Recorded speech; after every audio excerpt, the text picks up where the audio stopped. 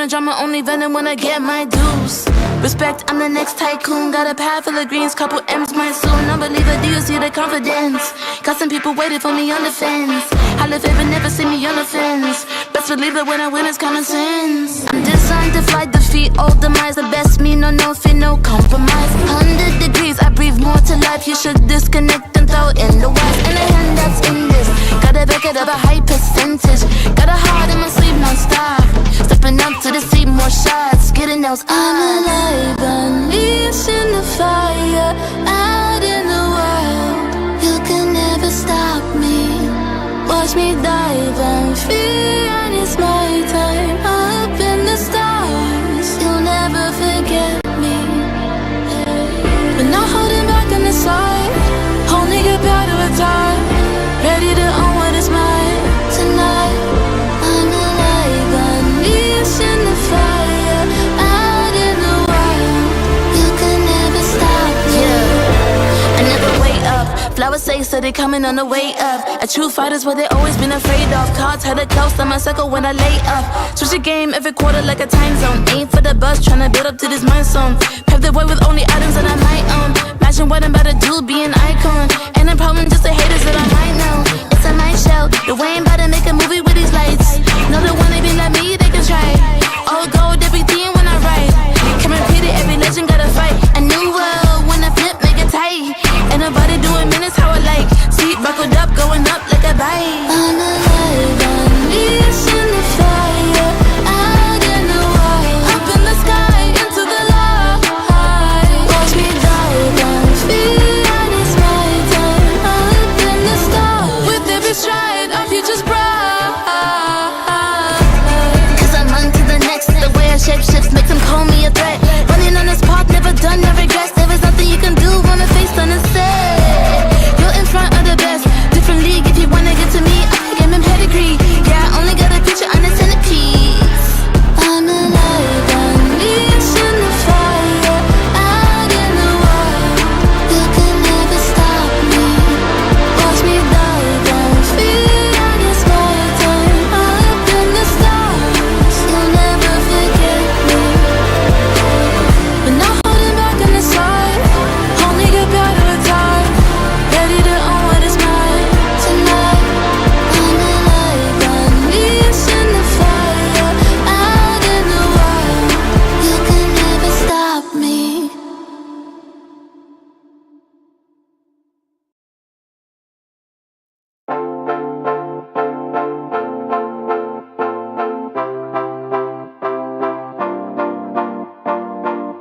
One touch from you takes me to paradise, paradise. One look from you and I fall in your arms, in your arms. Baby, don't stop, baby, don't stop, baby, don't stop it. And give me your love, give me your love, give me your loving. Say that you want, say that you want, say that you want it. Cause this is my love, this is my love. Something about you feels like heaven came along. Baby, can you feel it? Can you feel it? Something that you do makes me feel like we belong. Baby, can you feel it? Can you feel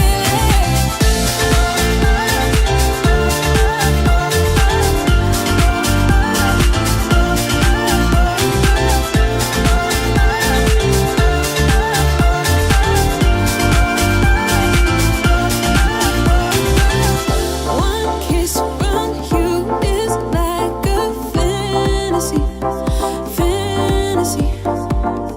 It's like you go beyond my wildest dream, wildest dream. Baby, don't stop, baby, don't stop, baby, don't stop it. And give me your love, give me your love, give me your loving. Say that you want, say that you want, say that you want it. Cause this is my love, this is my love. Something about you feels like heaven came along. Baby, can you feel it? Can you feel it? Something that you do makes me feel like we belong. Baby, can you feel it? Can you feel it?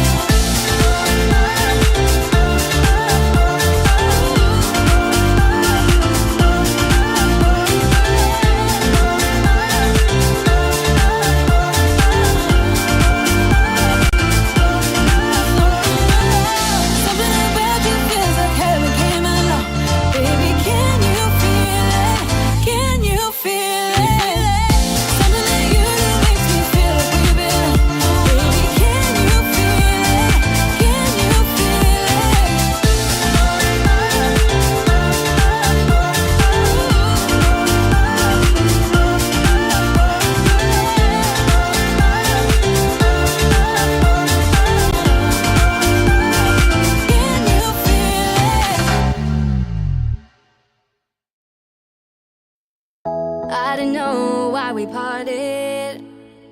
I don't know what went wrong. I just know that I want your body here with me tonight. With me tonight. You know what I need, know just where to touch. Make me feel like I can't explain. Oh no, don't you leave, it's just a bit of fun. You know how to drive me insane.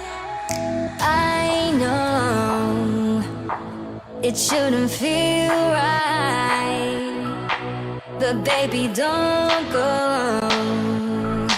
Just love me all night.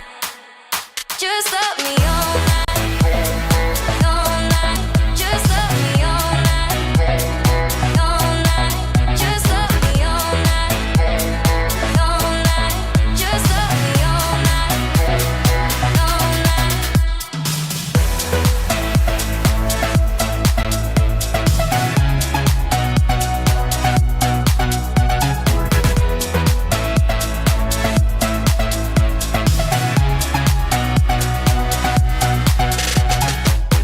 Tell me you want me, baby. Tell me I'm not alone. Tell me you wanna be with me tonight. With me tonight. With me tonight. You know what I need, know just where to touch.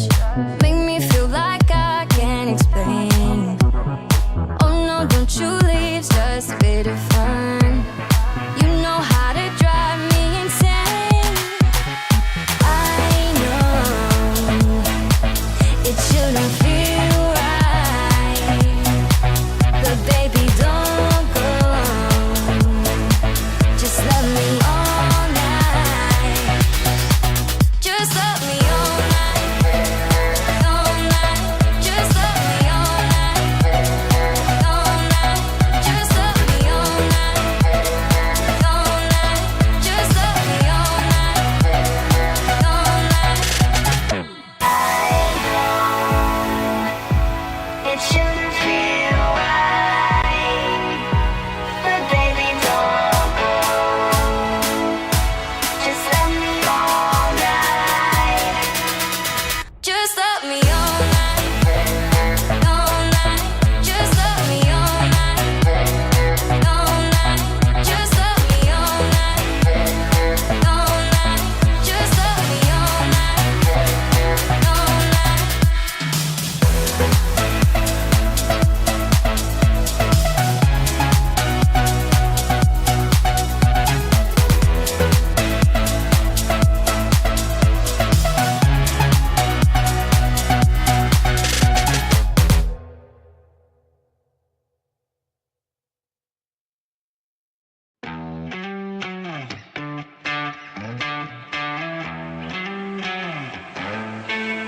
Don't need no thing. Ain't into bling. Just use enough. You fill me up. I don't care for diamond rings. I just crave the simple things, 'cause that's what I want. That's what I want. I don't need no fancy car. I'll take you just the way you are, 'cause that's what I want. That's what I want. That's what I want. Don't need no thing. Ain't into bling.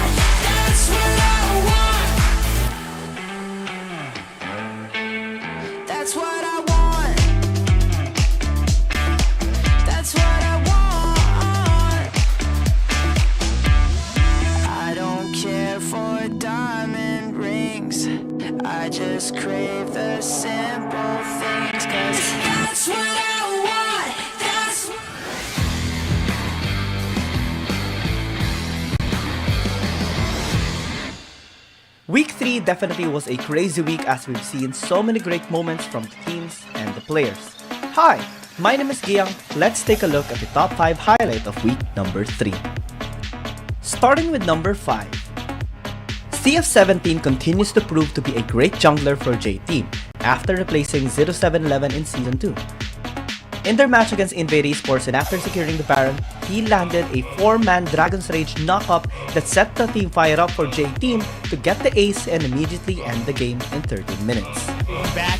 Unleash has no chance to get closer. Might be able to flash in. That explosive jab from DY was perfect to stop her pushing in. Oh, the kick! A tree! What was that, J-Team? It's just gonna end the lives of Invade here. This game is done. That is gonna be a Baron, a 10k gold lead with 12, and that's an ace too. J-Team is gonna finish this game. Number 4.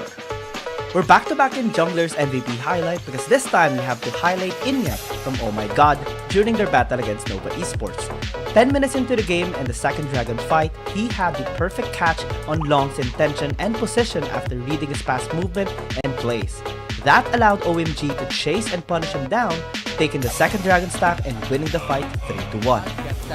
Oh no, you was in danger, goes in onto the dragon's pit. You also have Long, goes in for the last rest onto the dragon's pit as well. Making it up, secures the damage, and now it's OMG who takes the infernal drag of their own.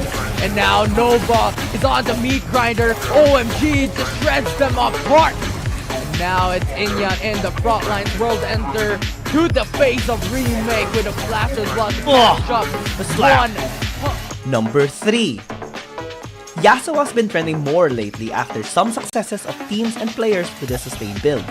BMM joins as he made a massive outplay against G2 Blacklist when they were match point against them. 7 minutes into the game, G2 Blacklist tried to gank BMM in the top lane with 3 members tower diving, but they were all unsuccessful as BMM stalled out hard, buying enough time for his teammates to respond, even getting a kill to Aaron and getting them a 2-0. The snowball and stop with the utmost aggressive they're dealing right now, but they will try to be aggressive here onto BMM. Great knock up, great CC chain. The damage should be there, but it's taking too much time. The last minute's gonna be there. The counter engage and BMM lives. Number 2. It's extremely hard to play as an ADC when you're going up against so many engaged champions, but that didn't seem to be the case for FPX's Dragon Laner Kong, with his impeccable performance against Keepes Gaming. 11 minutes into Game 3, FPX was positioning for a tower dive in the top lane when KG, Datan, and Anran attempted to burst him down. He managed to deny the engage, be backed up by FPX, and go wild against Keepes Gaming, securing a quadra kill in the process. This not only allowed them to win the fight, but also gained enough momentum to end the series, winning against Keepes Gaming and giving them their second reverse sweep loss. To V1, Sky in a very low state of HP. KG, Hextech Automator onto single 7 as the jungler is now 1 HP! Was able to bring it down as Andrew and 9 will secure the finishing blow. But in trade FPX, Kong was able to bring down one more shot to the face. And the Sun was not able to get that kill. The Quadra is secured by FPX. And this is their moment to shine. FPX is slaughtering KBG right now. Yuya's gonna be next. Give the Penta. 2-game taunt on FPX, and it's Don 1-8 who will able to take that kill. The ace is secured. And number 1. It was such a tough battle between JDG and Weibo Gaming as both teams really adapted against each other every succeeding game, and everything was on the line in game number 3 on the Ever Dragon fight. But in this highlight, we see JDG shine perfectly as they had the best engage with Lemon getting Kratos and Feibai getting a perfect flank to maximize his Vladimir damage to all the members of Weibo Gaming, deleting all of their health bars and even securing the first pentakill in Season 2 of the Wild Rift League Asia as they successfully complete their reverse sweep against Weibo Gaming.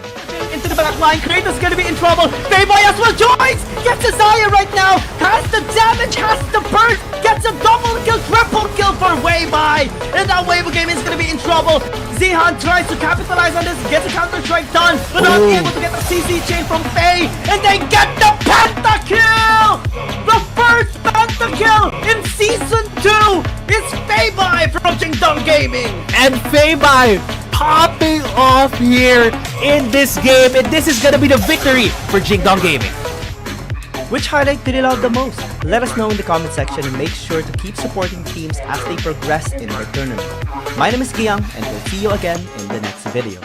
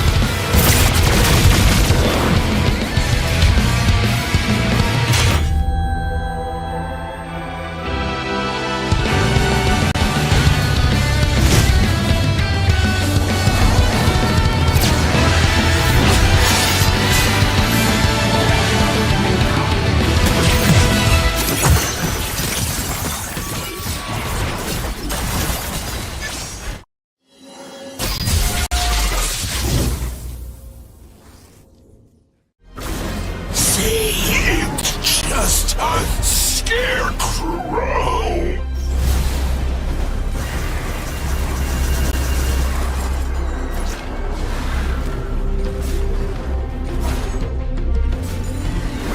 Aren't you afraid?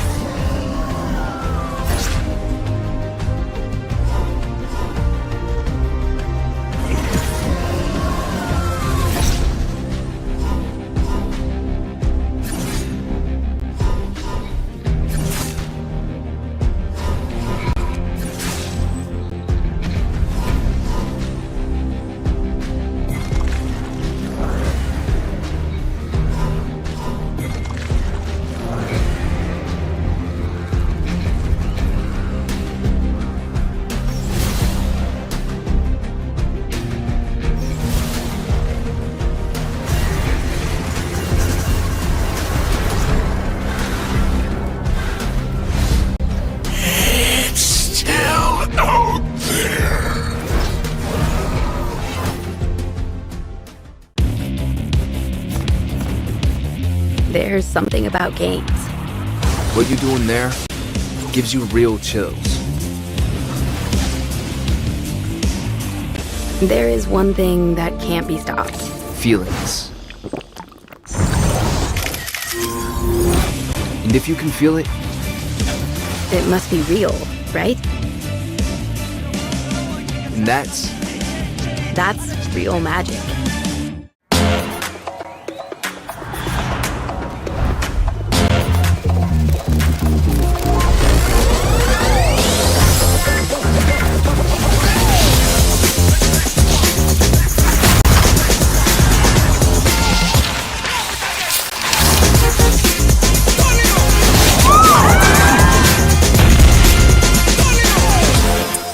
"你小子懂得真勤呀！"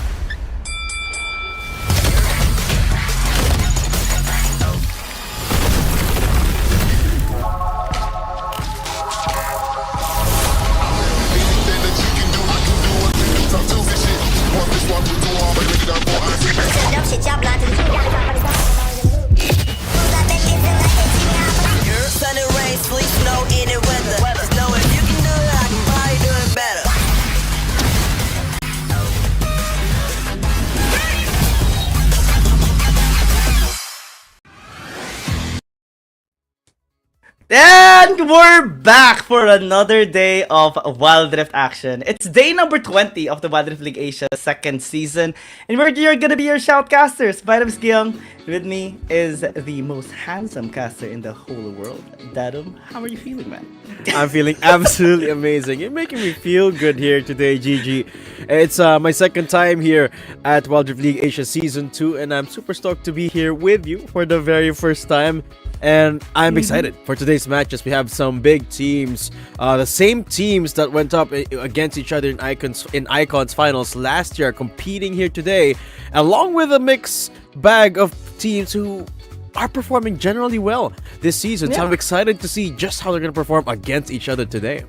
Especially after the recent events that just turned out yesterday, right? We have seen so many surprising turnaround of events yesterday. Cerberus Esports winning a reverse sweep against Weibo Gaming. Finally, we see another team beat a really strong team right now. It's not only Naos Esports that will be able to do it now. We welcome Cerberus Esports in the Titan beating here in this tournament. G2 Blacklist won against Invade Esports as well. Thunder Talk won 2-0 against Woohoo Gaming, and EDG 2-0'd Keep Best Gaming. This is the reason why KBG is now on the 6th spot, because EDG is slowly grinding. Absolutely, EDG looking good yesterday, not even dropping a single game. And let's take a look at the standings again. TT at the top of the leaderboard right now. And the games today, GG, is going to signal a lot of changes, especially in the top 5 slot. JT and FPX, both sitting at 4-3 win-loss ratio. And both of them playing today is going to mix things up a bit here at the standings. Same is going to be true here for Nova, JT, OMG as well, who is going to be facing up against FPX, who, as you said before the broadcast started, looks really, really good this season. Oh yeah. Thunder Talk is absolutely insane. The only team to not even drop any game. They're the uncontested, undisputed, and undefeated team right now. Second is Trace Esports, but they have some games that they've lost. And now we move towards the APAC, in which Naos Esports is leading the chart. This team has been really just incredible all throughout the season, winning against Nova Esports. They won against Buriram United Esports as well, 2-0, as well as Cerberus Esports just recently last Thursday. G2 Blacklist not really trailing that much behind, only 2 points behind Naos Esports. Cateros Ruai, similar case against G2 Blacklist. Cerberus Esports really has been redefining their playstyle and just making everyone that supports them love them more. I don't think a lot of people expected this to come out of these two teams, right? Naos and G2 Blacklist, from the back of last year's performance, Naos didn't really come off too great. I mean, they had a couple of surprise turnarounds or Titan beatings, I'd like to say. Some big teams that they took down. But I don't think a lot of big expectations were set on them, especially for G2 Blacklist as well, who is a particularly newer team, but having them perform really, really well this deep into the season is really good to see. Here we go though, matchups for the day. It is going to be Fennel versus Buriram for our first matchup, FPX versus OMG on the second, and Nova versus JT for the third. Really excited to see all of these teams go against each other, especially the last one here for the day. The top two teams from last year, not necessarily at the same form this year, but this could be the start of their sort of revenge arc here this year. Yeah, maybe, hopefully. Yeah, both of these teams, Fennel and Buriram United Esports, FPX and OMG actually are coming off of a bit of a slump. So it's more about redemption of Fennel right now, Buriram United Esports, Fun Plus Phoenix, and oh my god.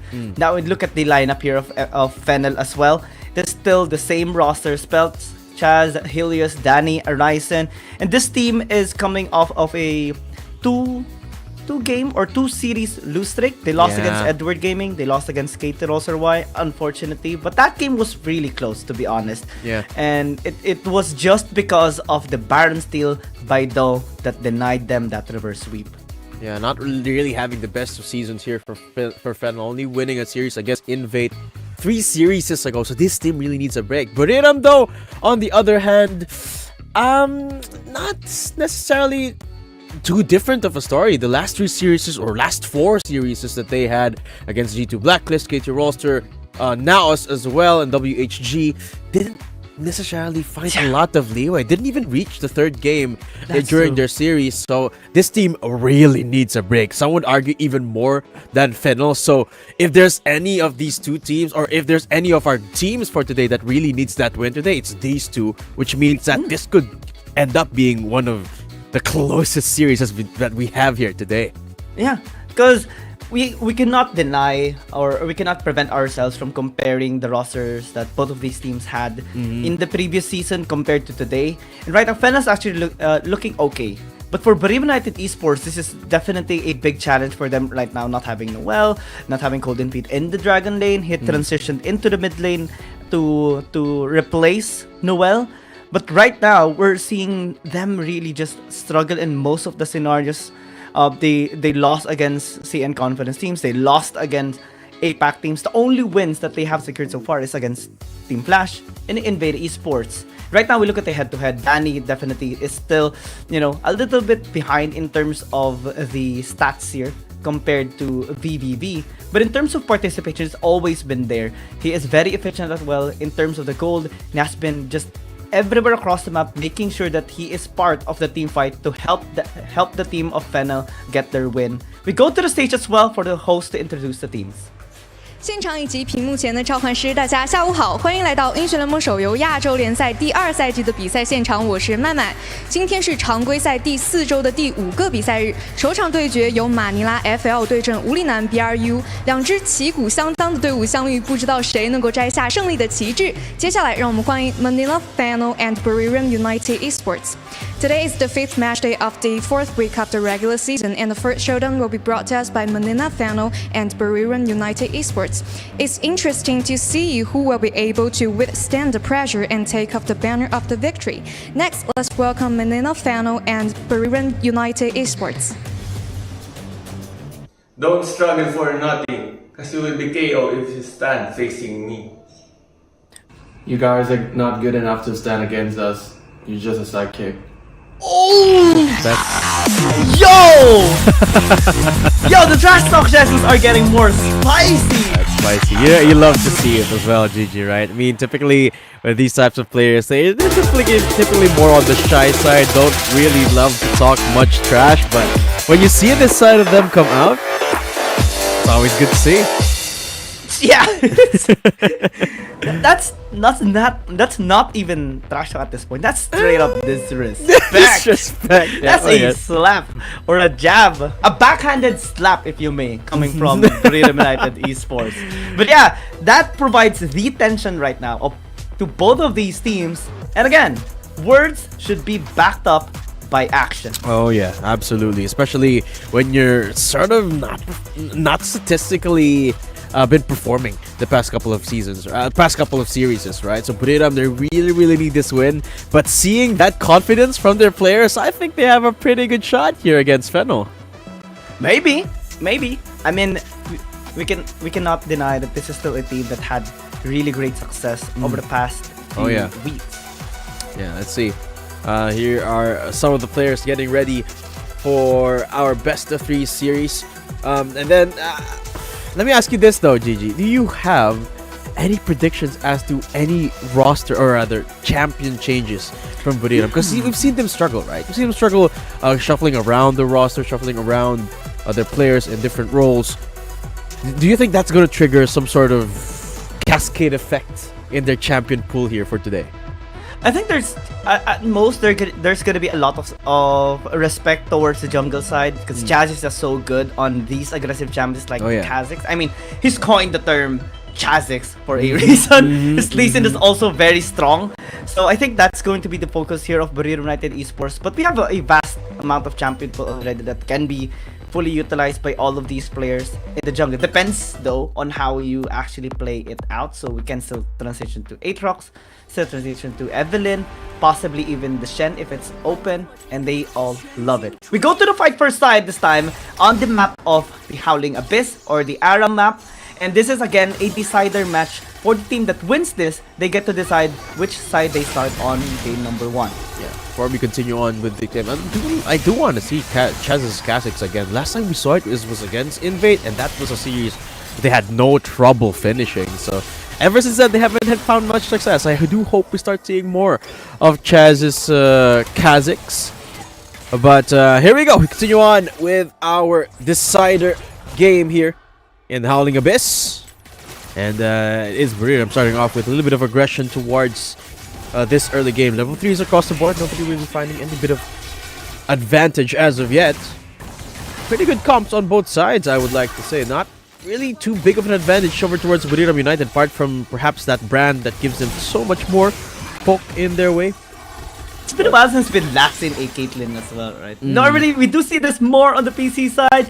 Brand as well is just amazing to see. We don't see the Burning Man on Wild Rift that much. At least not in competitive play. Maybe in our rankings, because this one is a massive filter as a support even sometimes. And it's one of those supports that can out damage your ADC, right? It's one of those annoying things, like especially in the late game when it does go to it. Brand presses R and boom, the whole team just disappears and everyone explodes. But here comes the engage coming through from Horizon, and that's a 3-man knock-up coming through. That's Spelts making it work, but not really finding translation. Only a couple of kills going towards the side of Fennel Adversity as they find another. Golden Feet going in and then going down. Nice little poke damage there from the Caitlyn. And PvV the only one left standing to fend off for the first tier tower for now. Buriram, they have a chance to turn this fight around. That's the brand damage coming through with a 3-man burn. And a nice little stun onto Helios, who will be able to back away for now. Golden Feet going in with the shuriken, gets the auto attack into the snowball play. Doesn't have the perfect execution anymore, so will not be able to survive that tower shot. As VVV will be executed now, Helios staying alive. But again, this is what we see a lot in this qualifying games, right? In these decider games, right? It's a lot of back and forths, but you don't really see an emerging advantage until really later on. Actually, this is a little okay. This is a little temper because yesterday I'm always gonna remember that that fun fact because yesterday we had the longest team fight in the map of Aram or the fight for side. 5 minutes and 40 seconds of a team fight by KBG and ETG. Man, they did. Trace Rapalai were the ones casting and they did not let us rest. That must have been exhausting. It must have been exhausting, but I'm sad I missed it. Here we go, though. Another engage coming through from Thipper. But it's a little bit too far off. Nobody gonna go for the re-engage. The only coming through there, but Chaz gonna go down right afterwards. Oh, just a 1-for-1 trade so far. Stasis comes through. Helios barely survives with a heal. But still fine. Yeah, it's fine. A fun interaction there with a snowball and the portal jump. He will decide to damage. What a jazz! Oh, Helios going down here for again another engage here for Golden Feet right after they got disengaged on Golden Feet. Actually, snowball comes through from Horizon. He's down. What? This is the fun part about the fight for side in the Aram. We don't. It's actually some of the things that we kind of wanted to see before, right? What if pro players play on Aram? How do they play? And this time, it got answered, especially in this tournament. Oh, 3.3-man knock-up. That's what a pro player can do for you. Arisen setting up the team for success. The super players now ready for Buriram as Chaz goes for more. That's a knock-up for the finisher. And here comes the calling from VVV to try and fend off any attackers. But Danny's down to 1. And they get the execute. Finally, VVV down to 1 though. As he's looking for a little bit of heal. But Helios stashes onto his face and finds the execute. Here comes Chaz again for the knock-up. And Valdez will be going down. That's Fennel again for the cleanup. And finally, GG, we're gonna see a little bit of an advantage coming to Fennel as they take down the first turret. Thipper goes for the punish onto Jazz. Ults in against Helios. And Spelts, what is that damage from the volley bear? That's huge chunk of damage. I'm thinking it might be AP, but he does have the Grasp of the Undying, so possibly it's going to be a tank volley bear, something that will allow Buriram United Esports to have a great frontline and to soak up damage. But Fennel, I mean, they have the Ornn as well. They can just go like this. No, they can go like that. Horn of the Forged God gets 2 knockups, but it just deters the aggression from Buriram for now. That's another A shutdown from Arisen as, wow, Buriram gets wiped off the board. Valdez is the only one left standing here on this area. Gets knocked off again by Chaz. With these finishers, it's a flawless team fight here for Fennel University. A clean ace this time around. They wipe out Buriram United Esports. Take the second tower as well. I think they're just gonna go on the reset to cash in or like get their items going. Not everyone though, as Helios, Danny, and Chaz actually just backed away instead. And we'll get the healing font as well to reset a little bit of that HP and mana. Now Buriram United Esports should have a little bit of an edge here in terms of the items as they just went back to the base. Oh, Chaz going in, gets one knocked up, but the damage just not there. There's not enough follow-up to come through. Danny's a little bit too far off for the snipe down. Actually, 2 players left standing here for Fennel. Can they actually defend this? Chaz at least will be getting those items for now. That's the Sleepy Trouble Bubble connecting from Helios. Golden Feet a little bit too far behind. Here comes Peltz with the grand entrance and the quickness, but he will be going down. Doesn't really find the conversion. Golden Feet down in the back line, really deep in. Here comes the Heart of the Forge God for the turnaround. Flashes away. What the Jess stays alive. Helios a little bit too far off for utility fire, but they do find the damage still. That's one knockup. Traded out. Arisen goes down, and so does Helios. Here comes Chaz though, fresh from the base with brand new items, but it is gonna be the flashy play, quite literally, as Valdez doesn't get executed actually, and Chaz looking for it. Nice, gets it. But here comes Tipper again, the volley bit with a ton of damage. Chaz, I think, would have been better off there with the reset, but decides to stay alive for now. I mean, Chaz is already happy. Finally, he did get the kill onto Valdez and Watajes, because those two are his initial targets a while ago when he died after using Fate Sealed. And now it's still 21-15 on the scoreboard here between Fennel and BRU. And Fennel actually still is the one leading despite them getting killed off a little bit earlier. BRU though, they need to start set things up. They need to really pick up the slack here, especially Golden Feet, because he has the most capability to wipe everyone off on Fennel. Okay, here we go though, another knockup coming through the quickness activated from Spells, but he's just not tanky enough to stay alive for a long time. Danny gets specifically targeted in the back line. The perfect execution is just beautiful for Golden Feet, cleans up everyone, and that is gonna be the ace here for the side of Buriram United despite the item advantage. What was that engage from Golden Feet? That was glorious of an engage by Golden Feet. We asked and he delivered a quadra kill. So report to other members, they should have given the penta. Well, yeah, this can be the game, but Fennel just recently respawned, so that's at least some goal that BRU got and denied as well, since it was execute that they killed them off. But after that team fight, GG, the goal earlier was, I think, around 3k in advantage of Fennel. Now it's completely gone. It's dead even almost, just a couple of hundred gold in between these two teams, and because Buriram just reset it, they have a fresh set of items coming through, so the damage gonna be almost equal at this point. So again, it's gonna have to be the execution here. Golden Feet and Chaz, the two playmakers so far here. Gonna be looking at them, gonna be keeping a close eye. Peltz has been trying really hard with the quicknesses, but he's just not tanky enough. Here comes the Corn Forge God, going to knock up auto just one. That's just a volley bear. Grand entrance for the triple knockup coming through there. Arisen goes bin, but here comes Golden Feet again in the back line. This time he gets denied of anything. He goes golden for a second, but he gets destroyed after the back line. Here comes Fennel looking for the cleanup. Valdez is 1 HP, circling for so long, still deals the damage. Flashes on Chaz, and it will be the shutdown onto the enemy ADC. Buriram only down to what the Jess. Down to literally 1 HP, stays alive, but the execution is gonna be there. Danny, can he close the game right now? Looks I think like he can. 5 seconds left, and that's it. Fennel should be able to close this one right now. Oh, 20! No! Alright, BBB, you have one mission. Take Danny down, but it's not gonna be successful. Mission not accomplished. And mission accomplished here for Fennel. They do get the side selection priority, and based on the past, or at least the last wins that they've had, right? It's a little bit balanced on blue side, red side, but lately we have seen more priority on red side. Maybe they want to take that. Maybe we'll have to wait and see just how they're going to approach this side selection. But of course, really good start here for the Fennel boys, looking absolutely confident, especially Chaz there on the Yone. lots of plays going to the back line. I mean, it was touch and go for a second. It was really close, especially with Golden Feet's plays. But Fennel recognizing their limits, right? I mean, they knew that they can afford to lose that team fight. That's all they could afford. And after that, they just went in straight for the jugular and secured the game. No hesitations. It even came down to the wire. The battle of the ADCs down to the last second, down to literally 1 HP. And here we go. Fennel going to be choosing the side. 2-4 a while ago, right? That's a little bit of a tilter. It could have gone the other way as well. So props still to Buriram United Esports, especially for Golden Feet. He was incredible on the Akali, at least on the fight for side one.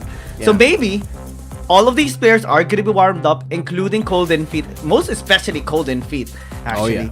And will have, you know, possibly even the courage to pick up the Akali later on, because we do see the Akali sometimes being picked up in the mid lane, and oftentimes you do see it being banned away from the CN Confidence teams. And if we do see Golden Feet adjusting his playstyle, no longer just relying on the Vladimir or the Zoe, possibly Yasuo can still be helpful.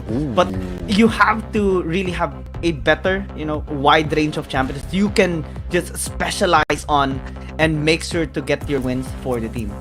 I mean, yeah, if you talk about versatility, right, and you talk about unpredictability, you can always bank on those champs that people aren't going to be expecting to bring out. And, well, the Akali, really strong performance on that side selection game, so do hope we see more of that here. But it's all going to boil down into the drafting, right? I mean, Akali, not necessarily the top choice for a lot of teams, and that's for a good reason, right? There's a lot of safer options, so to speak, here than the Akali. So a lot of people not necessarily putting that as their first choice, even though Akali is, of course, one of those biggest snowballing laners. But here we go. Fennel going to be going on the blue side here. Seems like they want to go for the first ban, first pick here. Wonder what they're going to be prioritizing here, GG. Possibly the Kazakhs or Lee Sin here for Chaz. Normally we do see them prioritizing on his champion, because it's not because his champion pool is limited. It's because he's just too damn good on these aggressive champions. Great respect as well on Golden Feet on the Yasuo. It's one of the major tilters right now on like the Wild Rift scene. You pick Yasuo and then you pick Undying. You get Undying, Grasp of the Undying, and then you build Divine Sunderer, Wits End, and just all those lifesteal items, and you're basically unkillable. You're basically a tank that has more crowd control potentially than a tank, because you're still Tempest. You get like a knock off a tornado every 3 strikes of that. An interesting set of bans here. Evelyn has been taken away. Possibly the Ornn is going to be taken here by Fennel. Oh, I think the Yone is another respect ban here for Chaz, especially after that side selection game. So all in all, 3 bans against the jungler. Aatrox going to be the top priority here. Makes a lot of sense. Yeah, it's been like sort of the staple for Chaz for the last couple of series. In their game against KT, Chaz picked that up twice in priority here for Fennel. So yeah, no surprise on the Aatrox so far. And with the Yone being banned out, Buriram not necessarily expecting a counter pick here. Ornn actually makes a ton of sense here. Gets that setup really solid laner. And of course, you've got that setup for the team fight as well. A lot of CC. And that's really good for Buriram's first pick. And it's a great reading as well on the intention here of Buriram United Esports. With the Yone denied, that's a great matchup against the Aatrox. Possibly true. An inkling that Valdes wanted to pick up the Aatrox as their response pick on red side. But that also opens up now these 2 strong champions. Ornn, Vladimir, massive for team fighting, massive for scaling, and late game damage. So Fennel needs to have an answer to that. Possibly a Zoe should be picked up here. But we have seen other matchups already being quite useful against Vladimir, like the Orianna, like the Corki. Yeah. What that means though is Aatrox's pick here is gonna be a little bit vulnerable. There's a lot of counter picks available here just to play against Aatrox. One of those being this Camille, but still a couple of options available. Fiora being up here means that Buriram really have a couple of options. Fennel don't really have a choice on banning all of these counter picks against these champs. So Fiora, of course, going to be priority here for Buriram United. Well, they do take away the Camille. They can't really take away everything, even if the One was banned away. So, yeah, really, really good laner here, Fiora. And a classic matchup here on the Baron lane. It's Fiora versus a Camille. Grand entrance against the Hexex Ultimatum. It's been a story as old as time here on the 1v1s. Very skill expressive. Another couple of events coming through. Ashe and the Akali. It seems like Buriram don't even want to give Fennel a chance at that Akali. I like the isolation pick of potential here by Fennel. Having the Hextech Ultimatum, having the cask as well, they can maybe set things up to take down Golden Feet without allowing him to use any abilities. That's the potential of this composition right now, and that can actually just enable this Aatrox to go on the reset and just rain down on Buriram United Esports with that word Ender. But we see the next coming bans, right? Since the Fennel did not invest in a counter towards the Vladimir, most of the champions have been denied already in the second banning phase. The Zoe, the Akali, Fennel removing some small skirmish champions that can be utilized to set team fights up, like the Shen and the Ashe. So this can just open up possibly a Zaya here for Buriram. I think that's going to be very useful for them in team fight. Thunderstorm as well can allow you to relocate yourself and be in a much more safer position. And you have already so many front lines that can help you out and provide you peel. Yeah, I'm really liking this comp for Buriram. Tons and tons of damage. The only thing I'm a little bit worried off here, don't really have a lot of CC to work with, right? Don't really have a lot of lockdown potential. And there you go, Fennel. Actually, Kassadin not really playing much into the Vladimir, but more of playing the same as the Vladimir, right? You go for that scaling, go in for that all-in potential, that late game insurance. Always a good idea to have here for Fennel. Of course, you gotta have a ton more damage with that Corki, so pretty much similar story to the composition here of Buriram. Not a lot of CC, but a ton of damage. And the Vi gonna be there for that lockup potential I was talking about here for Buriram. So I really like this as sort of their option to shut down these carries, right? Talk about Kassadin, talk about Corki, very, very mobile champs here. And when you have that Vi for that lockdown potential, you have a way of shutting these players down. The question is, who are you going to focus more, Helios or Danny here on the carries? Yeah, absolutely, right? Because Danny is just really strong on the Corki. Corki is one of his favorite, if not his favorite champions that he's just so known for in using. And with the Corki already being buffed in this current patch, this is just going to be a great stepping stone for Fennel. A great tool that they can utilize to take down BRU. Because normally we have seen the Corki being picked up in the mid lane. Just a little bit, but as a counter towards the Vladimir, and it has proven to be quite useful, especially because of the more damage that it actually has right now with the recent buff.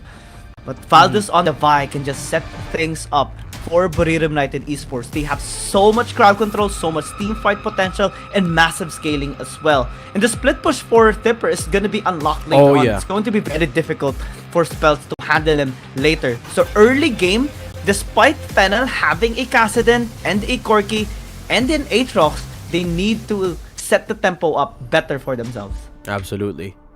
And the good thing about their comp, though, is that they don't necessarily have to rely much on their early game, right? As long as they go even, at least they have two scaling, hyper scaling almost, champs here that they can rely on into that late game.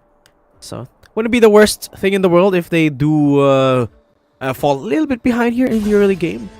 But at the same time, I feel like there's a lot of early game setup here for Valdez, right? A lot of that is available for him, especially for a vulnerable Kassadin down in the mid lane. Doesn't have the OTX or the 1v1 prone Baron lane there. Could very much so visit on the Vi. So far, I think a question is, where is the Vi going to be fathing towards? Is he going to be putting priority towards that middle side, towards that top side, or maybe towards the Corki on the bottom side? I guess we'll have to wait and see. Golden Feet, though, on the early game. Of course, the classic Vladimir things, the best at trading. You don't really want to trade as much. It's Vladimir. You really want to counter a Vladimir playstyle by going all in. And with Helios as a Kassadin, you can't really do that much here in the early game. So, wouldn't really expect a lot of action towards our mid laners, at least until the level 4, 5, 6 marks. The luxury, though, of having the Vi kind of enables Buriram United Esports to have an option to set plays either on top side or bot side, since Fiora can deal massive damage, and with the buy they can knock him down, or at least take the Camille down, especially at level 5. But in the bot lane, since what the Jess is using an Ornn, that's already at least 3 crowd controls that they have. Possibly even 4 if the Blade Caller of BBB can stun Danny up. That is a big if. Oh, Spelt's almost going down there. Actually does so. Thipper with the first blood of the game shuts down the enemy Baron laner. That's not really anticipating that Thipper had enough damage. Let's see how that happened again. Okay, beautiful stuff here on the 1v1. Thipper actually just going in with the auto attacks. Hook shot a little bit too late. Spelts, I think, sort of undercalculated the amount of damage that Fiora can output here at level 4 mark. Yeah, that was insane, to be honest. I actually thought that Spells would be able to be safe, at least in the initial parts of the laning phase, but Thipper definitely just stepping on the gas pedal, providing pressure against him, and just making sure he gets the leverage here in this laning phase.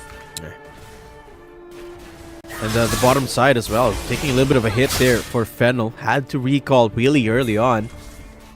So the laner's not really off to a pretty good start here for Fennel, and that level advantage from Thipper is gonna be a big playing factor. Chaz setting up something. Valdez is right here. Knockup doesn't connect from what the Jess. So Fennel early game looking pretty good here for Buriram. And pretty bad for Fennel as well, because top lane is basically if you give first blood towards Fiora, the laning phase is already, or the lane is already done. So now Buriram United Esports only needs to take care of mid lane and bottom lane, and they're just gonna be happy with all the prios that they're gonna be getting better than Fennel.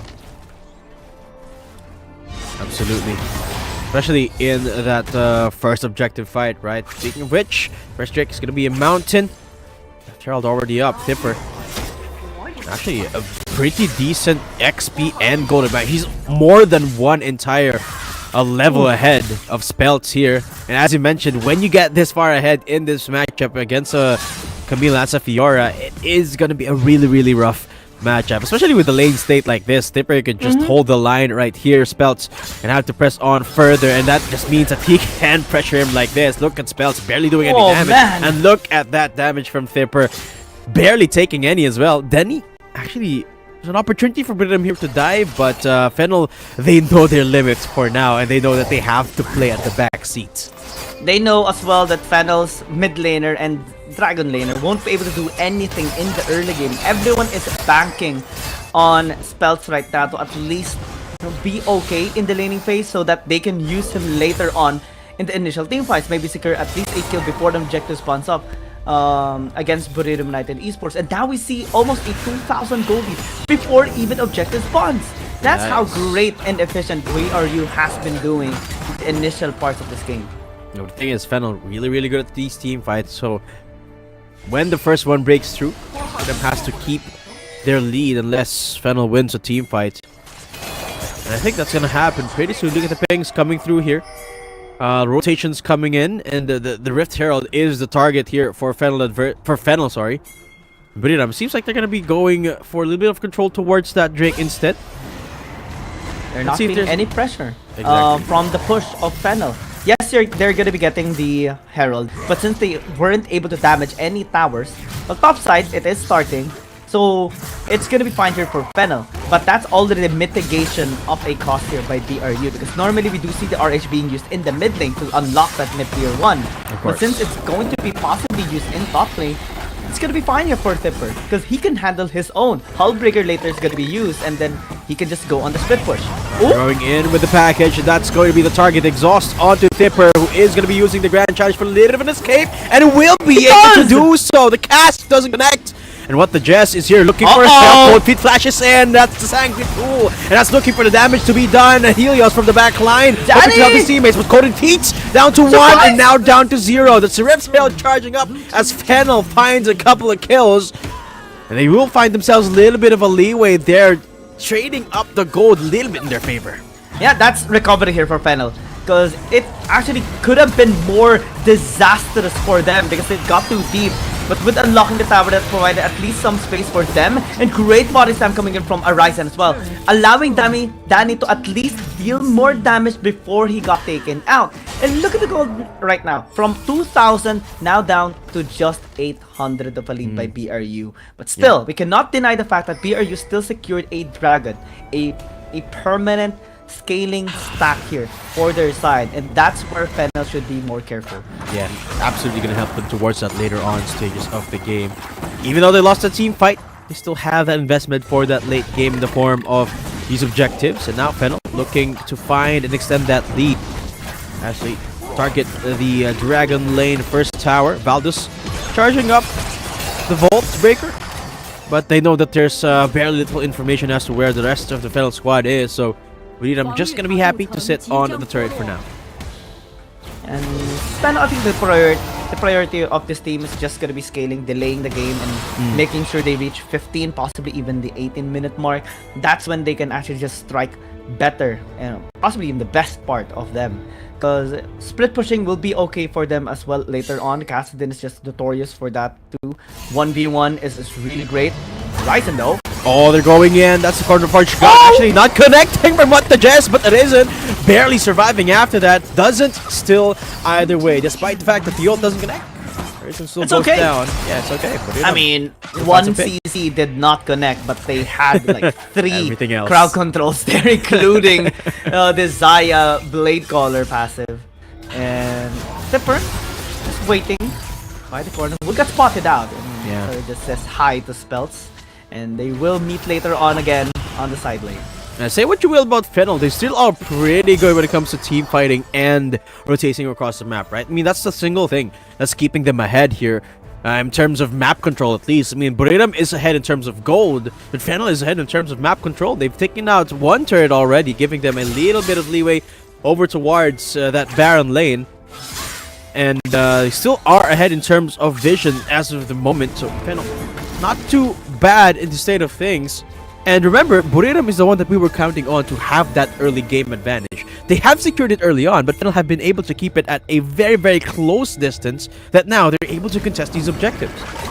And it's going to be very difficult for Fennel to actually still, despite them being able to recover, they should still be very careful of the engage here of BRU. Again, this is a team fighting based composition. Just, if we talk about the 4 champions that normally is engaging in the team fight, the Vladimir, the Vi, the Ornn, and the Zaya, they're too strong.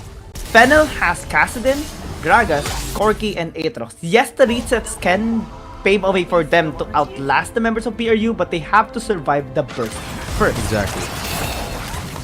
And if you talk about burst damage, I mean, at this stage of the game, in the mid-game, even Ornn could be considered a burst damage champion, right? I mean, Zaya as well. I mean, if you think about it, almost all of the champions here inside of Buriram is pretty proficient at dealing insane amounts of damage in a very short amount of time. So this map control that they have right now, if you think about it, is really crucial in a more defensive sense, because they don't really want to get jumped on by Buriram.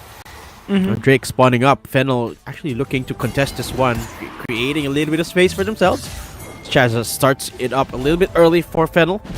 Buriram just around the area, but not everyone is here right now. Flipper making his way towards that Dragon Pit. And here comes Valdez charging up. Vault Breaker has to find the mark, but Buriram, they're not really committing to anything for the moment. Fennel, I don't think they should either, but they're getting bled on the bottom side. That's 1 tower going down. Fennel, they're just playing them like a fiddle. Buriram, they have to look for a fight, and here comes the cease and desist coming through for the core key, and Danny flashes away to safety. That's the Vi going down. Good. And Fennel, here comes backline? the Aatrox into the back line. Spelts stays alive. Fennel, they could just reset off of that with 1 player going down already. That's the jungler out. So there's no smite anymore for Buriram. They can continue fighting on. And Fennel, they could just keep doing this on and on. Here comes the double knockup. Oh, the burst! Forward from Coden Peak. But Vladimir just doesn't have enough items in the mark there to deal enough damage for the shutdown. Horizon back behind the corner will be going down here. So Thipper finds to trade. But Spelts is looking to shut him down. So it flashes defensively there as Fennel down to just Chaz and Spelts. Great response there for Buriram. Botches the Dragon take from Fennel. Fennel already had the jungler as he took down Valdez, especially because of the Valkyrie there of Danny. And that's already good. But again, the only reason why BRU also lost that initial fight is because Tipper wasn't involved. He was split pushing in the mid. He was late into the fight. Yeah. And because Valdos was overextended, that paved the way for them to actually win. But the re-engage again is the biggest problem. Bottom lane, Another round fight. 2. Breaking through here, Golden Feet. God actually gives them a little bit of space. But all things considered there, GG, I think that's still a pretty decent exchange here for Fennel, because despite the fact that they lost the Drake, lost the team fight, they still were able to find a little bit of map control. They take a turret that is not answered here by Buriram. So map control is still a little bit in their favor.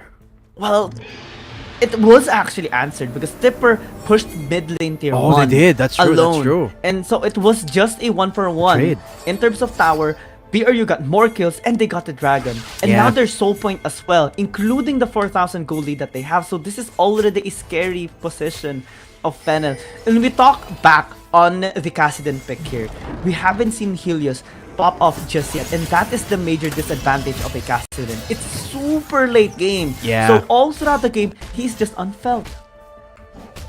Not to mention the fact that it is the mid lane tower as well.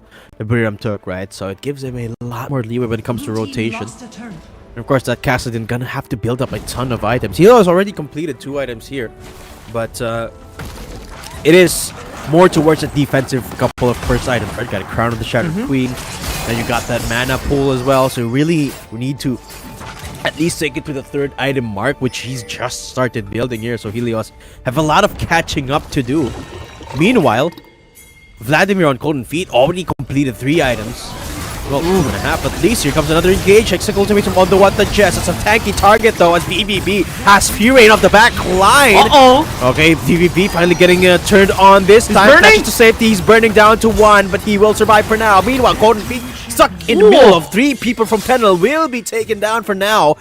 So Fennel again recovers that team fight. Yeah, Chaz getting a reset, Spells getting the great position, as well as Danny as well to just free hit is perfect. So again, just mitigate the amount of lead by BRU. But they're just mitigating at this point.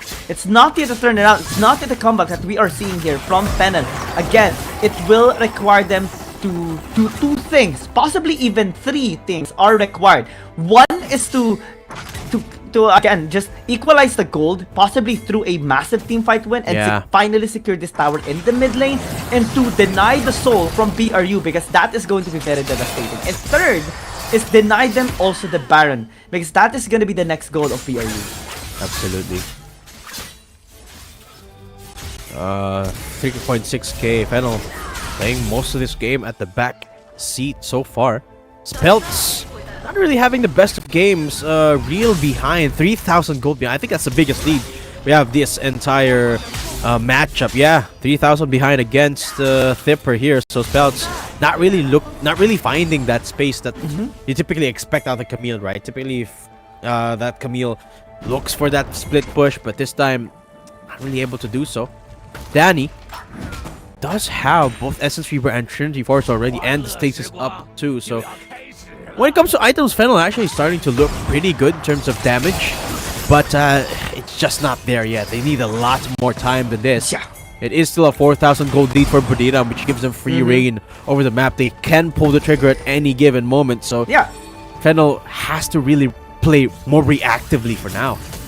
Yeah, just try to get a good read against BRU on their movement. Maybe they can turn into very proactive later on, but it requires them to set up a great pick, possibly towards Golden Feet, because he's now a big problem. Oh, we got Forge got onto Arisen. He's isolated for now, but Buriram are a bit hesitant once Chaz shows up.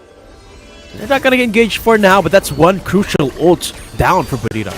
Here comes another one engaged. Here comes Hextech ultimatum onto Valdez, but is there going to be the reinforcements onto Spelts? And that's the back line getting jumped on, but it is Aatrox going down. Golden Feet down to 1, but Helios is isolated, and that's the mid laner down here for Fennel. It's all down to Spelts and Arisen, and Buriram are on the hunt. Spelts is 1, and that's going to be the Drake take, potentially even the Baron here for Buriram United. Yeah, that was a great timing, to be honest, because Call Support card was on cooldown. That's one major CC denied already for BRU, but the engage coming in from Spells was too fast. Yeah. The other members from Fennel couldn't catch up, and that actually allowed BRU to reposition themselves better. We saw the Aatrox going in above the cliff, and no one was actually there to back him up as well, so he got easily obliterated by Tipper. Now Baron's being taken. It's gonna be given for free, and BRU is just getting everything that they want. And a beautiful response as well for Buriram. BVV getting jumped on, immediately flashes back into the safety of his team, make sure that they were just isolating that engage instead of enabling Fennel to capitalize off of it. Again, Buriram didn't necessarily have to find that engage. They just waited for Fennel to make a mistake and played it perfectly from there.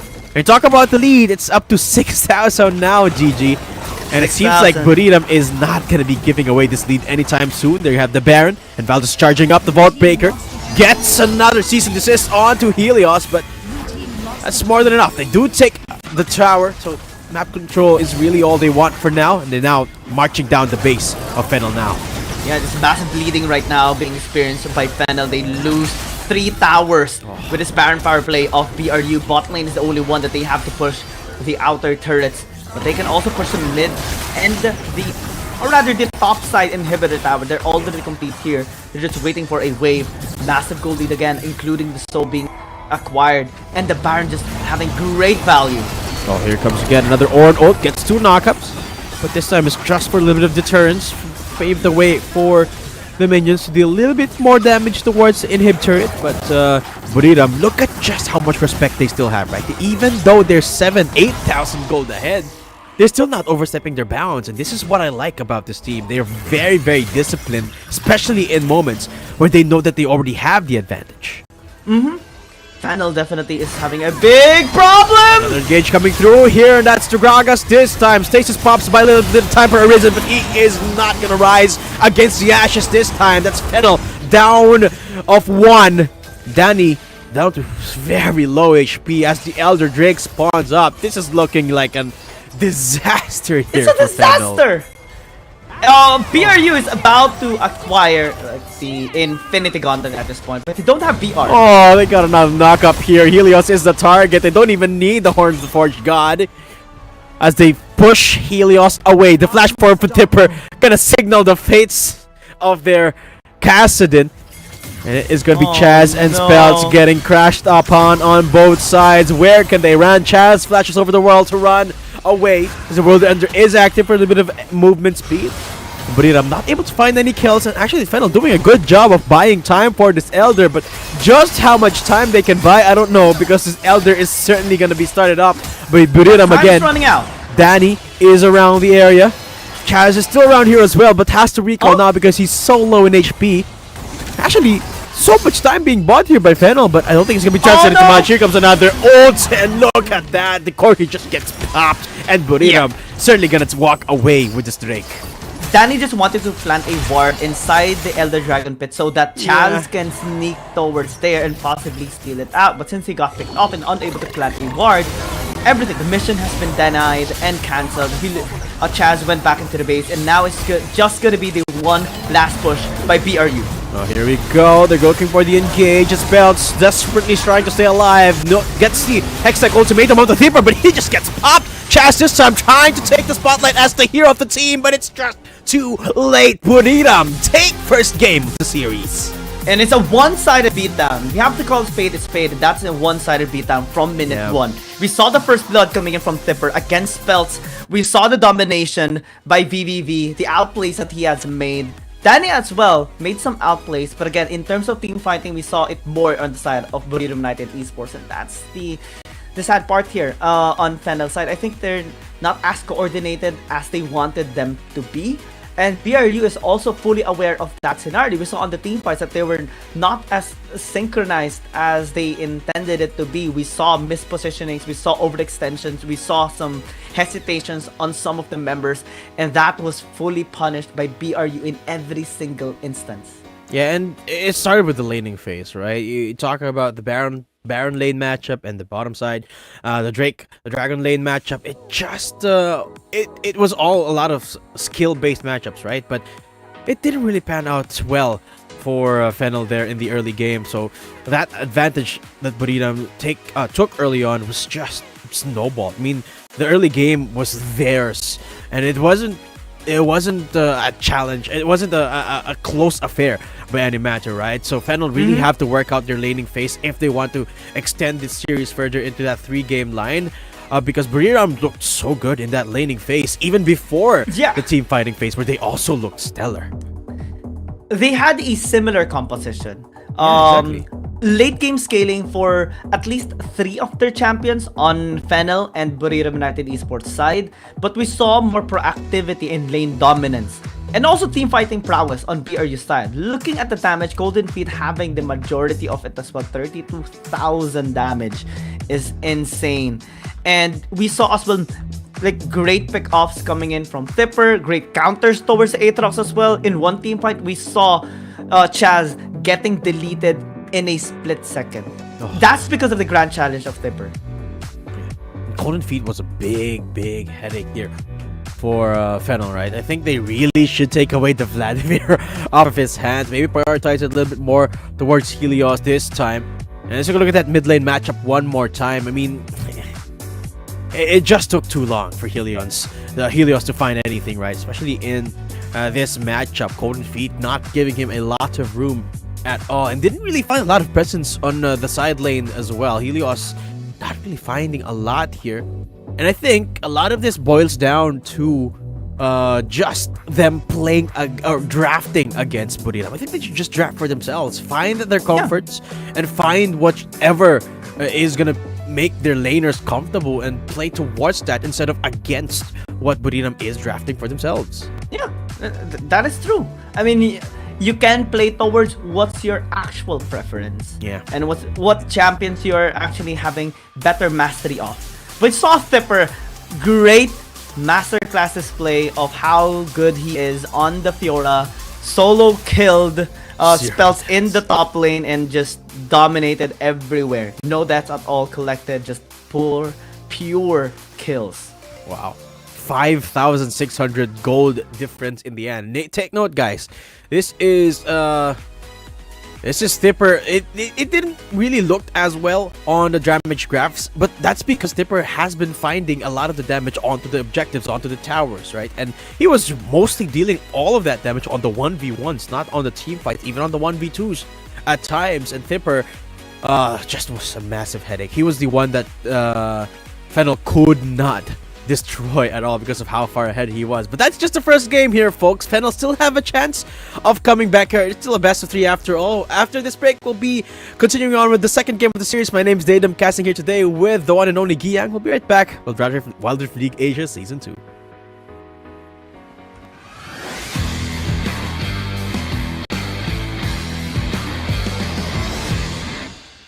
Week 3 definitely was a crazy week as we've seen so many great moments from the teams and the players. Hi, my name is Giyang. Let's take a look at the top 5 highlight of week number 3. Starting with number 5. CF17 continues to prove to be a great jungler for J Team after replacing 0711 in Season 2. In their match against Invade Esports and after securing the Baron, he landed a 4-man Dragon's Rage knockup that set the team fire up for J Team to get the ace and immediately end the game in 13 minutes. Back. Unleash has no chance to get closer. Might be able to flash in. That explosive jab from DY was perfect to stop pushing in. Oh, the kick! On tree! What was that, J Team? It's just gonna end the lives of Invade here. This game is done. That is gonna be a Baron, a 10k gold lead with 12, and that's an ace too. J Team is gonna finish this game. Number 4. We're back-to-back in Jungler's MVP highlight because this time we have to highlight Inyat from Oh My God during their battle against Nova Esports. 10 minutes into the game and the second dragon fight, he had the perfect catch on Long's intention and position after reading his past movement and plays. That allowed OMG to chase and punish him down, taking the second dragon stack and winning the fight 3-1. Oh no, you was in danger, goes in onto the Dragon's Pit. You also have Long, goes in for the collapse to rest onto the Dragon's Pit as well. Making it secures the damage, and now it's OMG who takes the Infernal Drake off their own. And now Nova is on the meat grinder. OMG just shreds them apart. now it's Inyan in the front lines. World enter to the face of Remake with a blaster blood. Number 3. Yasuo has been trending more lately after some successes of teams players with a sustained build. BMM joins as he made a massive outplay against G2 Blacklist when they were match point against them. 7 minutes into the game, G2 Blacklist tried to gank BMM in the top lane with 3 members tower diving, but they were all unsuccessful as the BMM stalled out hard, buying enough time for his teammates to respond, even getting a kill to Aaron and getting them a 2-0. The snowball stop with the utmost aggressive they're dealing right now, but they will try to be aggressive here onto BMM. Great knock up, great CC chain. The damage should be there, but it's taking too much time. The last minute's gonna be there. The counter engage and BMM lives. Number 2. It's extremely hard to play as an ADC when you're going up against so many engaged champions, but that didn't seem to be the case for FPX's Dragon Laner Kong, with his impeccable performance against skirmishes game. 11 minutes into Game 3, FPX was positioning for a tower dive in the top lane when KG, Datan, and Anran attempted to burst him down. He managed to deny the engage, be backed up by FPX, and go wild against skirmishes gaming, securing a quadra kill in the process. This not only allowed them to win the fight, but also gained enough momentum to end the series, winning against skirmishes gaming and giving them their second reverse sweep loss. To V1, Sky in a very low state of HP. KG, Hextech automated onto single 7 as the jungler is now the 1 HP!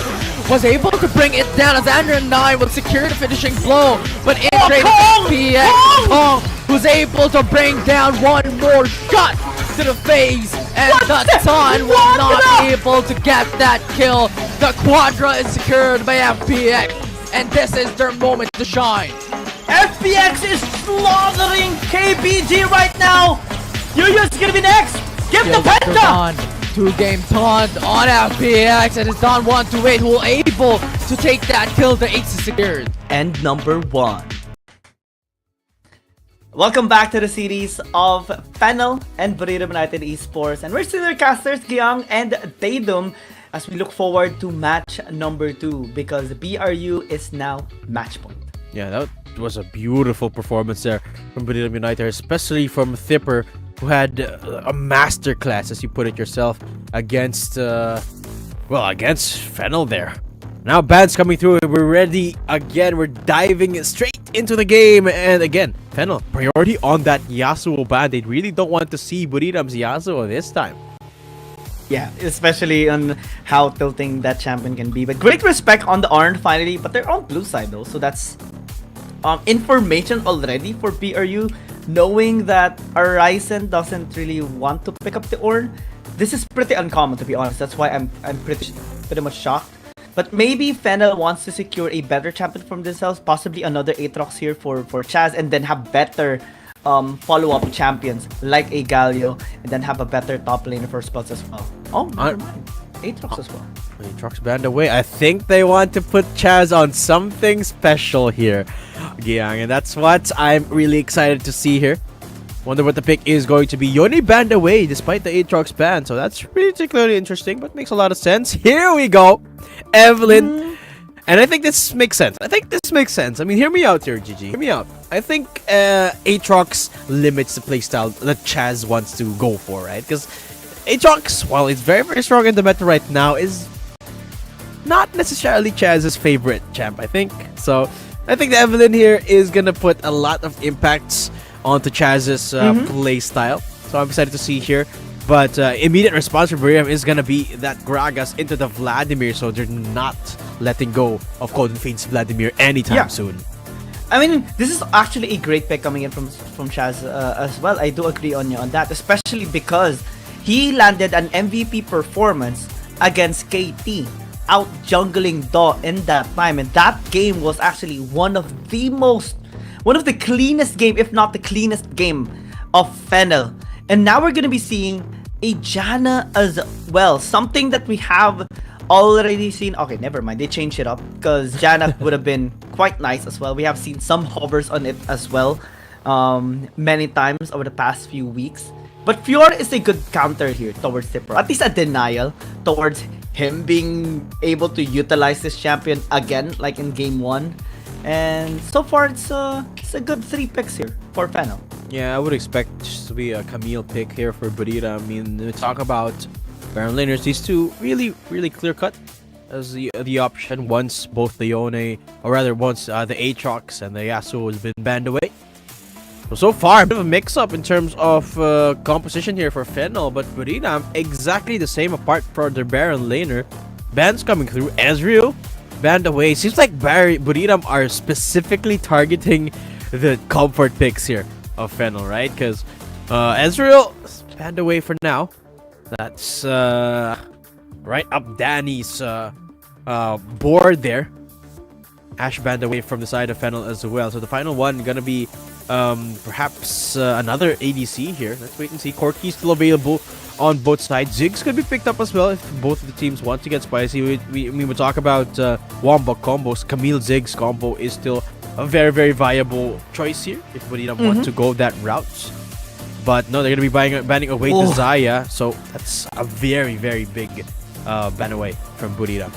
Though Corki is still available, Danny can still pick it up as well. Great denial of the Vi as well towards Valdez. So there's still many options here for Fennel. Unless VVB decides to deny also the Corki, because they haven't picked up an ADC just yet. And that's going to be a great counter towards Danny and force him to use a different champion. Kai'Sa is still available. Use Lucian as well. But that's not what we have seen that much coming from Danny. So I think the Corki would be still fine. The only problem though is that they have too much AP damage. No way. No. No way. Really? They locked it up. We're gonna be seeing a Jhin here for Fennel. Okay. Going up against a Lucian. This is gonna be really interesting here. I mean, yeah. I'm sorry. I just got too excited on this pick because so far we have seen 2 Jhin pick-offs in this season, in the entire 20 days, or like more than 60 games or series that we have seen, times 3, because normally we do see a game number 3. So that's many games that we have not seen Jhin. And one of those is OMG against EDG, and the game actually was won by OMG with that Jhin pick. And also, Fennel used it in the cleanest game they had against KT. So Danny just pulling off a great adaptation here in preparation for the second game, possibly for them to push this to a game 3 again. Yeah, Jhin Nautilus for the bot side here of Fennel. I'm really excited to see just how this is going to perform, especially in conjunction with Chaz's Evelyn as well. And well, essentially in essence the same lineup here for Buriram, right? They are achieving a lot of the same things with their very same composition, a lot of team fighting prowess, and a very decent early game, but a very different playing field this time. Fennel, Jhin locked up, and a ton of damage with that Evelyn as well. This is going to be an interesting one if Fennel can make it happen. It's almost the exact same composition that Fennel used against KT. The only difference is the Fiora and the Zoe, because they picked up Jax and Zeri at the time. And equally, these 2 champions can be quite useful in all of the team fights that they're going to be having. Plus, they have great split push potential with the Fiora. So, it's going to be a pressure, at least some pressure that they're going to be applying against Buriram United Esports. We can see Spells potentially doing the exact same thing that Tipper did onto him with that first blood. Lee Sin is going to be pivotal here for Valdez because he has the burst to take down Chaz, possibly to spot Chaz out as well on the Evelyn, and then Tipper can, you know, pin him down with the Hextech Ultimatum. So many things can happen in this game, and I love it. The one thing I'm worried of here for Fennel is exactly what you pointed out, the Lee Sin.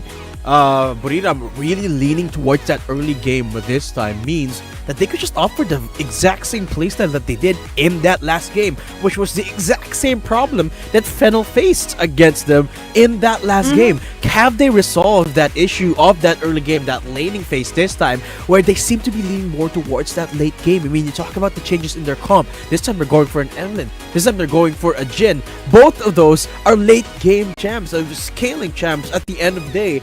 And Zoe as well, if you consider it, it's also a scaling gem. It takes a lot of items to get the damage going, which is the one thing that Fennel have in abundance of. Meanwhile, Buriram, they're leaning more into that early game with that Lee Sin. You have even more of that raw damage output that you can make the most out of, especially in that level ultimate mark, once you get that ultimate. So Buriram can just play the same exact way that they did in that last game. And if Fennel haven't resolved their issues, they're going to be in it for a lot of trouble in this game too. Lee Sin, Lucian, Camille, they can Exactly, set things Lucian. up early for BRU. For Fennel, it can be still the Fiora here of Spelts, but they're going to be banking on Chaz, Helios, Danny, and Orthros. I think this is a much more solid early game composition for Fennel. And late game scaling is decent on them as well, especially with the Zoe. No matter how late the game is, if you get hit by a Sleepy Trouble Bubble and get paddle starred from a mile away from Cavite, then you're just gonna get deleted 100-0. It's funny that you just sprinkled Cavite on there. Yeah. Super randomly. Most people watching probably don't know. That's how far it is. You don't know the place.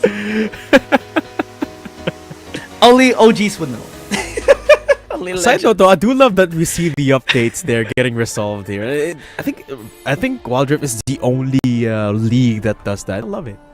The live update. We see the progress. Yeah, the issue has been resolved, and here we go. Just like that, we're back into the game, and a lot of things went wrong early in this laning phase, right? In that last game in particular, the first blood on that Baron lane, Thipper having a blast here on that VR. This time they swap roles, so hopefully things get a little bit more easy for Fennel's side here. And of course, because they do have the Jin here on the bottom side, they have the liberty of a little bit more poke here, so they have a little bit more leeway, a little bit more forgiving leeway here in terms of their extremity laners, the Drake and the Baron lane. And again, Top lane though, early it's start. gonna be very difficult for Spells. The Sonic Wave did not connect though, so that's very fortunate for Spells. Had it connected, it would have been done. It would have been the same exact scenario as game number 1, but with the help of Baldos. Yeah. Again, pressure is on towards the Baron lane, at least this time. That's able to survive, but unfortunately had to commit the flash and had to recall early, so still a big advantage over towards Thipper in that Baron lane. And it's inevitably going to be translated into more ganks. Look, a lot of attention again towards that Baron lane as Valdus sets up for another gank here. Yeah, round 2. Spells needs to be very careful. Tactical sweep just for the poke, just for the slow. If Spells overextends, that's gonna be a massive problem. It's still level 2. No debate. Doesn't have another skill just yet, just the launch and the auto attack reset. Oh, if we will connect this time around, has to parry, that's good. Did not get the third skill, and he's just more safe now. But again, Spells has to recall off of that. That's more gold, more XP. And look at the wave state. It's pushing. It's pushing in favor of Thipper as well. This is a nightmare right now for the Fennel Baron laner. Chaz has to look for a response somewhere, but it's just the nature of having a Lee Sin, right? It's the nature of having a Lee Sin. It's an early game versus a not so early game champ, and the Chaz doesn't really have a lot of choices for now. Yeah, Chaz has to reach level 5 in order to just gank. Yeah, exactly. That's the biggest problem. And the lane is basically like almost done because Spells survived that gank, but he was denied so much gold. Yeah. And Thipper was able to shove the wave up towards the turret as well. So that's gold denial even more. And that's again at least one way to disable a Fiora in the early game. It's not really disastrous still for Fennel. There's still many ways that they can control this game, and they do have a very stable bot lane duo. The Jin and the Nautilus actually applying so much pressure towards PvP and what a Jess. And I think it's because of that duo pressure that they do have this 300 gold lead despite the shenanigans in that Baron lane. So Fennel looking pretty good, all things considered. Chaz finally at that point where he can look for ganks. And this is where things get a little bit more interesting. Here comes the ult coming through. Yeah, curtain call. Chad as well is in the vicinity. BBV will get caught with a charm. Great cast coming in from What the Jazz. Horizon might actually be in trouble. It's a 1-for-1 trade. What the Jazz as well. Still standing his ground. Yes! Taking too much damage. How to use it. That's Caress. Is able to survive. But BRU actually just won that. It's a 1-for-1. Yeah, 1-for-1. Almost going down there as well, Chaz. Let's take a look at just what happened there. Chaz went for the gag as soon as he got to that level 6 mark. Curtain call a little bit too early there, but the damage onto Horizon is just a little bit too much at that point. Really well played by the Buriram duo there. And fending off the aggression. I mean, that's beautiful stuff there. But again, Valdo setting up for oh no! Round 2! And the parry wasn't used. Dragon trade into a flash into just a massive combo.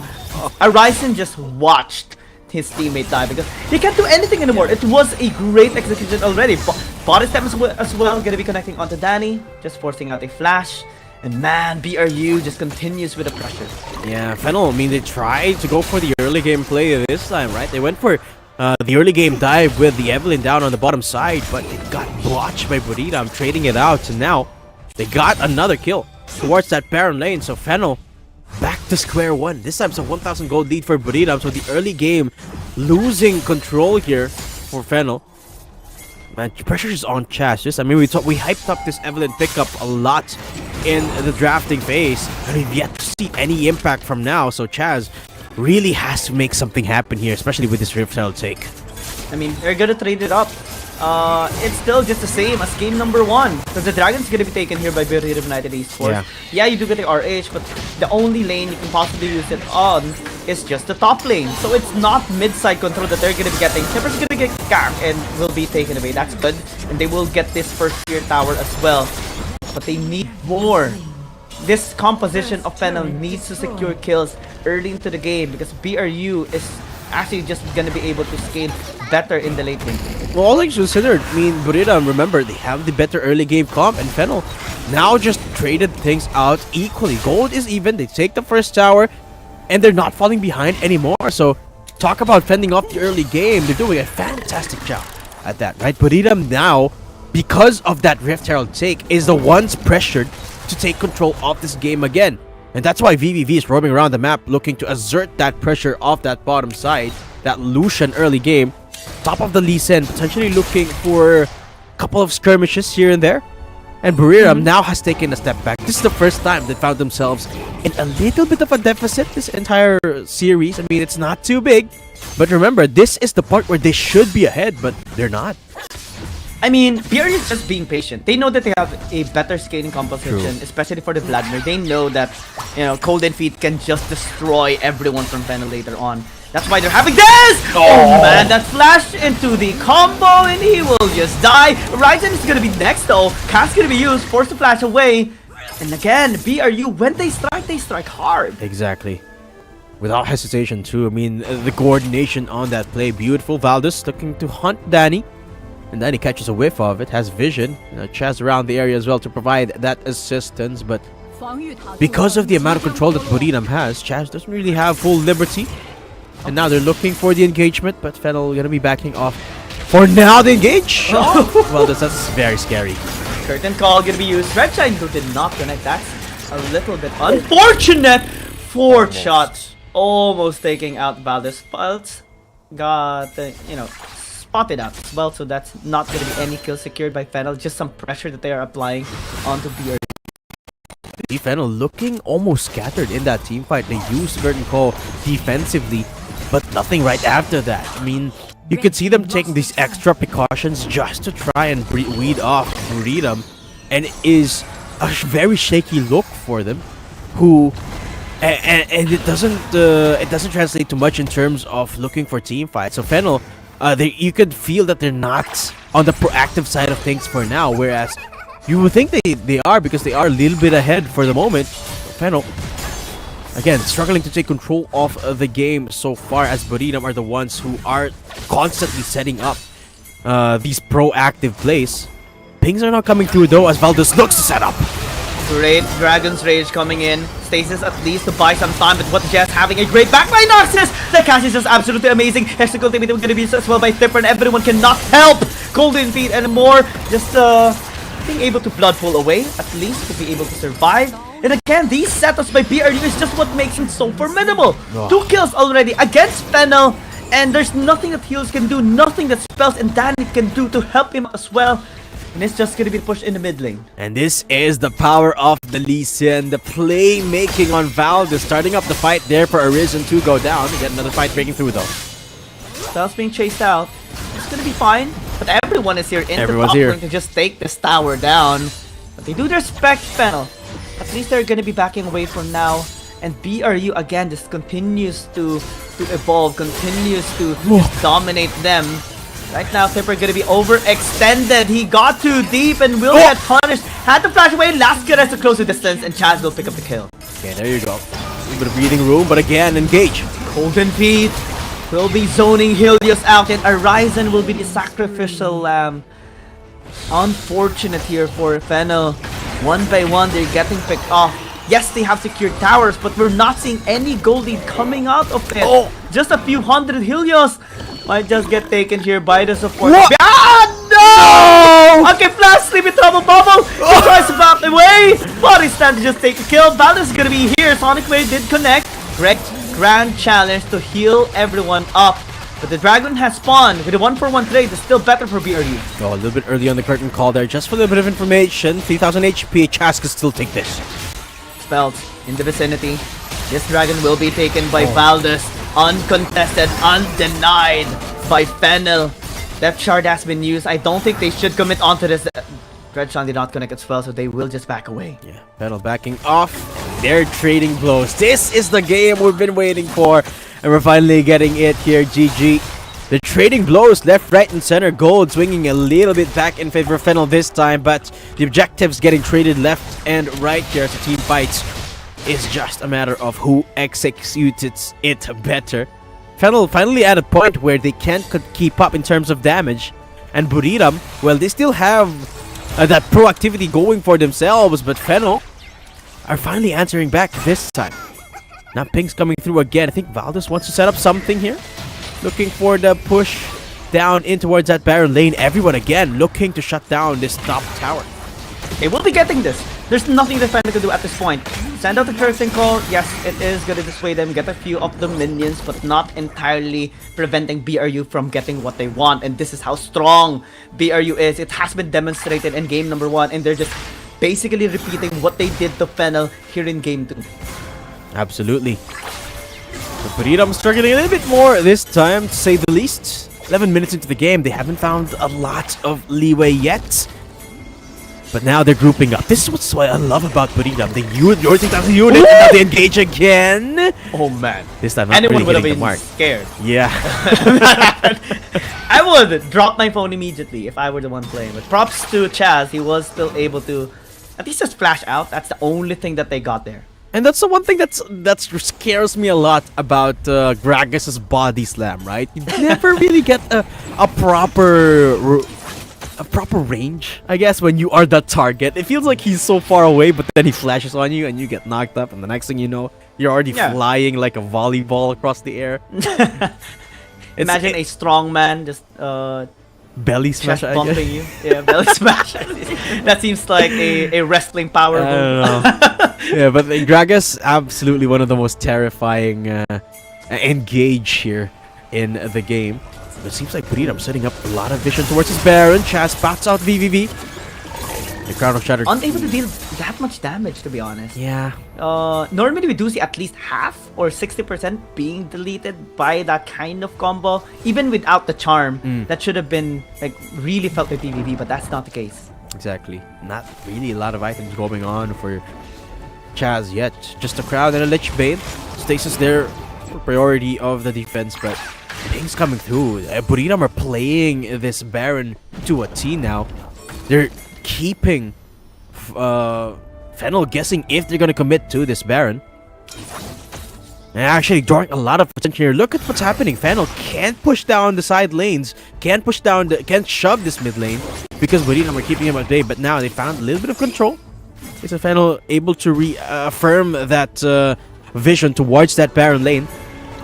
And they do have pretty decent mid lane control for the moment. Fennel 0.0 gold lead. We're back to square one here, GG. And both teams looking for a proper engagement soon. I mean, we see the goal being even, but the game is not even. BRU having soul point already is just fully taking control. And again, late game scaling is unlocked already. Golden Feet, we see him already just zoning everybody away. When he goes in, everybody gets out of the scene. Now Spell's gonna be in trouble, force to flash away. And again, that's just the mere presence of Golden Feet. Wow. Golden Feet, it's very, it's at the point where the Vladimir is starting to take over the game. It's one of those things that is just inevitable, right? As long as the game keeps going and going, Vladimir is certainly going to take over. And this time, unlike the Kassadin, they don't have an answer from Fennel. So the late game has to be denied now. What the Jess starting up the fight. What the Jess did not feel anything there. Depth charge is going to be used as well. So many ultis on just support. And now BRU is going to be striking. Golden Feet having the backline access, gets the damage done here onto Fennel. But a 1-for-1 trade at very least, or at least one kill, is only the one that got here by BRU. Now they're going to be disengaging. Chaz looking for a pick here onto Golden Feet, but will be just zoning him away. Then again, the Dragon is going to be the main priority. Fennel, they have no choice but to commit here. They have no choice. Fennel down to a 3-man squad, and now the engage coming through. Hextech ultimatum gonna be denied by the stasis, but Felt is being turned on here. What the Jazz really gets taken down. Got the all play here to take him out. Now only leaves the 3 people alive here from Fennel. Can they stay? Oh, with a miracle steal by Jazz! Brings the hope back to Fennel. Denied the soul for BRU.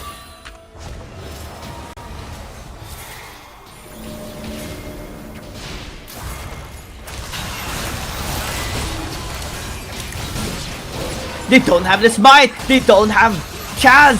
Curtain call gonna be used. BRU looking to secure this. What the Jazz is gonna be here in the vicinity. Golden Feet as well gonna be joining in. Arisen being the first target here for BRU. And now they're gonna be taking them down, crippling the numbers here of Fennel, and turn onto the Baron once again. But the battle star is just too damn great for Helios. Might be able to zone and deny the Baron take. Fennel 2 for 2. They get and deny the soul from BRU, and they deny the Baron as well.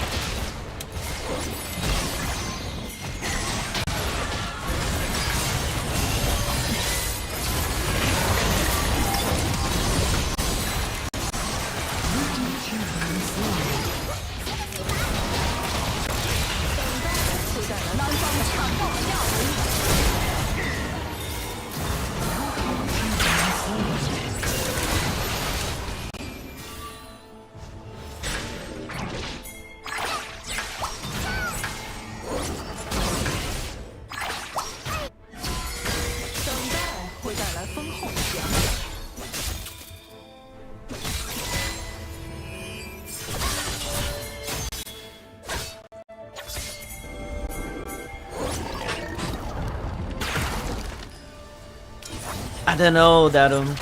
I'm sensing something. I'm sensing something about Fennel right now. I'm unsure. I don't know what's gonna happen, but my spidey sense is tingling right now. We see a different evolution here by Fennel, but let's see if BRU can actually do something about this.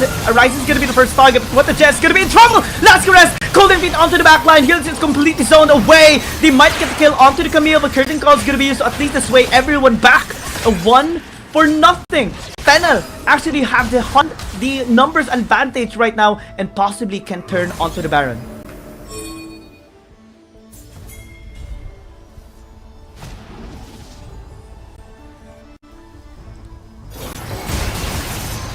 Oh no. Golden Feet might actually be in big trouble. Dragon's Race immediately used! The stasis might not be good here for Healer. Still is able to flash away! Fennel is still alive!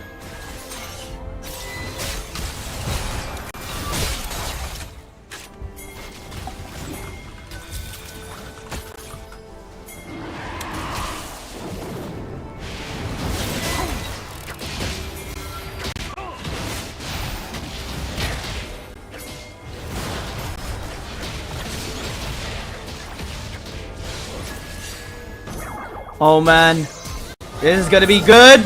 Might be a great timing here. They do get the Camille Tippers down. Numbers advantage right now from Fennel. They can turn onto the barrel. They can turn onto the Elder Dragon. They have been waiting for this position. They have been waiting for this opportunity for the entire game. They have been beaten down, oppressed, and denied anything that they can take. But now they turn. What is just gonna be the first target? Gonna be stirred up, slept, and slapped here by Helios as well. Half HP. Can they get this? It's the question. The Valdez is talking. Cast gonna be used! It is big for BRU. What is just gonna be in trouble? They're being chased away. But spells as well getting denied. Danny's gonna get taken down. Can Chaz get this mic done? The answer is no! BRU denying Fennel! And they will wipe the floor with their bodies and ace them right now! The Elder Drake secured, and that's almost certainly the game for Buriram here. It was a back and forth fight until it was not. That was a clutch cast right there from What the Jess. Scattered the players of Fennel there and made sure that they had not the proper positions for that fight. Buriram, they're marching down the base of Fennel, and this should be the game unless the death timers are up. Nope, they're not. Buriram take the series 2-0 against Fennel. That was very close, but it came into the nitty-gritty bit of things. The micro level of decisions that paved the way for BRU. What the Jess with that cast, with that set, is just a work of art. And that paved the way for them to win the fight, put Helios, Danny in a bad position, and got punished heavily for it as well. Denied the Elder take by Fennel. They're the one who got it. They dished Baron. They know that they can just run it down mid and got the 2-0 sweep against Fennel. It was just such a beautiful team fight there. One skill shot made the difference in that fight. I mean, that's just how close that game was. I mean, Fennel, props to them. A very valiant effort with Chaz. A couple of game-saving plays there, but it just wasn't enough. I mean, it felt touch and go for a lot of moments there for Fennel, despite the game being very close, because I feel like there still is a lot of deficiency when it comes to their team fighting prowess, right? I mean, we talk about Evelyn being one of the comfort picks of Chaz. It's still not the go-to pick for a lot of teams, because what you get in damage, you miss out on in initiation, you miss out on in CC, in tankiness. Right, there's not really a lot that an Evelyn can offer if Evelyn is not that far ahead, which in this case Chaz really wasn't, mate. Right? I mean, we saw a lot of moments where Chaz tried to pinpoint VVV on that Lucian, but was not able to one-shot him because he just didn't have the damage to do so. Man, this one is a bit sad, to be honest, here on the side of Fennel. They were really coming back here in this game. But again, we're talking about BRU. We're talking about Valdez. We're talking about What the Jess. These players have paved way for them to come back even in the toughest spots. Back in Season 1 and here in Season 2 as well is just notorious here for BRU. And they did it as well towards Fennel in the best of time. That cast by What the Jess just paved the way for everyone. Enabled Golden Feet to just burst them out as well. And man, it could have gone the other way. I love that BRU still managed to, you know, come back again after Fennel being able to come back. But I also like Fennel putting up a great fight here. This is better than game number 1. Absolutely. Not enough to provide them a win, but still enough to give us hope that they still improve. Yeah, a very close game at the end of the day here. So FL, despite losing this series, I think they should keep their heads high, right? Because they still did a pretty good job, especially in this game number 2, and a massive improvement for game number 1, right? I think this is a manifestation of when they put their players in a comfortable spot. While it wasn't enough, it's still a good step in the right direction, and Cold Feet this time is the MVP to nobody's surprise. I mean, this man's Vladimir is just nuts. It's crazy. It's insane. Yeah, Cold Feet. Back-to-back on the Vladimir. This time he lands an MVP. And it makes a lot of sense, right? He's just so damn good on this Vladimir, along with many champions. To think that he transitioned from the Dragon lane towards the mid lane. Oh yeah. That was actually one of our primary concerns. But here, he proves to be really worthy of just leading the team through the damage, through the scaling of this Vladimir. Just pressures everyone from Fennel as well. Yeah, and this, I think, erases a lot of the questions around the performance of Cold and Feet, especially around that Vladimir. And I think this, more importantly, puts a big dent on their slump, right? I think Buriram, this is the first step to them actually finding a lot more leeway into this season, and proving a lot of the doubters wrong, essentially, here. Especially off of Thipper's performance, too, in that Baron lane, right? Both games, Thipper performed really well. More so on that first game, finding that MVP too means that Thipper really is sometimes what the team banks on when it comes to pinch moments. But Valdez too. I mean, all both games, Valdez had massive early game impact that literally propelled the whole team. So Buriram, I'm really excited for the prospect of their success in the upcoming, in the rest of the season. I mean, yeah. And Buriram, I think they should. This, I think, is the first step for the trajectory to success. High pressure from both teams as well, because the next match of BRU is going to be up against Weibo Gaming next week. Oh my gosh. In the first day of December. Yeah. And it's also going to be a big pressure towards Fennel, because they're going to go against the undefeated team Thunder Talk on November 30. Props to BBB, massive popularity rating, KDA as well, 10.5. Wow. And continues to just evolve as the Dragon laner of BRU. Yeah, it's beautiful stuff here for for both teams, but for BRU in particular. And I think all the players here of Buriram are ones to watch. I think they're still building up their synergy. Still, I feel like this team still trying to get comfortable in their positions in their team fighting, but you could see that the players are starting to get on the same page, right? Especially in this game against Fennel. There were moments where Fennel looked a little bit scattered, especially in that final game, but Buriram the entire time were on the same page. And when things work, when they set things up properly, it just things fall into place for Buriram, it feels like. And I think they should just do that more consistently, and they should find more of that success. They're one step closer towards being able to reach the top 4 of the APAC standings.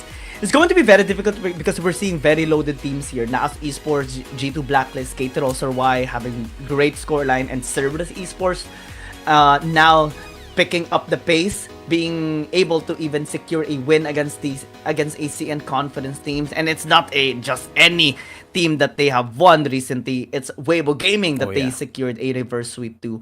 So BRU needs to still constantly improve as they go through the tournament. We're still just halfway in this tournament.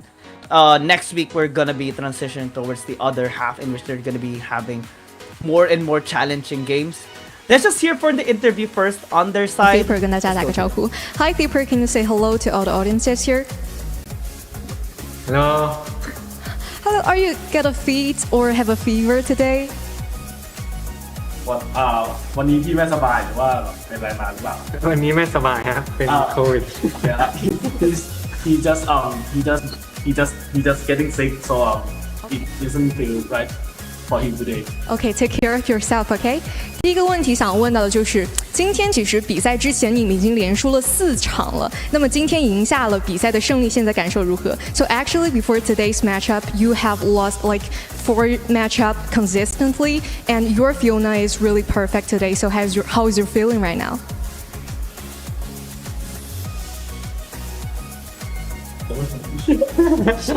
Again. แบบแมตช์ที่เล่นวันนี้เป็นยังไงบ้างก็ไม่รู้สึกเครียดมากครับ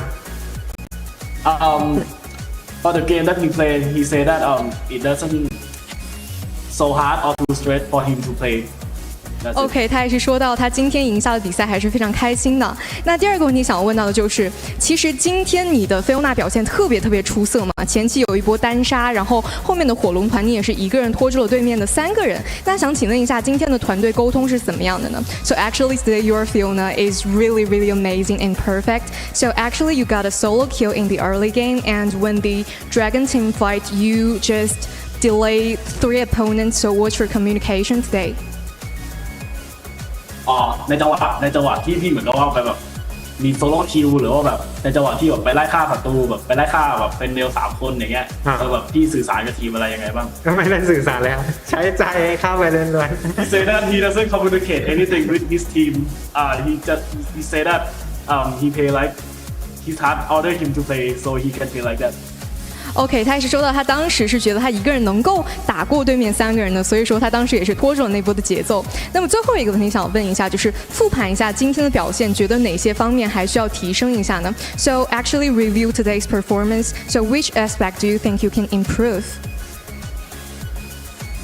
คิดว่าจะพัฒนาอะไรในการเล่นของตัวเองได้บ้าง ก็น่าต้องเป็นเรื่องการสื่อสารครับน่าจะต้องสื่อสารให้มากกว่านี้ He said that he have to improve his communication skill with his team.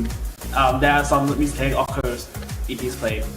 OK， 他也是说到他觉得他们的团队沟通需要更加的提升一下，还有就是他一些操作可能会有一些细小的问题。那么今天的赛后采访就结束了 ，Thank you, Flipper, thanks for joining me today。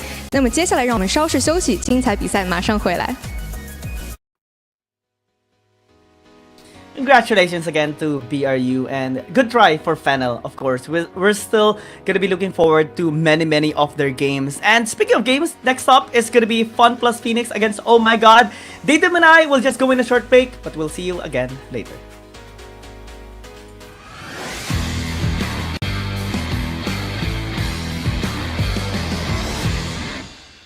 Week 3 definitely was a crazy week as we've seen so many great moments from the teams and the players. Hi, my name is Giang. Let's take a look at the top 5 highlight of week number 3. Starting with number 5. CF17 continues to prove to be a great jungler for J-Team after replacing 0711 in Season 2. In their match against Invade Esports and after securing the Baron, he landed a 4-man Dragon's Rage knockup that set the team fired up for J-Team to get the ace and immediately end the game in 13 minutes. Back. Unleash has no chance to get closer. Might be able to flash in. That explosive jab from DY was perfect to stop pushing in. Oh, the kick! On tree! What was that, J-Team? It's just gonna end the lives of Invade here.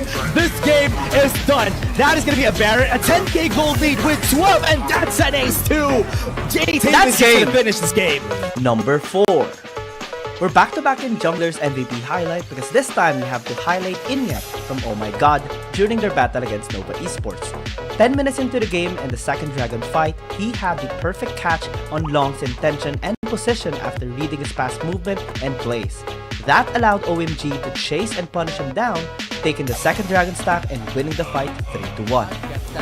Oh no, you was in danger, goes in onto the Dragon's Pit. You also have Long, goes in for the last caress onto the Dragon's Pit as well. Making steal, secures the damage, and now it's OMG who takes the Infernal Drake of their own.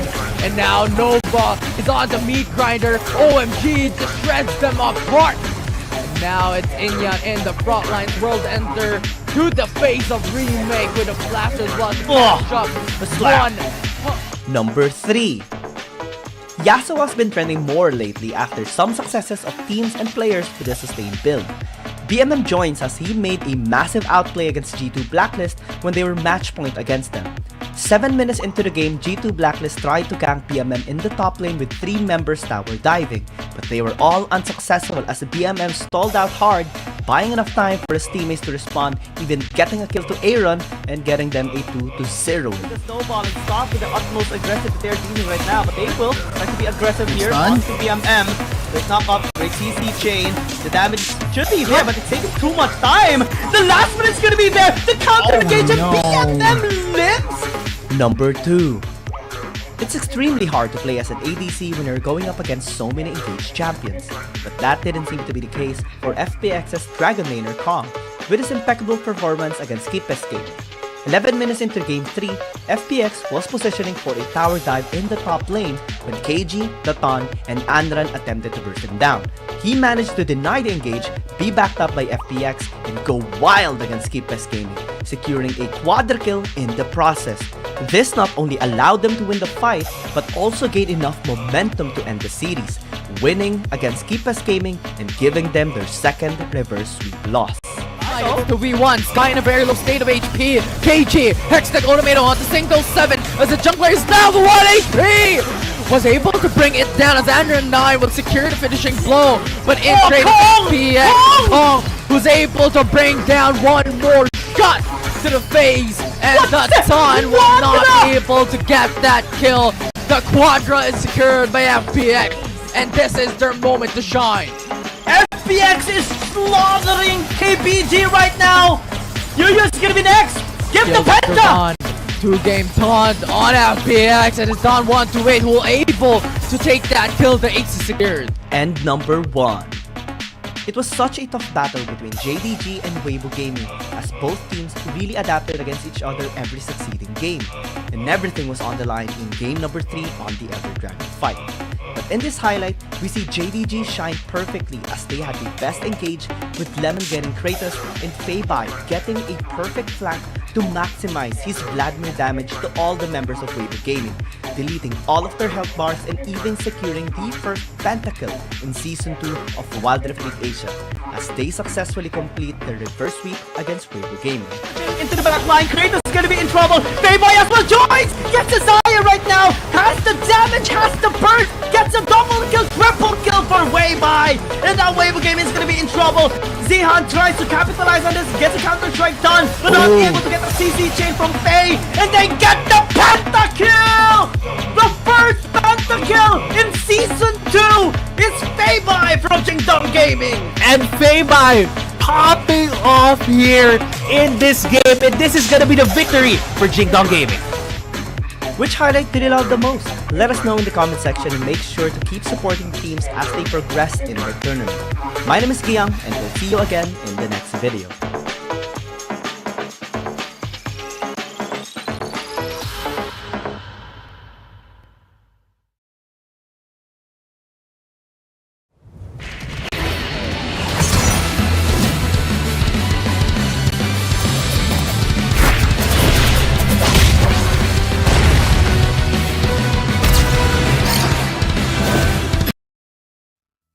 Hello and welcome back. You're still watching Wild Rift League Asia Season 2. My name is Tatum, and I'm still here with the one and only Giang, or GG, whatever you want to call him. He's still the really good looking guy right next to me. And wow! Going straight into our second series of the day. It's going to be Fun Plus Phoenix versus Oh My God. And I think this is a very anticipated match for a lot of people, because it is going to be a proving ground, so to speak, for both of these teams, right? FPX, they've been having a pretty good run the past couple of matches, and OMG, they've been looking to shut down this big run that FPX is having. Oh yeah, I mean, both of these teams are coming off of a slump. FPX lost 2-0 against Race Esports, lost to Nova Esports as well in a reverse sweep fashion. OMG lost to J-Team, Nova Esports, and also KT. Won a 3-game series against them, so it's not really a good position for them. We look at the roster as well of FPX. We can never deny the fact though that they've still landed a reverse sweep against Keepest Gaming, and we should always take that into consideration in every of their game, because they're so aggressive. And OMG, as we see the roster, needs to find ways to shut them down and prevent them from overpowering them.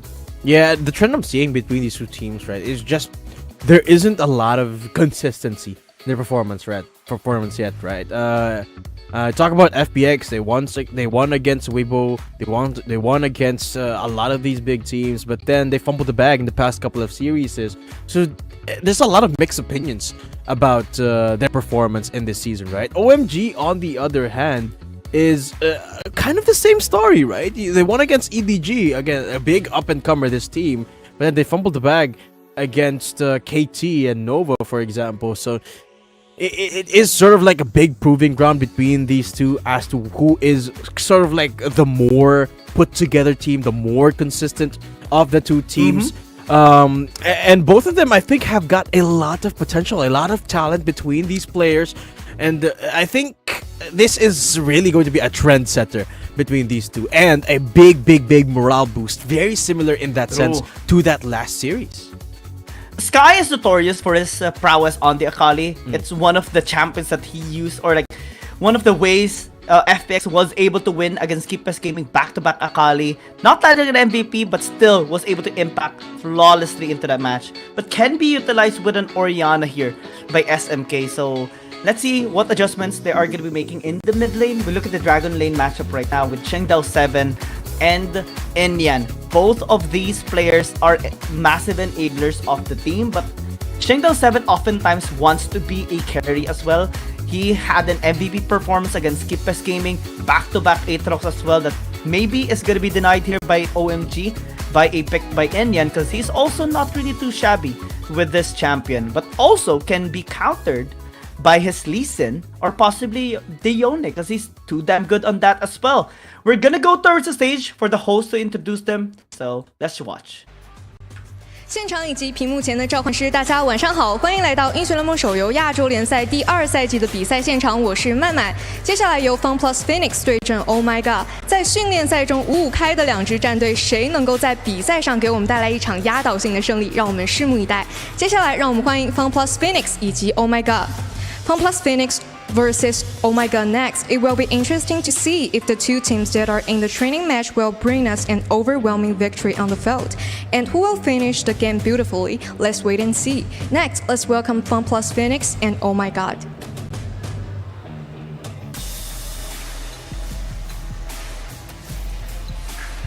我们今天会教训你们。很抱歉，但你们的连败还会继续下去。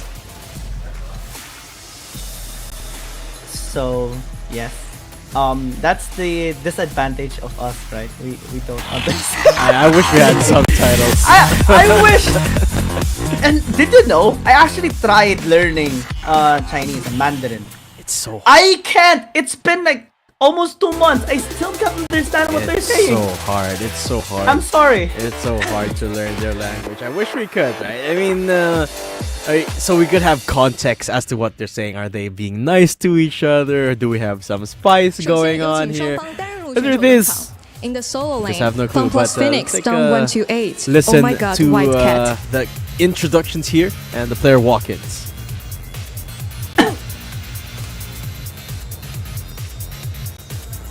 接下来，让我们有请双方打野选手登场。In the jungle, FunPlus Phoenix Shindo 7. Oh My God， 应言。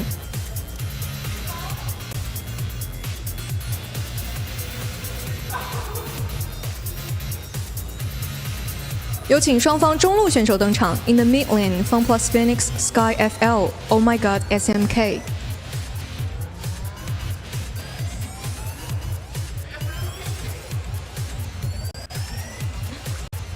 有请双方射手登场。In the dueling, FunPlus Phoenix, Kong, Oh My God, 15. Did you know that sometimes we do see the players interact with each other as well? Like, we have seen some wholesome events as well. 最后有请双方辅助登场。In the support, FunPlus Phoenix, Chao, Sometimes Oh they My bring God, 花 costumes 花。 there as well.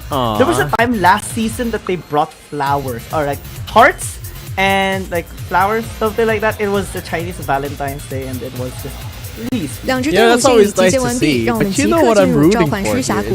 All the players are getting ready. Let's start into the I always wild. like to see.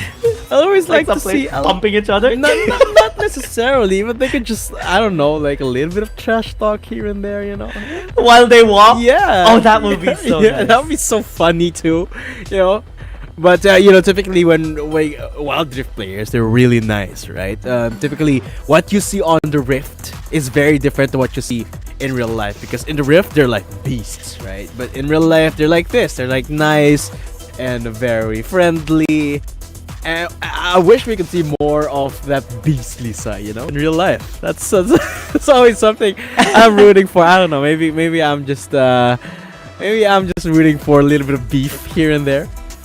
But now we don't have that. We have a couple of boys who were just looking to keep their heads in the game, and look at our players. Everyone just looking to get ready for the series here. I mean, there's a lot of stakes at risk here. I mean, it's not necessarily the grand finals or anything, but a lot is gonna be proven by who wins in this series, right? Yeah. So both teams really taking Especially it that OMG, they're not yet at a spot in which they are qualified for the CN finals qualifier, so, or like the playoffs. So this is again big responsibility for them to just get their wins going. Nova Esports is a little bit above them as well, and we will have a game of Nova Esports later on as well. So many teams are still struggling, including Weibo Gaming. FPX is on a great spot, to be honest, sitting at 5th ranking as of the moment, securing many wins, 4 wins, and so far like 4 points in their name. and it's just an amazing performance for them so far. So it's again going to be a challenge here for OMG, especially that they're the team that is so far struggling a lot.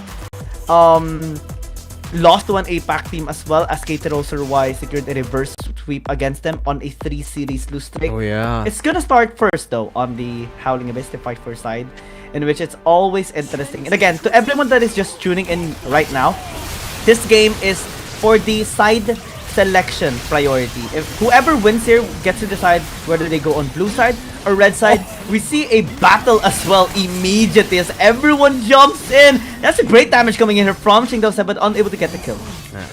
I love seeing Rengars here in Howling Abyss. I gotta say, a bit of a preference here. I mean, it's I'm not a very good Rengar player here in ARAM, but I love seeing it. Inyan going in for the jump. Kong is 1 HP. You know, Inyan, you want to jump to that Mundo, but there you go. Inyan going down after that. And I love this change of pace. Last game it was very slow from the beginning, but here we got full-on aggression. Kong is down to 1. Dash forward from Wawa actually gets to execute, and Dawn getting jumped on. Here comes the World Ender coming through from Wawa. But they're not going to commit to that, a little bit too deep. So it is just going to be OMG taking a step back. But a really good start here for the team. Oh! Crescent Guard connects. Xingdao gets the conversion onto 3. But it is SkyFL for the punishment. That's the ult coming through. Doesn't hit anyone on the Fizz ult. Now he is stuck between a rock and a hard play. So he'll be going down off the back of Enyan's Rengar. So 500 gold lead so far for OMG, but the health bar is not really looking too good. Yeah, unfortunate there for SkyFL, because he wasn't able to hit that Chum the Waters to 15. It was so close as well. Oh, wow, what an execute there. Here comes Dividing Light for Kong. But a very tanking Mundo for that matter. You know what, Mundo actually, if you think about it, Mundo is very, very rough to play against here because you don't really need to build Warmogs for that regen. Oh, the shutdown onto Chow there. And now the rest of the squad converging. SkyFL flashes back to the back line, stays alive, but Inyan flashes forward. He gets the jump resets here, and that's a dunk coming through from Dawn, but I don't think he's going to be able to survive this at all. That's OMG cleaning up again. The excited Jinx flashes forward, but a little bit too antsy there. Finally gets a shutdown onto Kong there. But FPX fighting back a little bit. And I think FPX still going to be able to hold off for now. It's just a trade of blows. Oh, what was that damage from SkyFL? Finally getting the items here on the Fizz. OMG. It's so fun to use the Rengar. It is. It is. There's so many brushes to jump around, so you can just jump and jump and jump. Oh my gosh. Yeah. It's not fun using an ADC. Fizz things. You know what? This is one of the most annoying things. As you may know, GG, I love playing my Yasuo. And when I play my Yasuo against a Fizz in the mid lane, it is not a fun time. Yeah. Maybe I'm just bad. You can only block one skill. Yeah, maybe I'm just bad, but it is not a fun time. You're not bad. You're not bad. You haven't seen me. When was the last time we played? This was such a long months. We should play again so you could get reminded of how bad. No. But let's get back into the game here. Despite the fact that OMG has been pressuring FPX so much, still barely any turret damage. So FPX doing a pretty good job of defending here. No, the tower is not really taking that much damage. It's more towards OMG. Wawa, great engage. Dawn. Oh, that's a punch. Very massive damage there on the engage, and here comes again SkyFL to the backline. SMK has got no chance. Chomp. There it is. And SkyFL back to full HP. FPX off the back of that play from okay, the execute onto Dawn, but he was the one who started off that fight. That was execute. It wasn't an execute. Neither was that on Xingdao. But they still get the turret off of that, and SkyFL again looking for the dive very, very deep into that play. And here comes the death mark. Chow, 1 HP, doesn't get engaged on, but the flash forward from OMG onto the excited Jinx. This should be the double kill onto the Jinx. And OMG, I think, yeah, they're not gonna be able to push this tower for now because Xingdao is just around the area. Dawn just spawned up as well. Could potentially look for a fight here. Here comes the Crescent Guard, and he's going in. That's a lot of damage, and Xingdao just dashes into his own demise there. but the Finally, haymaker this gets tower's gonna be falling down. finally. Yeah, haymaker gets a couple. And SkyFL being Wrong side. Yeah, again. He just respawned, man. He just respawned and immediately dies. I mean, if I were to fizz and I just respawned, I would also be looking for a kill. Showstopper comes in. Dawn again with the haymaker. Doesn't find enough damage. The shielding just not enough for now.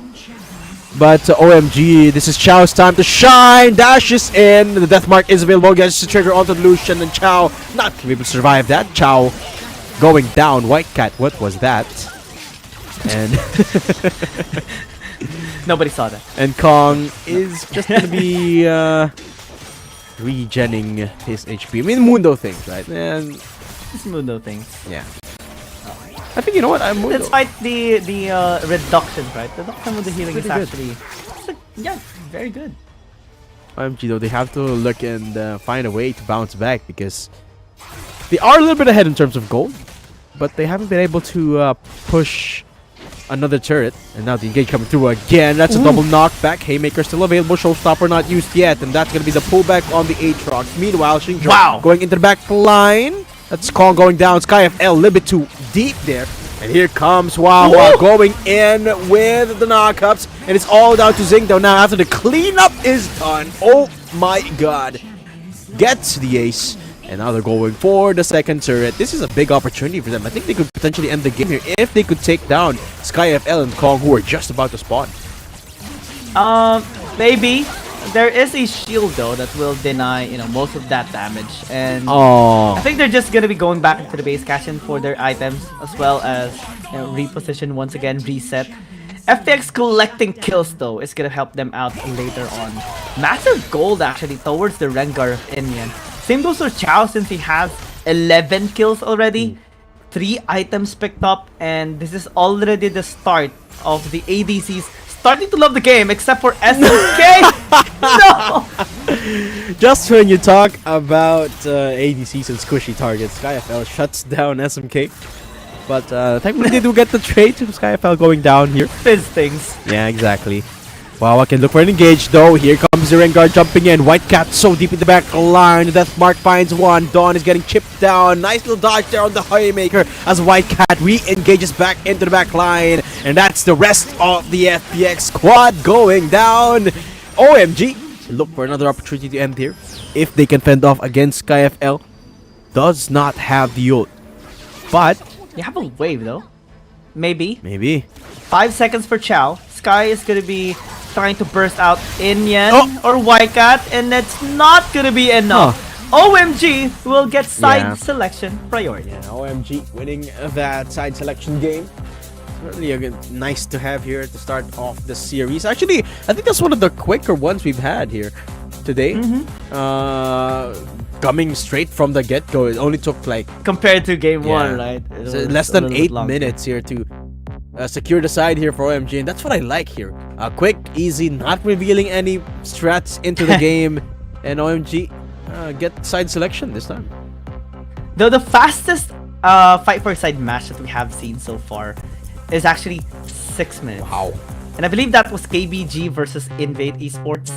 Not entirely sure, but it's something against Invade. I don't really like dwelling it much because I feel bad for Invade Esports, but again, it's an opportunity for them to also prove us wrong in the next games that they're going to be having. But we're here in the series of OMG and FPX, and congrats to OMG.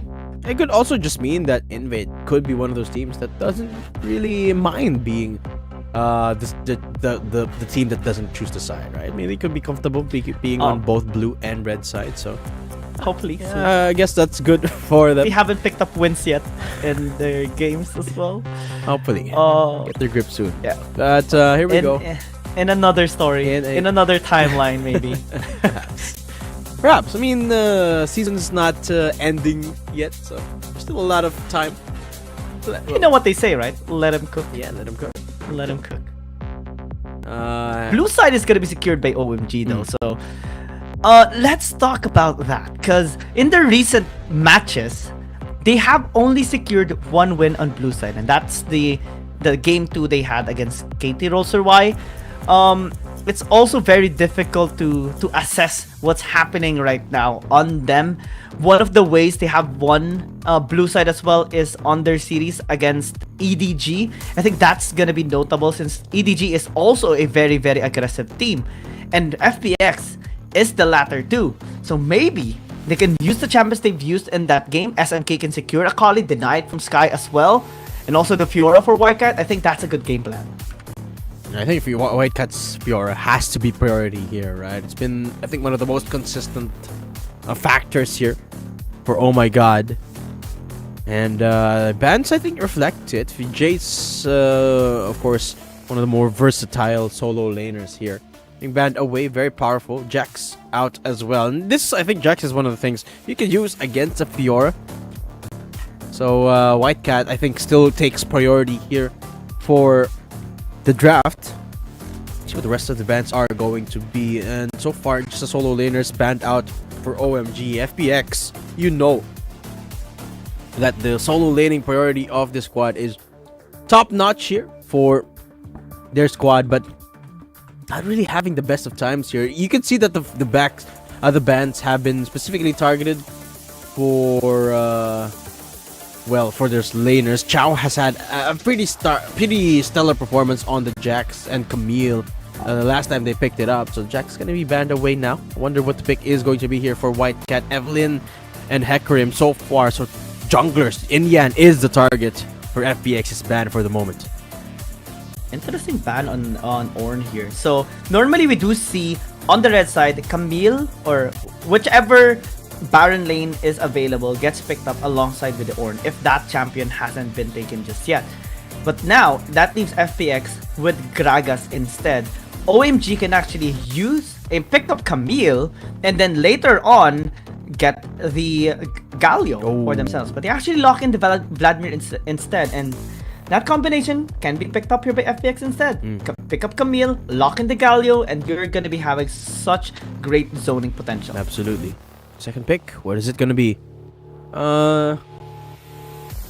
I think a lot of the priority picks here have been taken out. Gragas, of course, one of the most versatile, can be picked up as well. And I think Galio has really taken a step down when it comes to priority, right? I mean, FPX is one of those teams that love playing Galio. They did play it in all 3 games playing against KBG. In 1 game against Nova. But this time, they're sticking with the Gragas. Nila? I like seeing it, the Nila. But okay. Aww. It's a pretty good pick. Come on, OMG. Lelouch is a pretty good pick. Lock it in. Nila is gonna be good to see. You're gonna give us hope and then not pick it up. Come on, Gigi. Don't go there. I'm sorry. But Nila, Lucian is really good. Yeah, Lucian is pretty good. As we saw in the last game as well, right? Lucian used by what was he that used Lucian last game? Buriram. Lucian last game. Pretty good.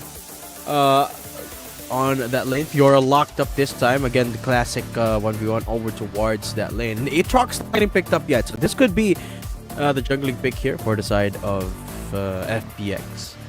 But they aren't one of those teams that default towards that Aatrox, right? They generally prefer the Yone over the Aatrox and other things. So yeah, there you go. They continue the trend here, not prioritizing the Aatrox on the first rotation, instead securing an Akali up against that Vladimir here for Sky FL, sorry. Yeah, Akali gonna be picked up is massive key for victory on FPX right now. And OMG needs to find more ways to pin this Akali down. Possibly a Galio is gonna be very helpful here for them, but unless FPX bans it, they need to have a backup option for Wawa here. And Set is not really the most preferred champion to be used as a support. Rakan as well is too risky to be picked up. You're just too squishy, and it can be denied with just 1 body slam of Chow later on. Zeri gonna be banned away, possibly even the Xayah is gonna be taken away here for Gong because he's just too good on that champion, and that will leave possibly Kaisa left. True. Unless Xayah is left open here, it's another jungler ban here against Inyan. Lee Sin out for the count. And yeah, I think OMG should just ban the Xayah here as one of the top priorities in terms of ADCs for the meta in general. So I think it should ban the Xayah. You know what? Actually, a bit of a side note, Nilah is one of those things that FPX consistently ban. Right? They went up against TE, they banned the Nilah as well. And I think they really don't want to see the Nilah. So so that OMG sort of tease there is one of the things where they kind of just wanted to show FPX. But Xayah is available here. Oh, so this is so good. Yeah, they can pick the Xayah. This is actually great. Shen gonna be picked up to protect Sky later on. Yes, you're gonna be seeing an Aatrox, and that is a great matchup against the Shen, but you cannot deny the fact that Sky, when protected, when amplified, is just gonna be dominating in the scene. It's great that they picked up the Gallo. It's a must pick for Wawa right now. They need to zone out, prevent Sky from getting the burst, getting the backline access, or else he's just gonna be raining down on them. Yeah, and you kind of need that response, right? When the Shen ult comes in, you need to have that sort of second layer of reinforcement as well, so that you don't get overwhelmed by the numbers. So Galio really makes a ton of sense here, not just from a team fight point of view, but also from a opponent point of view. Here comes Xayah, locked up for the side of FPX. Again, no surprise for them. I think Xayah is still one of the best options in terms of ADCs. A lot of safety nets, a lot of AoE damage on the feathers, and of course a little bit of CC as well. Makes a ton of sense here for the side of FPX. And I think a very, very good comp on both sides. Let me ask you this though, GG. Of the two comps, which is more to your preference? Which one do you like better? That's a tough question, to be honest, Tatum. I'm gonna set a condition. Okay. If OMG, if White Cat, and he has proven to be really great on the Fjord, if he can win top lane against FPX, then I go for OMG, because that's a key for them to at least winning one lane and then having opportunities to deny Sky later on. But FPX generally in this composition actually favors me, or I favor FPX in this composition that right now. It's just very FPX. If you get me, it's the vibe that they're giving right now with this kind of composition. Xingdao 7 amplifies, helps out Dawn 1 to 8, enables the rest of the squad as well. It's just so good right now that they're showing us this opportunity or this kind of composition to maybe get out of the slump. And you talk about characteristic, right? And FPX, you take a look at their composition. What do they have? They have a Camille, an Akali, a Gragas. And what do those champions like doing? They like going in. And I think that's classic FPX, right? That aggression. That level 1 shenanigans here coming through here. Inyan for the knockups, but the damage is just not there. It's a 3v2 and SMK had to flash away. FPX with a successful level 1 play. Oh man. OMG. They make a grave mistake of not really considering the level 1 engage of FPX. We're talking about FPX. We've mentioned so many times that they are really aggressive. So they most likely will go for that level 1. And they have crowd control as well. So that's just unfortunate. OMG got caught. So the best that they can just do right now is recover, possibly through top side, since red side is the start here for their jungler Indian. But White Cat is already struggling here. Yeah. About my question to you earlier, let me answer it for you guys this time. I think I like FPH's composition better because it's more all in. I mean, I already said, if you take a look at their comp, it's about it's about going in, right? You got the Gragas with the body slam, you got the Akali with 7 million dashes, and you got the Camille with the hook shot, right? And then couple that with the support system of the Shen. It really is an all-in kind of comp, right? Meanwhile, for OMG, it's a little bit more on the safer side, right? If you're comparing apples to oranges, the Camille versus the Fiora argument, Fiora is more of the versatile option of the two, whereas Camille is the go-in kind of champ of the two, and Vladimir is just there for the late game scaling and damage. Right. The only thing that doesn't scream safe here is that Lucian, which is backed up by a big stone titan that is a Galio. So of the two, I would say that FPX's comp is very, very characteristic, as you say, of their playstyle, and that's why I love it more. When it comes to success, though, it's very dependent on execution. It's very dependent on how they're going to play, because these are play-making champs. You have to make big plays to make it happen, especially on that mid lane, on the Akali. So FPX all is banking on their execution, and that's the only big question here for them. But we also have to talk about the synergy of the composition, right, Edo? And for FPX, actually, everyone can just go in. Zai is quite independent and doesn't require that much assistance since he does have big pedestal, and that's something that the Lucian doesn't have. That's true. So that's going to be a conflict later on in team fights. If we're going to be seeing this Lucian, if 15 is going to get caught, then this Galio of Wawa will be forced to use the hero's entrance defensively instead of offensively when White Cat or SMK engages. Exactly. And not to mention, the Galio, I think, is sort of an oddball in this composition. I mean, typically you see a Galio with a strong engage, a strong diving champion, right? But you take a look at the comp of OMG, there's not really one that fits the bill. I mean, you think of stuff like a Camille, maybe a Jarvan, maybe even a Rakan, for that matter, to go with a Galio, so just so he could use that ulti. But there's not really something that fits the memo really well here for OMG. So when it comes to options, offensively at least, the Galio ult could be a little bit limited here. So it might be a lot of positions where Hero Huawa is going to be using that ulti defensively, which is something of a big question mark here for how OMG is going to execute that. Maybe they're going to use the Vladimir for the execution, which makes a lot of sense. But that also means that we're going to be seeing that a little bit later on here for once the Vladimir has already scaled up. So in terms of the Galio argument, it's going to be later on. Jingdao though slowly pathing towards that top side. White Cat is half HP here, but Don actually is doing a very good job of keeping White Cat at bay. To be honest, the Shen, Singdo 7 had no reason to actually stay there. Just have this Stand United so he can just continue farming, possibly visit other lanes, and then just have the Stand United in ready just in case Don 128 is going to be in trouble. Yeah. He's still staying there, being patient. Doesn't have any camps to clear, at least for the meantime. He will be going back into the base to get this item.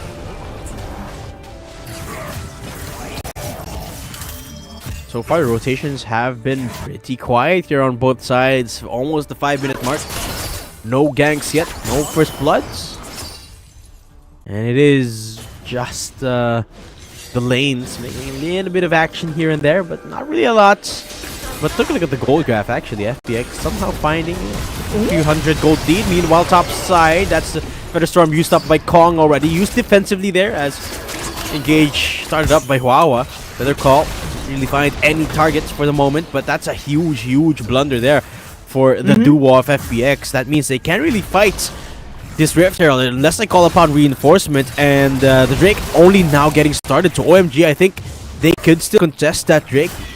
No, but no. I don't think so. Yeah. It's already being done by Shingdao 7. The moment that we saw Enyan going towards the RH, Shingdao 7 immediately went towards the Dragon, and great patience as well as control because he didn't use his Stand United. True. He's also just ready for any re-engage coming in from OMG, and that's the patience play here of FPX. This is actually what makes them very deadly. Yes, they are very aggressive, but they also are very aware of their timings. They fully know their strengths and weakness, and they mitigate their weakness. They amplify their strength. That is true. Again, OMG though looking for another engagement down in that duo lane. This time in the Baron lane, body slam into the cast, and that's Hawa getting engaged on, but that is a tanky target. Here goes the Stand United onto Jingdao, and Wawa is a dead Galio. FPX know exactly when and where they could play. That's just so clean. Since the Stand United wasn't used earlier, he used it in top lane the best way possible. This mid lane though, so the RH opinion that he has acquired will unlock tier 1, and again, that's one of the winning conditions here of OMG to continue on the macro play. But FPX is not really trailing that much behind, but they have to back away. Enyan and SMK are there. Just a couple of plates, still helping them secure this 1,000 gold lead, plus the scaling objective. It's the first blood gold. Unfortunately, they weren't able to trade out that first turret, but they should be able to in just a couple of minutes.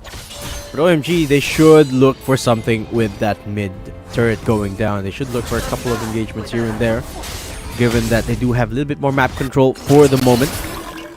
But for the most part, I think a huge chunk of that gold lead goes towards Kong and Chao there, which as far as money goes, is exactly where FPX wants that. White Cat looking for the engage. Giant Challenge is available. So is the Hextech Ultimatum. Ignite pops onto White Cat. No mana on the Fiora, but nice disengage on the Fiora. White Cat going back into that turret range means that no one's going to be engaging on him for now. But Kong, look at this. Despite the fact they don't have the turret, the FPX duo looking for a little bit of aggression still down in mid lane. Great protection is based wide by Chad. That is the reason why just so comfortable. Wow. Big damage by SM Gate over SkyFL. But still, again, they have this Time United, and that's gonna be almost always ready by Shengdao 7 to use in times of need. And it's also very wary of FPX on their positioning. Single position, Shengdao 7 gonna be spotted out there by a ward. White Cat will just, you know, be more careful here in the bottom lane. It's not really trailing that much behind. Actually, it's ahead by 200 against Dawn 128, which is a good sign. And later on, we can see that the Fiora may be unstoppable in this split push. But that's not the goal of FPX. They want to fight. They want to fight indeed, but OMG, they get to start the fight this time as Kong gets forced to flash away early. Chow in the front line, half HP. Hey, they're going to be backing off after that. Then United becomes a challenge onto the 1v1. Dawn is down to half. Ignite is going to be popping him down, but he stays alive for now, just in time for the rotate to come through from OMG. That's a nice little engagement there, but nobody going down from the side of OMG means that they can push again here in the bottom side of the map. Dawn is Sky though secured down here, and here comes another knockup coming through. Dawn with the Hextech Ultimatum onto White Cat, forces him to stay within tower range. But here comes FPX on the full gauntlet. The fight is still in their favor. That's 3-0. 3 kills on the board for FPX. Yeah, FPX being very clean. They also picked up a top lane tower because of SkyFL just zoning away SMK the entire game. Oh, World Ender activated here by Inyan. Looking for a little bit of a turnaround as OMG tries to deal the damage down. But that's a beautiful cast coming through from Chow. Isolates the Aatrox. And another nice team fight there from FPX. Such great setup again by Chow. This is one of the reasons why we just love seeing them play. It's because of the setup, it's because of the timings. World Ender was used but wasn't fully utilized. Great use of the Shen auto block skill as well. And then the setup, the follow-up, the taunt, and the takedown by FPX. Just beautifully done here. It seems like OMG's found another this time. It's Dawn getting engaged on Hextech Ultimatum, find a little bit of the turret, and here comes parry from White Cat. Doesn't get the stun, and here comes the hero's entrance. Wawa gets one knockup, but FPX gets the turret for now from the Dragon Take. Inyan is in the middle of the pits. This is a very awkward fight for OMG to take, and FPX, it's their time to capitalize. But they already used up a lot of the engaged tools. Here comes a perfect execution from SkyFL on the 1v1 against SMK. Goes golden because 15 is right there in his face. Look at that damage from SkyFL.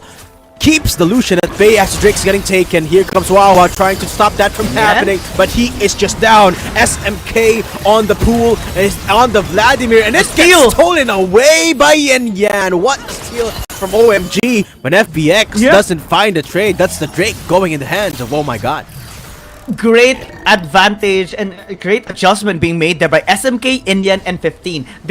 They bait a team fight and then turned towards the dragon and got the smite there by Inyan. Because Sky already deleted the backline. 15 should have been gone. SMK as well is completely zoned away, but look at them just turning. After losing the Galio, they damaged, they bursted out the dragon thanks to 15, and Inyan got the smite. And FPX didn't get what they wanted. They're no longer soul point just because of this great adjustment by OMG. Yeah, and really nice adjustment for OMG. Remember, 2 of their players got bursted down so much by that skirmish with the Akali. But 15 finding the leeway, not recalling, just staying around the fight, and then distancing himself at just the right amount against the team of FPX.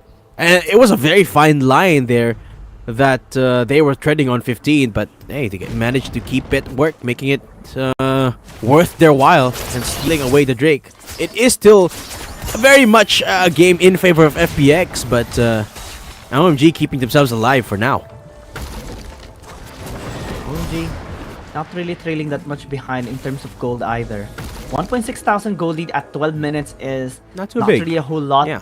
It's more towards where the gold is given into, and if we look at the camera here of Chow, having to be a support is not good for Body FPX. slam doesn't connect, and neither does the cast. Doesn't get them any fishes. So FPX perhaps questioning the dive. They should continue on with that shuriken toss. Connects from Sky. But I don't think they're going to be committing to it anytime soon after that botched start of the fight. But it's okay. FPX could just reset and again look for an engagement. And you can feel, GG, that FPX are in firm control. They're the ones getting proactive here. And now they've spotted one of the players here, Dawn. Finds Inyan, but the full-on fight breaks through now. Wawa in the back line. White Cat is isolated, and he is just going to be jumped on by 3 players from FPX. The grand entrance is the hero's entrance, going to be keeping him alive for now, but Wawa is just not tanky enough. Stasis going to buy him a couple of seconds, but he is just going to go down. Meanwhile, SMK jumping on to Sky, and that's going to be the Akali going down. At least this time, OMG finds a trade. FPX getting checked by SMK.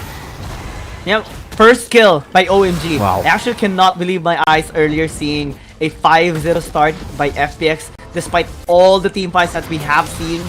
They suffered their first casualty, and let's look into this reason how it actually happened. Because Don wanted to catch Indian. The follow-up was actually interrupted by OMG. Chow went in, but there's no follow-up either. It kind of got into a spread out reckless team fight here, and so many mistakes was made by either side. But we see the capitalization of Sky FL into the back line, interfering, getting one as well, but has been traded out by SMK. That allowed OMG to actually shut him down from his skills.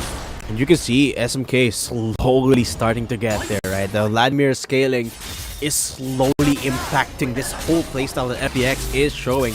And despite the fact that FPX have been in the driver's seat for majority of this game, that one fight between SMK and Sky signals to, or it should signal FPX that their timer is starting to run out. They remember, Vladimir's are picked for one thing. It's because they're a ticking time bomb. Once it gets to a certain point, there's just no turning back. And SMK is slowly getting there. I think SMK just picked up his 3rd item there. So FPX should be starting to feel the pressure now. But for the most part, they still are in control as long as they shut down at least one player of OMG before SMK starts rolling on these team fights. They should be able to at least still win the next fight or so, but they should be careful. They should look for opportunities to end the game now. I mean, FPX does have some scaling on their hand, especially for Kong. He has been zoned out pretty much a lot in the past few fights just because of the amount of crowd control that OMG has, and also the Vladimir. That's just a massive zoning tool that OMG does possess.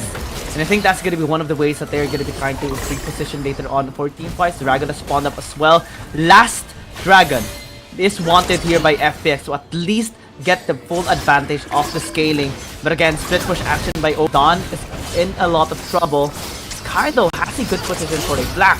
2000 HP left on the Drake, and Indian looking for the steal again. This time unsuccessfully so as FPX take the Drake, but the fight now breaking through. White Cat looks to engage, and Indian isolated inside the pit. Flash forward into the hero's entrance. Looks to buy a little bit of time for the OMG squad, but the knockups are there. Jingzhao goes down. Status this time from the side of Sky FL as he looks to deter that back line. Perfect execution, finds the execute onto that Fiora, but the double knockup from Indian looks to answer back.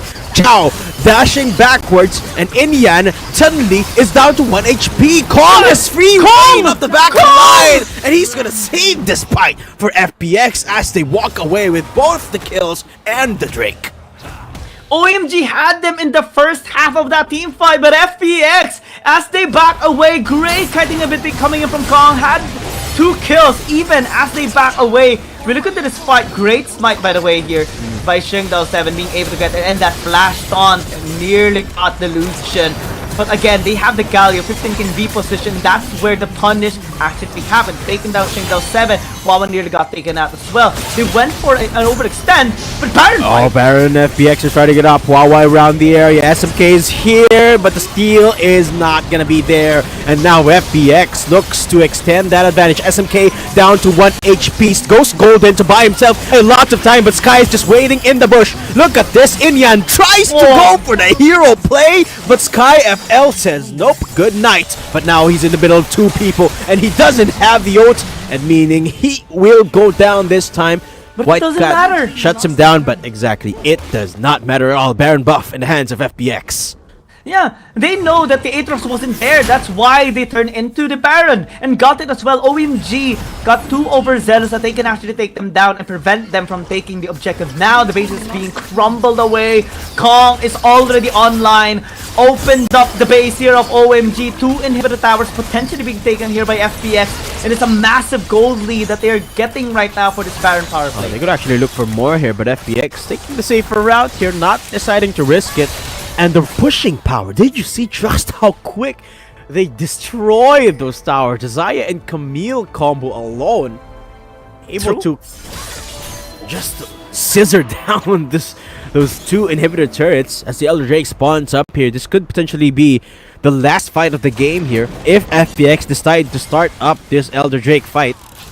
But the thing is, they have a lot of options here, JJ. They don't have to take the Elder. They could just buy time, keep this bait going in this Elder Pit, and OMG, they have to respond because super minions are already spawning up in their mid and top lanes.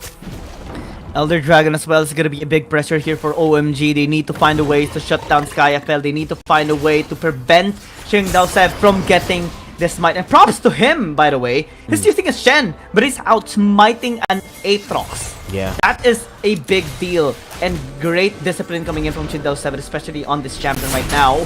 Flash forward coming through, and that's the engage onto OMG. Yeah. Hero's interest used up to buy a little bit of time for Inyan, who flashes to safety, but Wawa not so lucky for that. Oh, actually, beautiful engagement counter punch right there for OMG. Shuts down one of the players here, but Kong is just dealing so much damage at this point. Even though it was a 1-for-1, Kong is still going to be able to deal a lot of damage onto White Cat here, who is isolated. Here comes the Shuriken toss into the flash forward from Sky, and that's going to be the execute onto Fiora. FPX find a straggler, and that could be the Elder for them. Yeah, disgusting damage coming in from SkyFL. Nobody can actually take him down, especially with the help of Xingdao.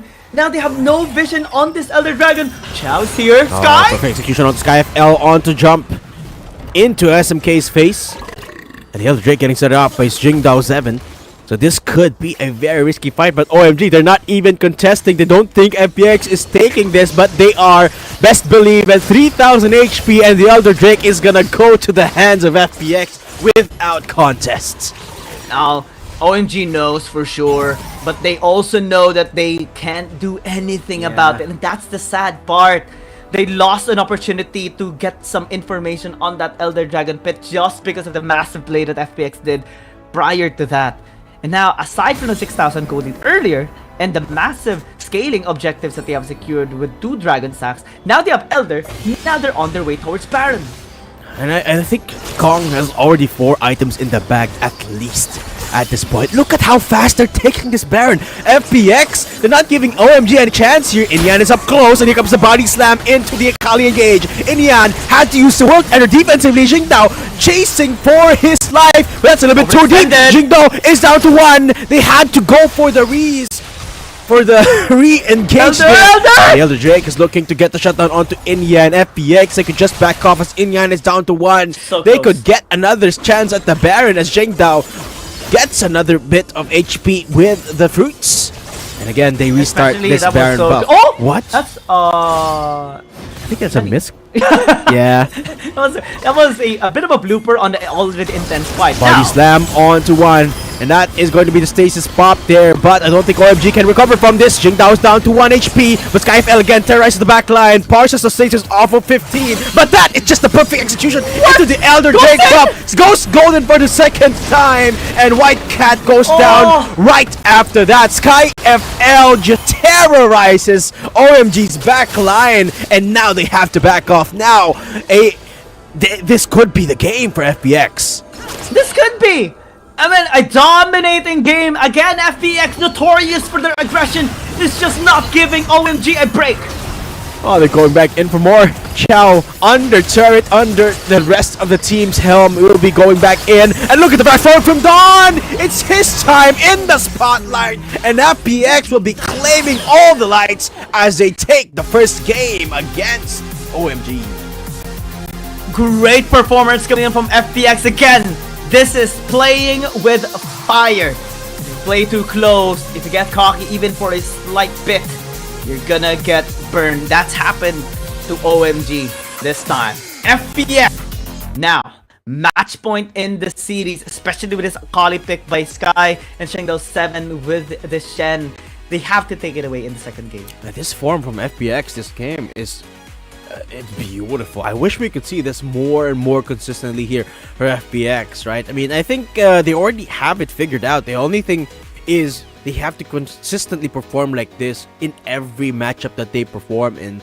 And if they were able to do that, I think they have a pretty good shot here, especially if they are going to make it into the playoffs. And I think they have a pretty good chance of making it into the playoffs, right? It's a pretty safe bet that they can make it into the playoffs.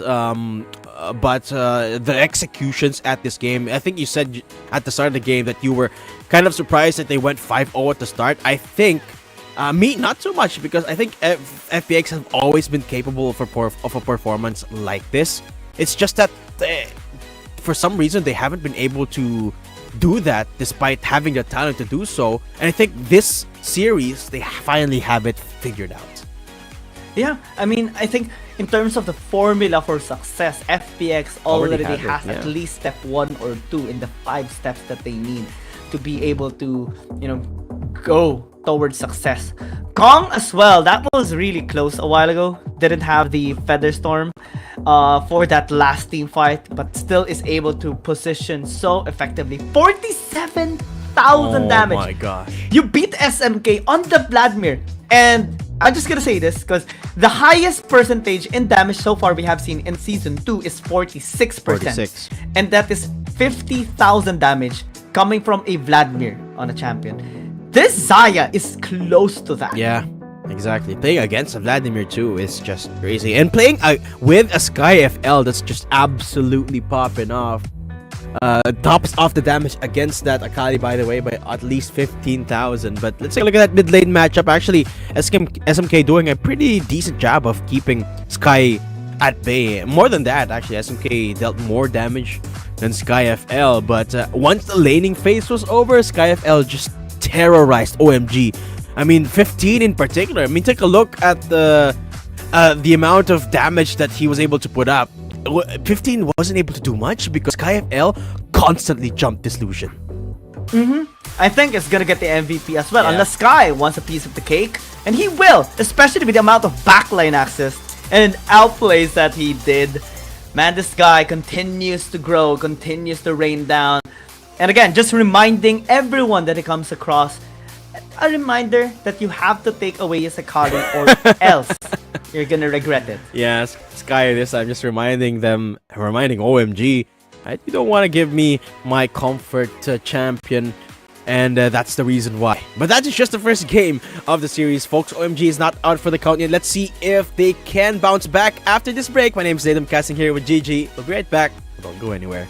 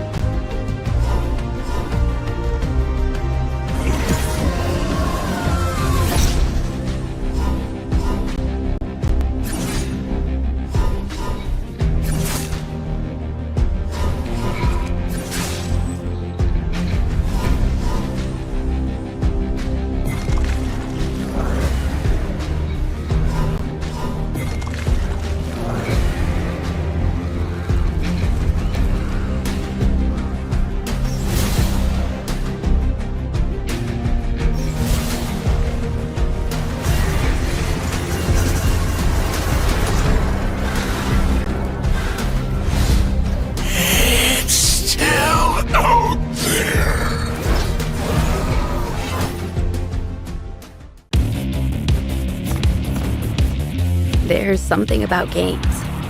What you doing there gives you real chills. There is one thing that can't be stopped. Feelings. And if you can feel it, it must be real, right? And that's real magic.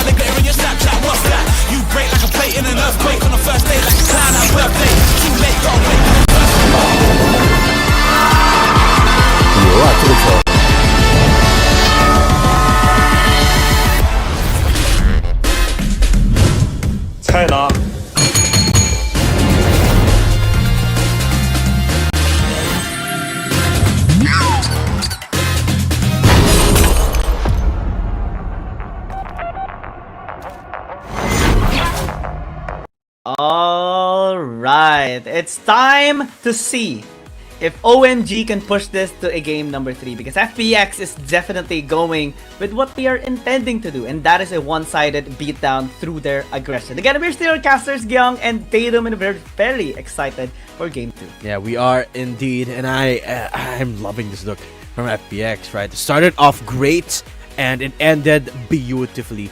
And I'm looking at the goal difference over time from that last game. It just never went away in their favor the entire game. It just goes to show they were in control for the entire game last game. Yeah. There are instances where OMG was able to, get a couple of wins against them, but not really too much, especially because of the prowess here of FPX. Yes, you do deny the soul, but so what? It's still team fight that FPX wins every single time, and that's where they're just so deadly. They need to find answers, solutions to that main problem. I think they should just ban Sky's Akali here. Ban Sky? That's definitely one of the problems from that last game is Akali on Sky. They couldn't do anything. I mean, SMK was a completely different beast in his own right in that game, but SkyFL was just unstoppable, especially the backline axis. There was no layer of protection at all for 15, which means that in the later on stages of the game, the fights, they basically had two duties, which was split the fight and protect their Lucian. But even it didn't work out much at all because they didn't have a lot of tools to protect their Lucian. That's a big problem here for OMG, right? They actually had many protections, but it's again the conflict that we talked about when the game started. And they were forced to use the Galio ult defensively just to protect the back line, and everyone is also split up, and that's just so problematic there for OMG. And right now, since they are going to be designed to be on blue side still, I hope to see a better execution, because the lineup was actually not really too bad. It's also the confidence of 15 on the Lucian. It was not really that bad on it as well. But maybe they can use different champion instead. Maybe a Corki would suffice for that massive, consistent DPS, as well as disengage tool and kiting ability, just to spot out Sky as well, in case that he is going to be allowed again on the Akali. I'm not sure about that. This time it is the Vladimir locked on out, banned away by FPX. I mean, they could still pick an Akali, but picking an Akali blind is a completely different matter than picking it against a Vladimir. So I think the chances of seeing an Akali this time are a little bit lower. OMG prioritizing the Camille on White Cat this time. And on the last game, pretty much it was an even fight against White Cat and Dawn on that Baron lane. See? Never mind. Sky, Never man. mind. Sky's got the Akali once I actually more. didn't want to speak first Yeah. because I kind of wanted to see your reaction, but I forgot I can't see you. There you go, Akali. Blind pick this time. Actually, very, very bold move there for SkyFL. Blind picking the Akali, but he just does not care. He's gonna pick it. Great answer though. I think Zoe can pave a way to beat the Akali. Oh, yeah. Especially if he gets hit with a 3P trouble bubble, even if you hide in the Shroud, shroud, you're still gonna get hit by a paddle star right into your face. And we talk about this damage of Zoe. This can be massive, but also OMG needs to be very, very safe into the backline. So difficult to deal with an Ornn. Sometimes we do see a Braum as a response, but not really too much success with it just yet. Oh, actually, FPX have a chance to pick up a Yone here if they want to do so. Aatrox locked up on the side of Inyan, and it seems like OMG are not banning the Yone away. Vi is their first priority ban. It is the Xayah Galio ban this time from FPX. Shen is available too, but this should be a Yone ban unless they are willing to give it away to FPX, and that is just gonna cement this type of playstyle that FPX have been sort of creating this whole series, the go in all damage kind of playstyle. And I'd just like to say Zoe is one of the best counters to an Akali in lane. Number one, Zoe is range, so that level 1 is gonna be absolute hell for Sky in that mid lane. And you already said it, but even in the Shroud, it's still a lot of opportunity for the Zoe to limit the amount of things that Akali can do. So yeah, really good job here securing the Zoe. But drafting wise, I think they could still limit the options here for FPX. Lucian locked up this time, and I wonder what the scaling option here is going to be for FPX, or are they just going to go all in on this type of comp that they're running? They don't have a Vladimir option, remember, but they have to pick an ADC as well. True. A while ago, we did see from Fennel that they did pick a Jhin and Nautilus. That can be good for early game, but Zeri is not too shabby as well. And this is also great kiting ability potential for 15 to be shown against FPX. They need a proper support though to help him out, to buff him up, to prevent anyone from engaging. But not much options actually available for OMG. Maybe just the Alistar or the Nautilus. I think Alistar is gonna be better than the Nautilus because at least you can interfere on the Call of the Forge God, especially that you're just so tanky with your Unbreakable Will. And that completes the roster here, or the composition of OMG. This is massive scaling, but great early game as well. Oh, they go for the Shen instead, the safer option. Kind of a little bit surprising for me, for FPX, but still absolutely works here. 2 chonky boys this time for FPX. This is not something that we see... actually, this is something that we see a lot of the Ornn and the Shen, but not much on the same team. But there you go. Lot of CC available on the side of FPX here. And of course, Sky back on that Akali. I want to see Sky going up against this Zoe from SMK this time, though. Remember, Sky didn't necessarily have the easiest of times against SMK in the laning phase. Imagine now that he's facing up against a Zoe. So, could be a harder prospect here for Sky.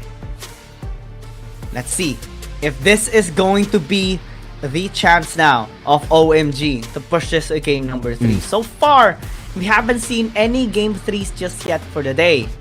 But if you're going to do it, it's best to do it against FPX. Yes. To properly redeem yourself. Again, this team is on a 3-series slump. And 2 of those series has been 0-2s as well. They don't want, and everyone that supports OMG doesn't want them to receive another 0-2. I do hope we see that game 3. It is always something that I like seeing. That final game concluder. It really goes to show you, or it really gives everything, or really shows that prep that goes into these series. But FPX looking very, very good from that last game. So I wouldn't be surprised either if they manage to end it out right now. But here we go. Second game of the series. We're taking a look at the runes here. First strike for the Zoe on OMG's side. SMK looking to make a big performance against SkyFL this time around. And, actually, just want to recall a rune a while ago that I saw during the fight first side. I saw the Dr. Mundo actually had like a first strike.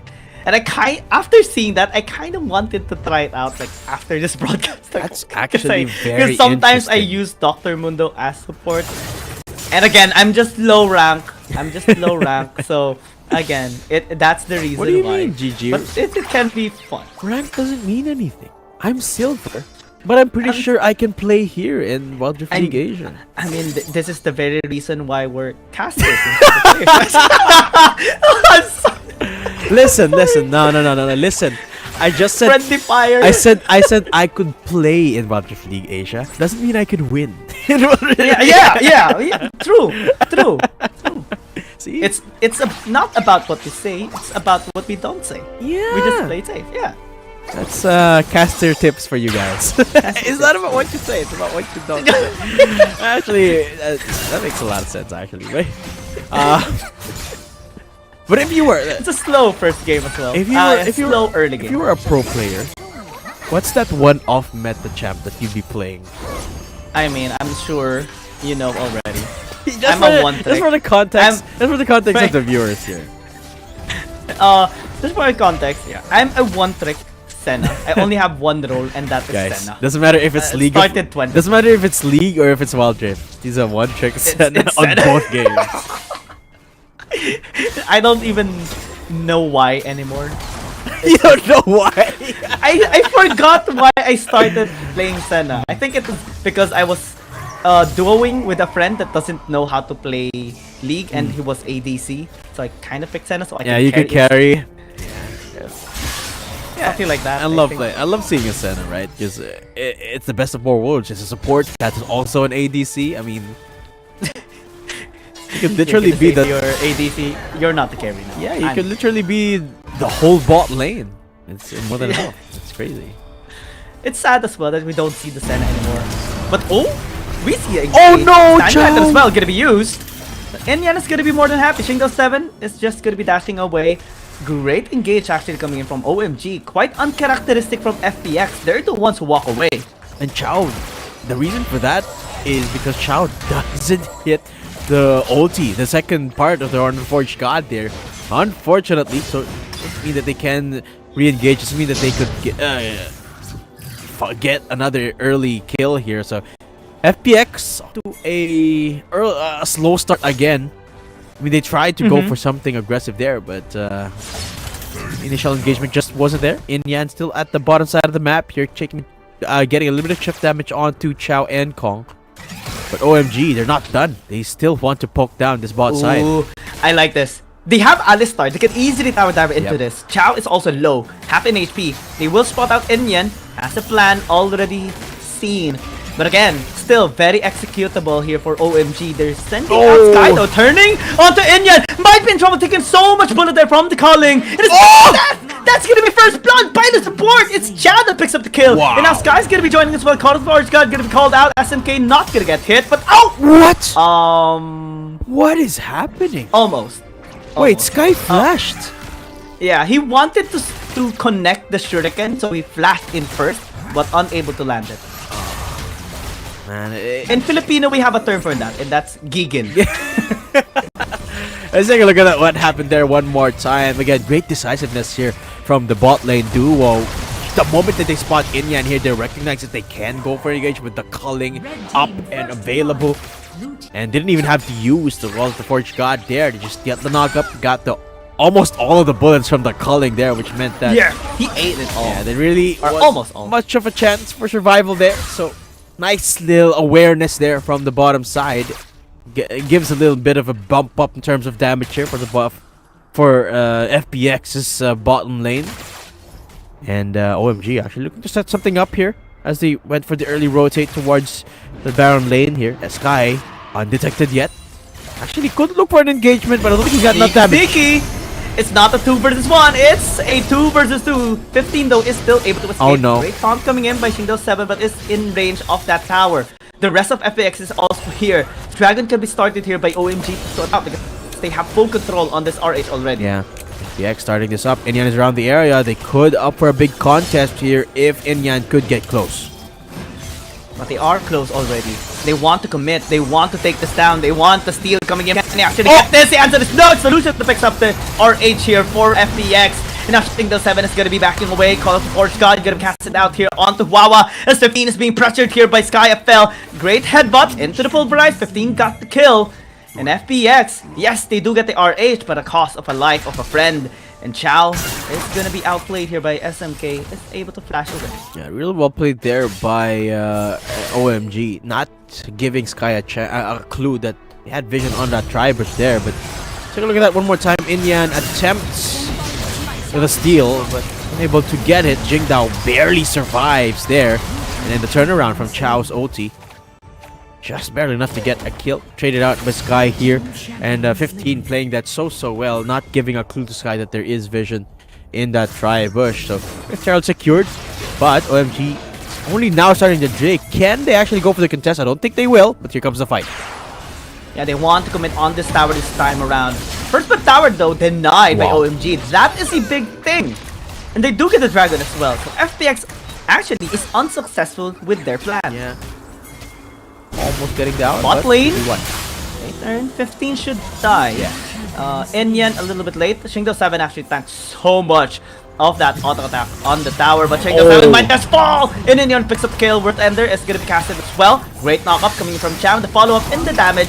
Great flash by Inyan, but it's not going to be able to survive, especially with Gong in the vicinity. Yeah, 1-for-1 trade so far, and I like this. OMG trading blows with FPX this time. Unlike that previous game where you kind of like the punching bag in the early game. Now it's a 2-4 score line. I mean, it's not the best of starts still. But now, Wawa going in.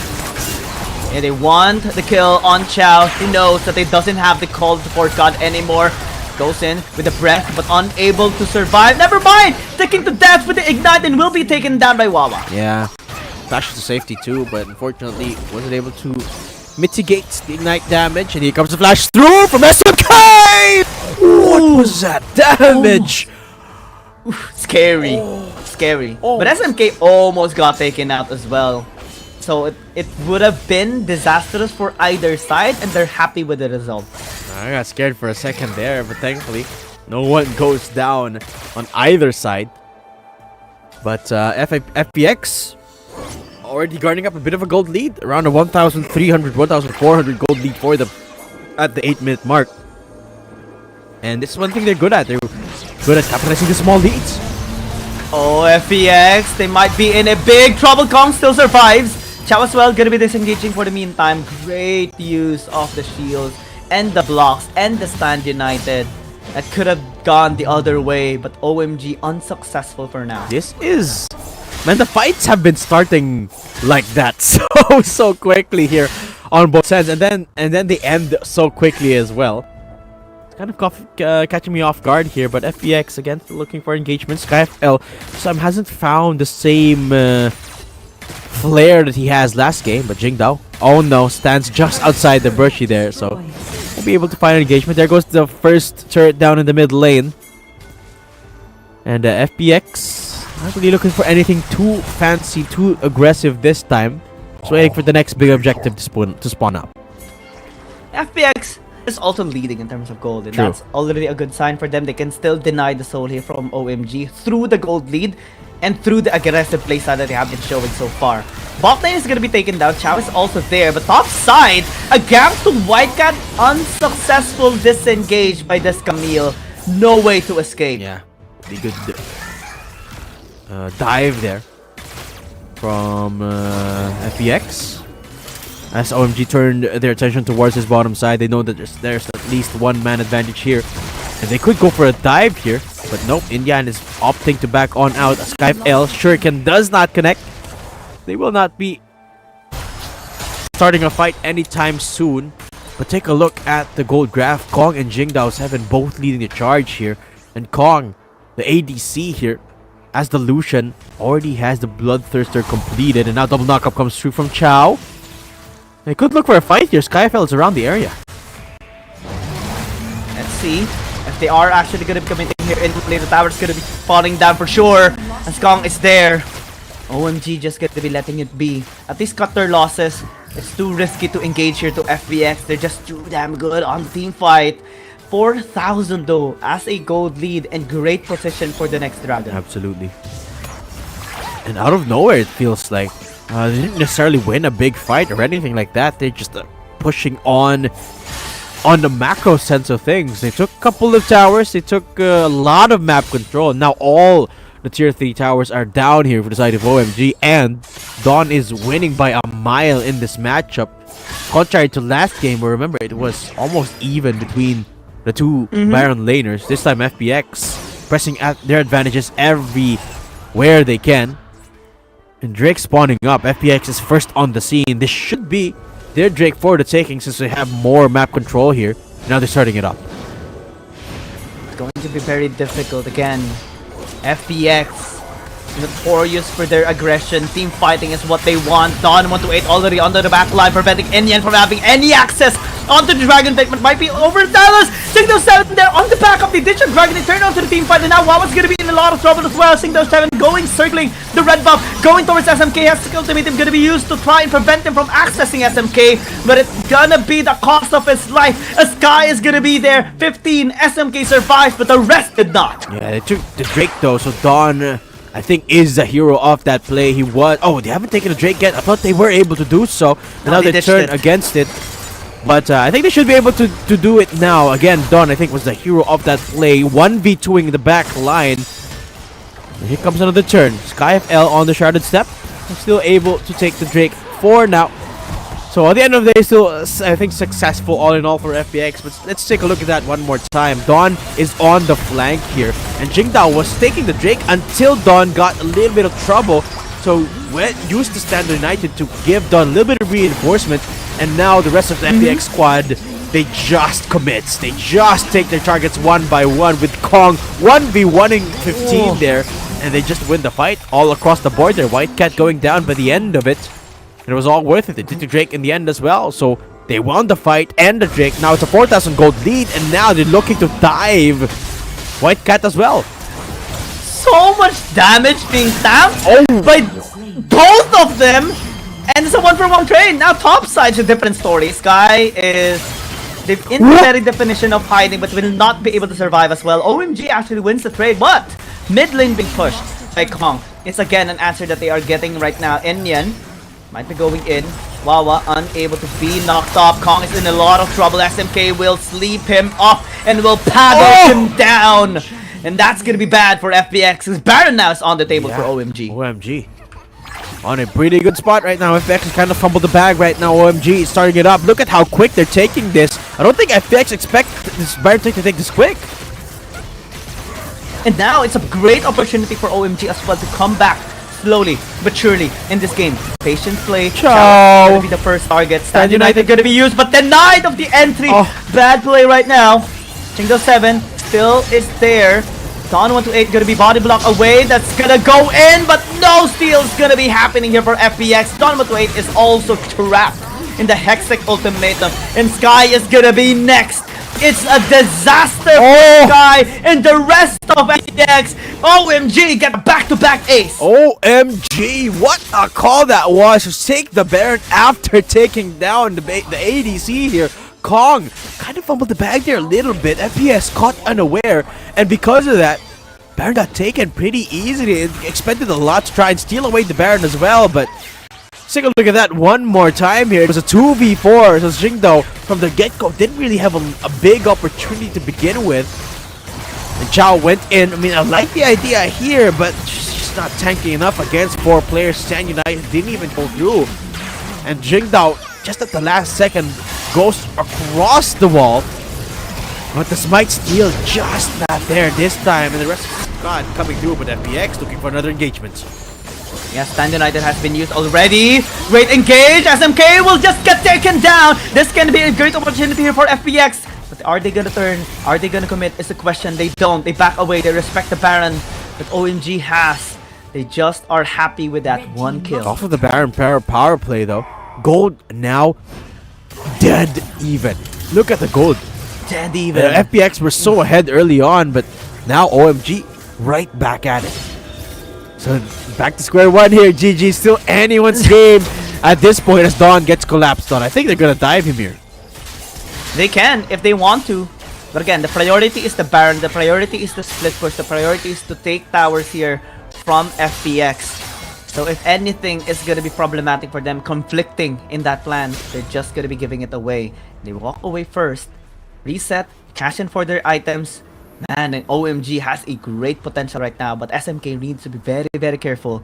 Also, the Zeri needs to be so careful because 15, if he gets caught, that's game over here for OMG. And I think this is one of the problems for FPX. One of the things that's keeping them from reaching that top 3 spot here at the standings is they aren't able to cover all of their angles. I mean, for this, for that last engagement, they got caught unaware because they didn't have enough vision set up while they were pushing so deep down in the middle side. They should be setting up these flanking wards because they were ahead. But now they've lost that lead, and now they're looking for another fight on Dawn. Actually, great timing there since the Aatrox already went back into the base. Unfortunate there for Whitecat. He wanted to commit, but without Indian, he can't really do so against Dawn 1-8. Drake's Hullbreaker's just too damn tanky for him. Dawn surviving off of that for now, as the Drake spawns off. FPX definitely don't want to give this one away. As OMG, the whole squad is here first, so FPX has to play reactively. Sleepy Trouble connects onto the ADC Kong. Not committing as of yet. Drake started up by FPX, but they are scattered for the moment. SkyFL flanking from behind. That's so much damage already, and you haven't even started the Dragon just yet. It's not taking too much damage, but Sky is actually committing. Enya might be in a lot of trouble. Stand United got used. Wawa tanking, soaking. Whitecat as well in the front line. Got CC, got knocked out, but it doesn't even matter. Serve in the front line to access the back line. And now disaster for FPX. They lost already one member, and it's Kong. And that's crucial for this Dragon because they can no longer contest. Whitecat playing that to perfection. Finds Kong. Meanwhile, everyone else was just trying to stop Sky from terrorizing the back line, and it was a successful fight from OMG. And that's just the fact of the matter. FPX can't do that same strat anymore because they don't have the lead. They can't shut down OMG as quickly as they hope, and now the Baron getting started by OMG. OMG is cooking, and you know what they say. Let them cook. But FPX is still gonna be fighting. Wow, it's taking too much damage already. The steal is not gonna come through. It's actually gonna be FPX that gets it. And now OMG actually is the one to get the Baron. Now it's just running away, looking to back away, looking to disengage, looking to escape the wrath of FPX. Teleporting coming as well from Kong to try and chase down Inyan. But SMK goes golden. It's going for a reset. No engage coming in from FPX just yet. They're unsuccessful with the steal. And OMG gets another chance. I actually thought that the steal went through from FPX. But props to SMK, props to OMG, and especially Indian for still securing that Baron. Yeah, still got a couple of kills in the end though for FPX. So traded out in terms of gold as it swings a little bit in their favor. But OMG with the Baron power play should be getting the gold lead now. Drake.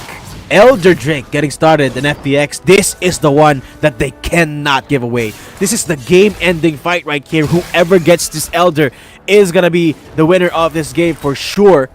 Which is why both teams converging toward that area. But the minions, look at the top wave. It's starting to push towards the base here of FPX. Shinto 7 is also in the base, waiting patiently for the Sand United play. Enian is the one tanking the Elder Dragon. Whitecat pushing mid. They turn onto Shingle 7 but unable to land the tactical strike. Indian is here, committing on the Elder Dragon, baiting FPX. Sky as well, being close in the vicinity, just trailing, stalking. No, OMG, Call of War Sky gonna be already. Indian might actually be in a lot of trouble. Wawa is protecting here, providing the peel, but it's not gonna be allowed. The person's gonna come through. SMK is dead, and FPX finds the strike, finds the opportunity. Indian is gonna be zoned away as well. Mid lane is still being pushed by Whitecat, trying to attract the members here of FPX. But they turn onto the Elder Dragon. This time, it's them that is controlling. What? Wait, what is happening right now? Where's their Fiora going? Actually recalling down into the base. And now Whitecat stopped up the push as well. Was the only one here, the Elder Drake. This should be the take for FPX if Inyan can't steal it away. They turn onto Indian. Blast Combo is undeniably, weird that's happening here for FPX, but they turn onto the Elder Dragon once again. They completely zoned away Indian. Sky as well is gonna be chasing him down, has the perfect execution. Point strike connects, and props to that Elder Dragon just being taken. Now it's a disaster for OMG. Stand United as well to chase them down. Shingo 7, the Elder Dragon breathing fire, and FPX will not be denied.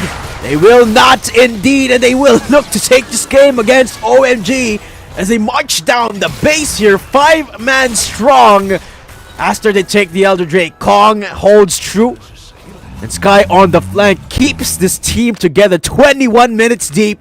But FPX, it hasn't been the cleanest game, but they look to end it in their favor either way. They're pushing up on all lanes now in a 1-3-1 formation. The Stand United available again, so FPX, they can look for another fight if they want to. OMG, this is their last stand. Can they keep FPX at bay? I mean, it's not a Baron-powered minion wave, so FPX cannot push as effectively as if they have the Baron. True. And OMG knows that as well. They have great wave clear, especially with SMK, especially with 15 as well on this Zeri. And they have to force a fight. Baron is going to be spawning up in the next few seconds or minutes as well. And FPX will be attempting to force a fight once again. Shuriken connects. IFL running for the hills. Baron getting started out by FPX, and OMG knows this, but SMK gets a sleepy trouble. Here comes Sky.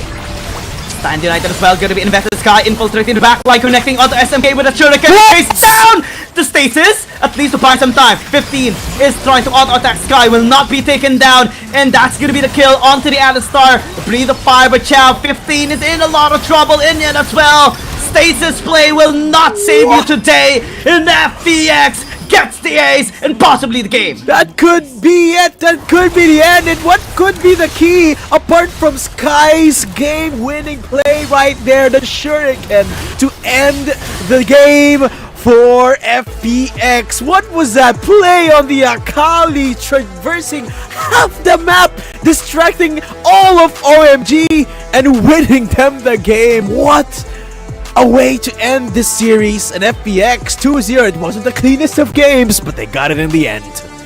Yeah, I mean, it's not at fault for OMG. They actually didn't make a mistake there in that fight for the Elder Dragon. It's just because FPX had the perfect opportunity in that time, had the perfect angle, and also the synergy as Sky went in.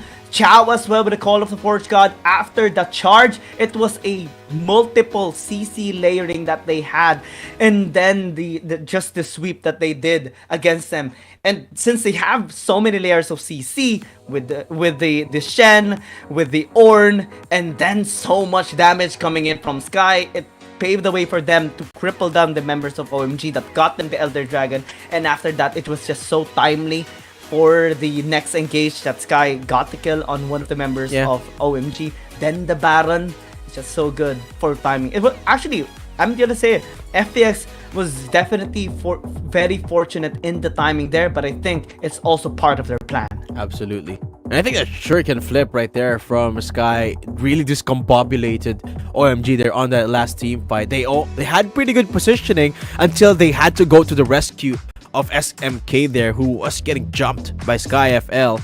I mean, Sky didn't have as big of an impact as he did in that last game, but in the latter on fights, Sky was just a flanking monster. He was always the one setting up the team fight, splitting up the front and the back line here for OMG, and I think he was the biggest headache for sure here for the side of FPX. Oh, true. This is why you definitely need to respect, possibly, ban it might be a necessity now to anyone that is gonna be battling against FPX, because Sky is just so good on this champion. And I can't wait to see their match as well next, because next week, on Wednesday, FPX is gonna be battling against G2 Blacklist. Whoa, it's gonna be a big matchup. And certainly a big proving ground for G2 Blacklist, right? I mean, it is still kind of their rookie year for G2 Blacklist. Not a lot of experience under the board yet. I mean, sure, they have a big backing. They have a very talented roster. But going up against FPX, and if they win against FPX, that's going to be a very, very big achievement for them. For FPX, though, if they manage to take down G2 Blacklist, it's going to further cement the fact that they have it finally figured out. They finally have their kinks worked out. But in this game, I think we still saw a hint of that, right? FPX still had a couple of fumbles, still had a couple of imperfections in their playstyle, but I think it is looking very bright from here on out. When we get back, though, it is going to be the third series of the day. Before that, we'll just be having a quick break. My name is Zaydum, casting here with Giyang, and we'll be right back, so don't go anywhere.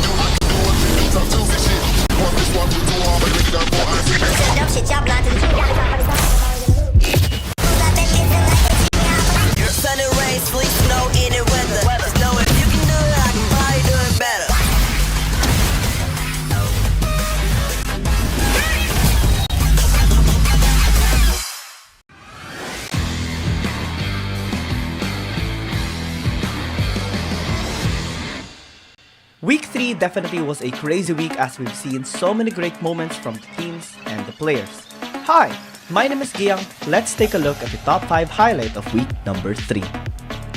Starting with number 5. CF17 continues to prove to be a great jungler for J-Team after replacing 0711 in Season 2.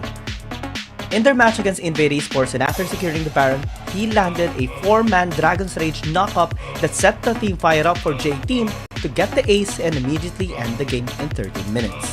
Back. Unleash has no chance to get closer.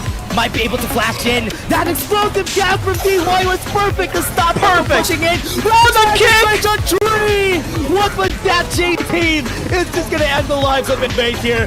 This game is done. That is gonna be a Baron, a 10k gold lead with 12, and that's an ace too. J-Team is gonna finish this game. Number 4. We're back-to-back in Jungler's MVP highlight because this time we have to highlight Inyat from Oh My God during their battle against Nova Esports. 10 minutes into the game and the second Dragon fight, he had the perfect catch on Long's intention and position after reading his past movement and plays. That allowed OMG to chase and punish him down, taking the second Dragon stack and winning the fight 3-1. Oh no, you is in danger, goes in onto the Dragon's Pit. You also have Long, goes in for the last rest onto the Dragon's Pit as well. Making steal, secures the damage, and now it's OMG who takes the Infernal Drake of their own. And now Nova is on the meat grinder. OMG just shreds them apart. And now it's Inyat in the front lines. World Enter to the face of Remake with a flash as well. Number 3. Yasuo has been trending more lately after some successes of teams and players with a sustained build. BMM joins as he made a massive outplay against G2 Blacklist when they were 我是麦麦，首先让我们恭喜 FunPlus Phoenix 今天2-0拿下了比赛的胜利。我们也是邀请到了当128选手，那先请128跟大家打个招呼吧。大家好，我是风不拉松男当128。OK， 第一个问题想问到就是上一次你们跟 Nova 打嘛，3个都打满了，但是其实有一点可惜啊，就是输了。那在这之后做了哪些调整呢？就多打点训练赛吧。我们打 Nova 之前训练赛其实挺少的，质量也不好，就解决训练赛的问题吧。Okay, so the first question is, last time it was a really pity that you lose Nova, so what adjustment you made? And his answer is, we play more scrims, and actually our scrim before Nova is a little bit quality low. 那么第二个问题想问到的就是，第一把的时候其实你们前中期没有拉开太多的差距啊，然后拿了男爵之后，情况一下子就好起来了。当时怎么抓住机会的？就把教练选的阵容执行好吧，就带线绕后就行了。Okay, so the second question is, in game 1, you haven't made many advantages in the early game and mid, but after taking Baron, your situation get much more better, so how do you find that timing? And his answer is, we just play full strengths about the coaches told us mate. 那么第三个问题想问到的就是，感觉你来了 FunPlus 之后，整个队伍的实力都有所提升，你觉得你是队内的关键先生吗？我觉得我们队关键的话应该是氛围吧，氛围，那你确实蛮会端水，你是端水先生啊。So the third question is, you joined FunPlus Phoenix, their strengths improve a lot. So do you think you're the key man in FunPlus Phoenix? And he said, I think our atmosphere in our team is the key man. 那么最后一个问题想问到的就是，下一场你们要遇上 G2B 了。上次我采访 Caddy 的时候，他说战胜你们有60%的信心，你怎么说？我觉得在北京的比赛输了我没输。Okay, and the last question is, next time you will versus G2B, and Caddy said they have maybe 60% confident to win you, and what do you think of it? And his answer is, last time in Beijing, our competition maybe lost, but I won't lost. 那么今天的采访就结束了，感谢当128接受我们的采访，谢谢。那接下来让我们进入一段即时花絮。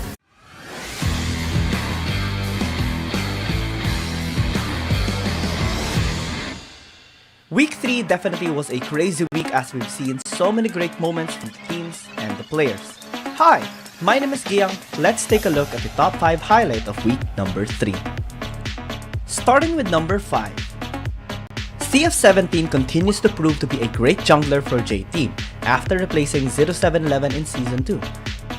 In their match against Invade Esports and after securing the Baron, he landed a 4-man Dragon's Rage knock-up that set the team fired up for J-Team to get the ace and immediately end the game in 13 minutes.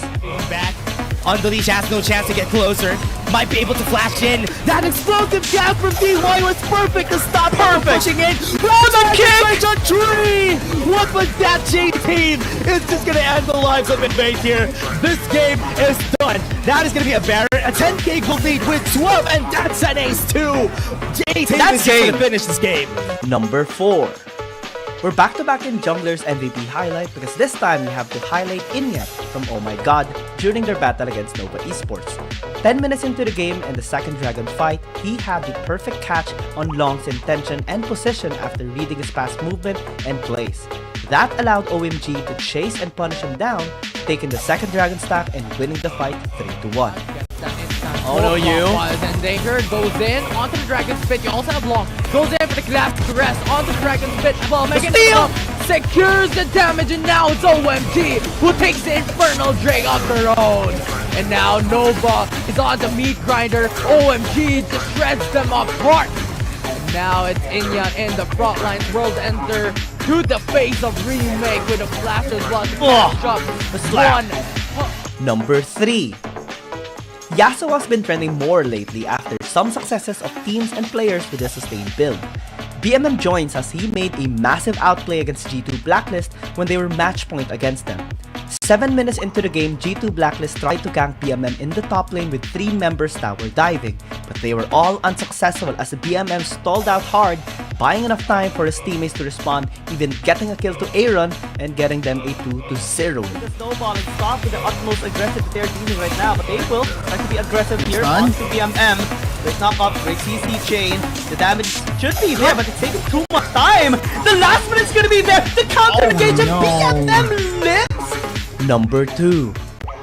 It's extremely hard to play as an ADC when you're going up against so many engaged champions, but that didn't seem to be the case for FPX's Dragon Laner Kong, with his impeccable performance against skirmishes. 11 minutes into Game 3, FPX was positioning for a tower dive in the top lane when KG, Datan, and Anran attempted to burst him down. He managed to deny the engage, be backed up by FPX, and go wild against skirmishes, securing a quadra kill in the process. This not only allowed them to win the fight, but also gained enough momentum to end the series, winning against skirmishes and giving them their second reverse sweep loss. The V1, Sky in a very low state of HP. KG, Hextech Automator onto single 7 as the jungler is now the 1 HP! Was able to bring it down as Andrew 9 would secure the finishing blow, but in trade FPX, Kong was able to bring down one more shot to the face, and Datan was not able to get that kill. The quadra is secured by FPX, and this is their moment to shine. FPX is slaughtering KBG right now! Yuya's gonna be next! Give the penta! 2-game taunt on FPX, and it's Don 1-8 who will able to take that kill. The ace is secured. And number 1. It was such a tough battle between JDG and Weibo Gaming, as both teams really adapted against each other every succeeding game, and everything was on the line in game number 3 on the Ever Dragon fight. But in this highlight, we see JDG shine perfectly as they had the best engage, with Lemon getting Kratos and Feibai getting a perfect flank to maximize his Vladimir damage to all the members of Weibo Gaming, deleting all of their health bars and even securing the first pentakill in Season 2 of Wild Rift League Asia, as they successfully complete their reverse sweep against Weibo Gaming.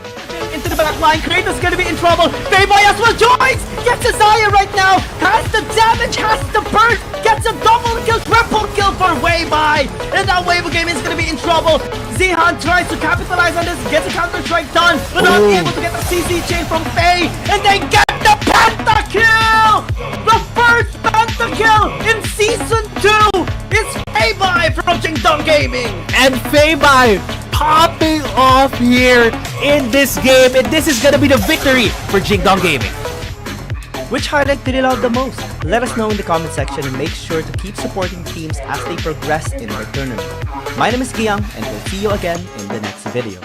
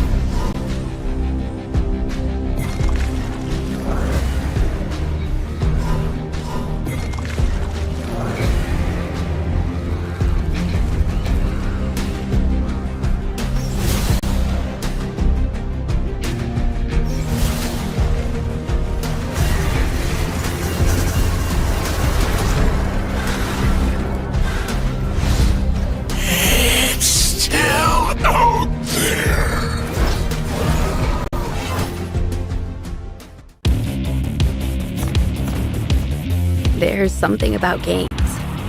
What you doing there gives you real chills. There is one thing that can't be stopped. Feelings. And if you can feel it, it must be real, right? And that's real magic.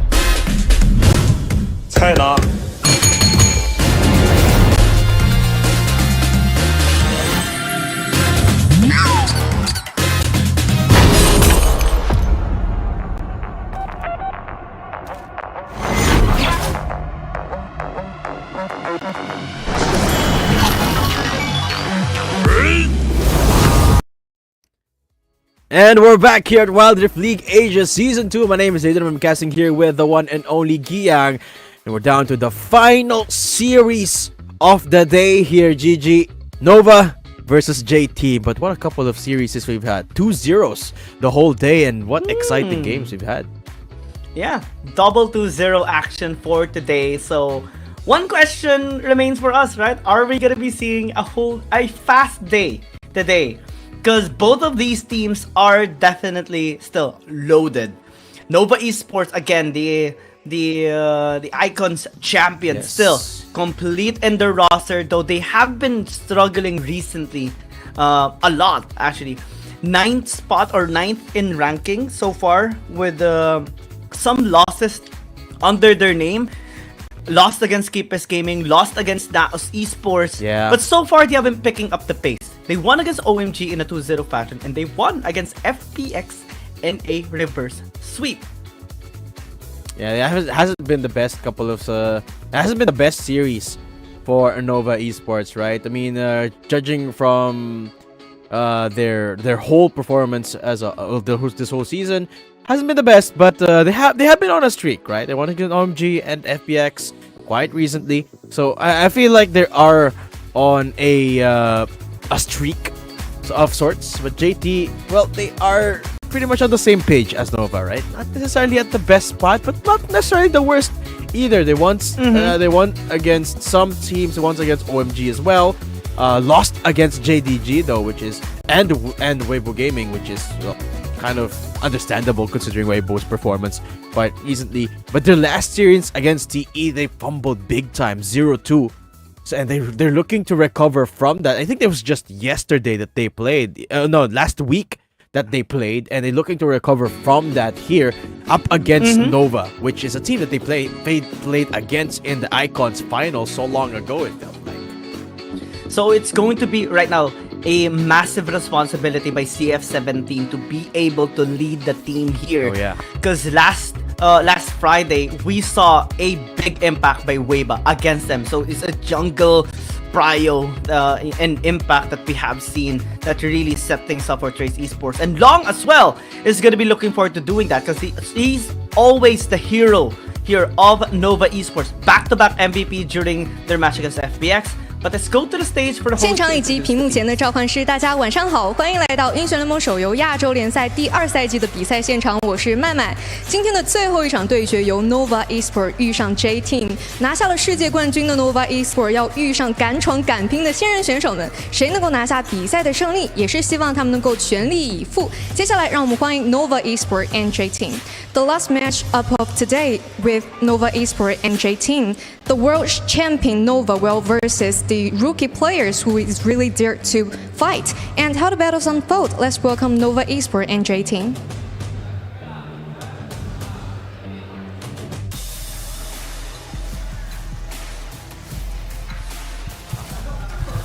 就你们冒充世界亚军是吧？你们5个世界冠军，别输给我们4个新人，要不然就尴尬啦。Wow.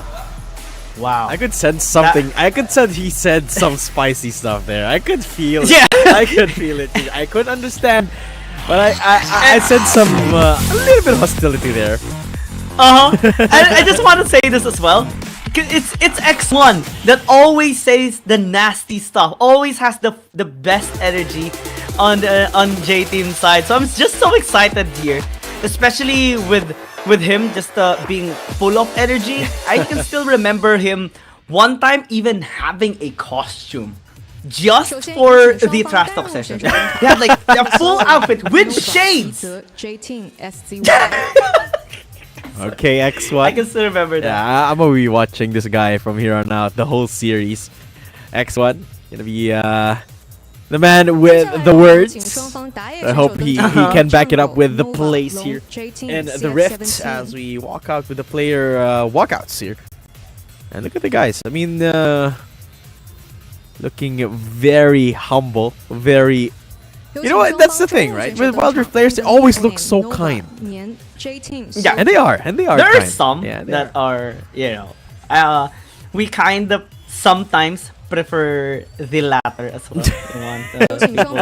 You know, the Conor McGregor, the one that talks trash and stuff, because it hypes it up. It's one of the reasons why. Oh, okay. Yeah, there you go. Just typical X1. I'm the star. I'm the number one. I love that vibe. I just love it. I mean, sometimes you need that type of mindset, right? To be the best, you got to know and believe that you're the best. And these big gestures are what a lot of people do, a lot of players do, to get themselves in that type of zone. And it could be a big thing here for X1 and J Team. I just like the walk there of Yami and DY as well. They were just they were having a conversation as they walk. It's like they're chatting. I mean, I'm sure like everyone here in the Conference are pretty much friends since it's a big community as well in Wild Rift there in their region. And similar to here as well, here in the Philippines, right? Everyone in the pro scene are like they know each other on a personal level as well as play alongside each other and also hang out offline.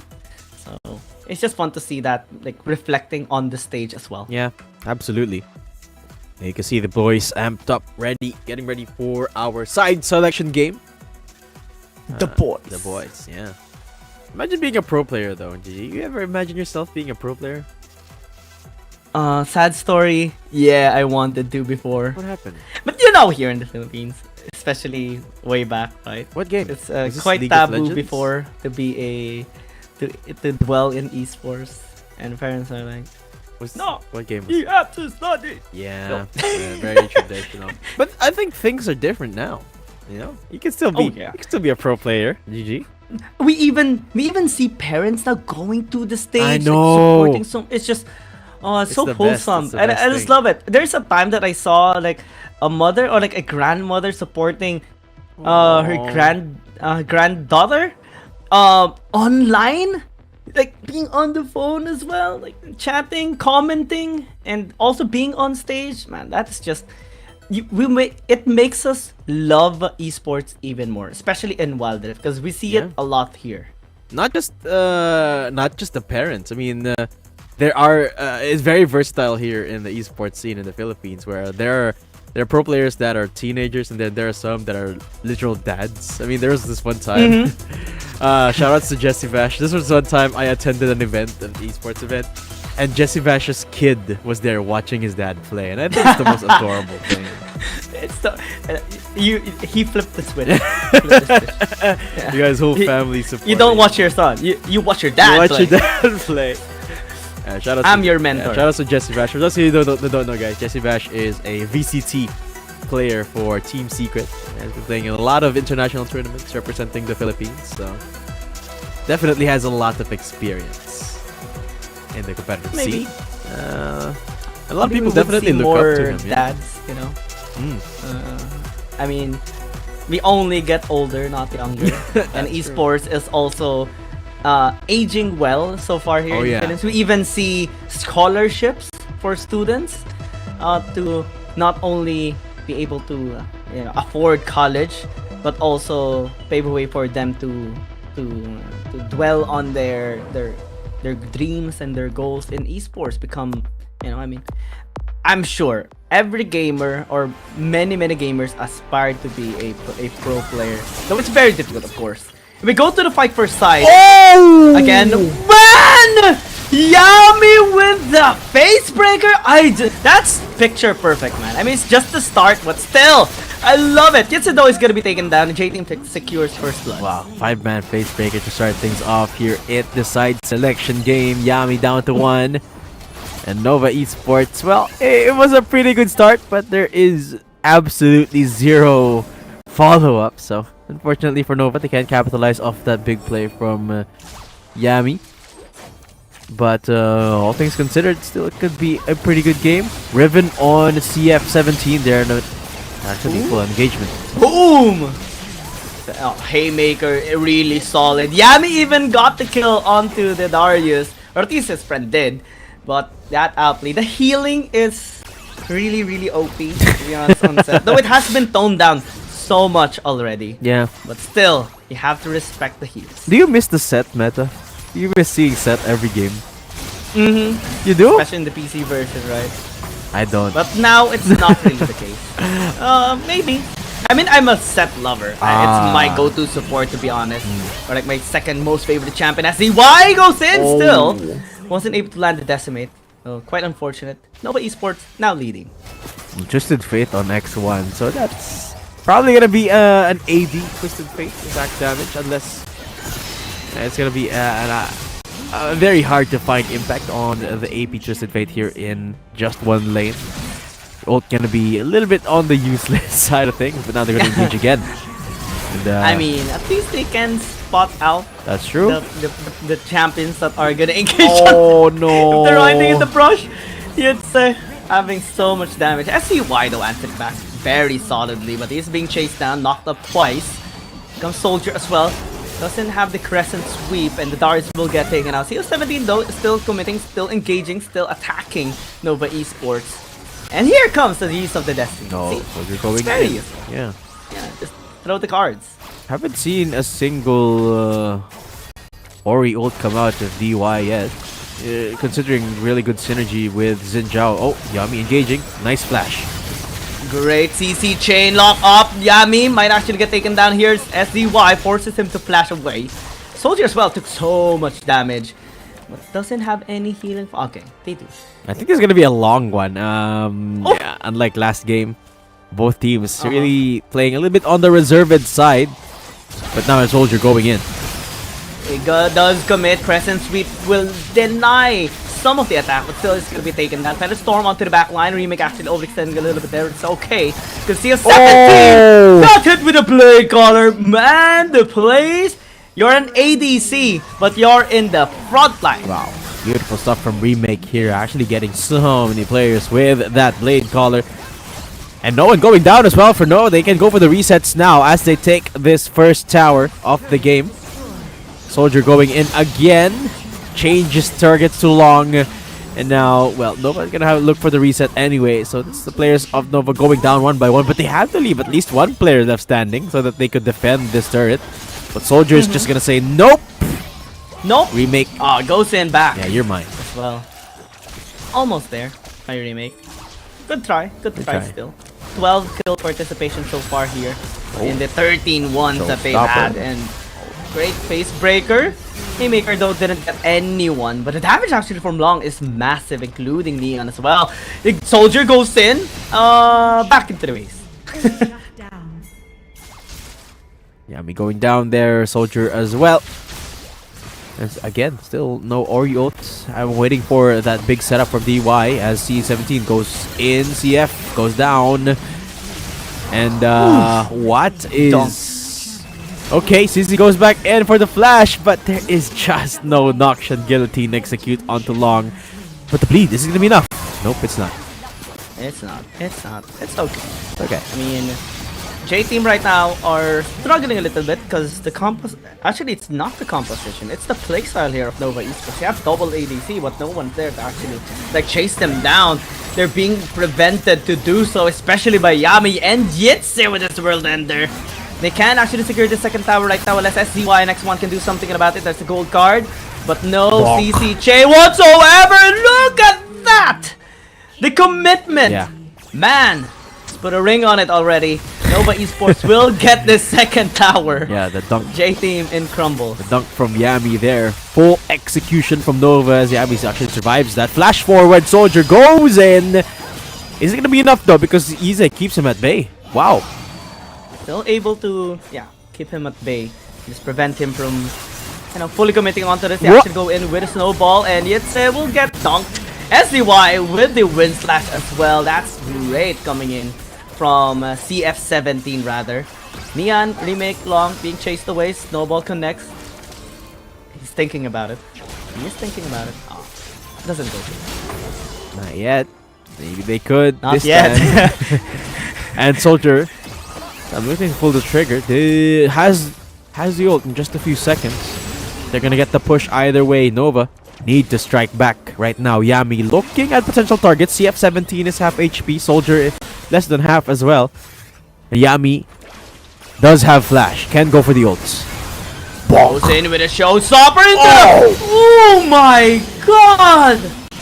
I just love seeing those kinds of plays. Yep. You get out of words. You know the play is too damn good. When the caster is out of words to describe it. That's just magnificent. Chef's kiss. Yeah, and I think they could end the game from that. Yami ends things off the way he starts it with a beautiful setup this time with a showstopper instead of a face breaker. But either way, it is the game. And they get to pick the sides here.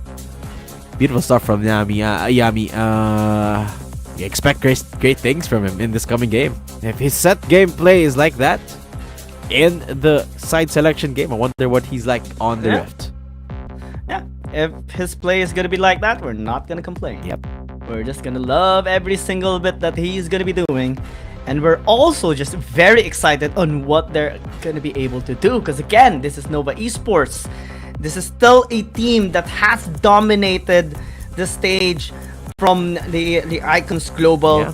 During Season 1, they were very, very strong as well. Unfortunately, got revenged by Keep Best Gaming during the CN Finals.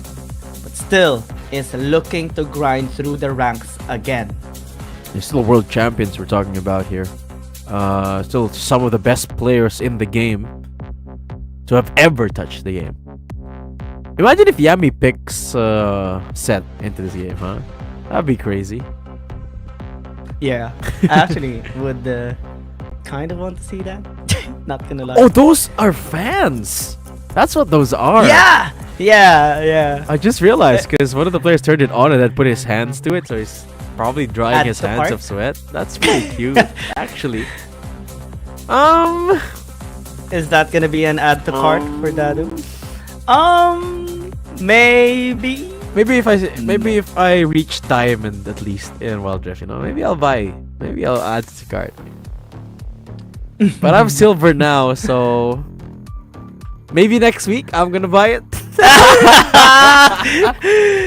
Oops. Let's see if the poison is gonna work here for if it's gonna work here for Datum. But let's see who's gonna poison each other out, because Nova Esports did secure blue side. They have banned away the Lee Sin as well of CF17. Aggressive champion should be denied from this J-Team jungler.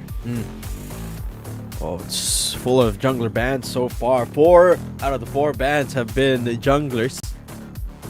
This time, Vladimir gonna be left wide open this time if they don't choose to ban it here on the first rotation, and it seems like they won't. So Vladimir, I would expect, would be priority here for Nova. Definitely would be nice to pick that up for themselves, which gives the priority of the Gragas and Zaya over towards JT here if they want to prioritize the ADC.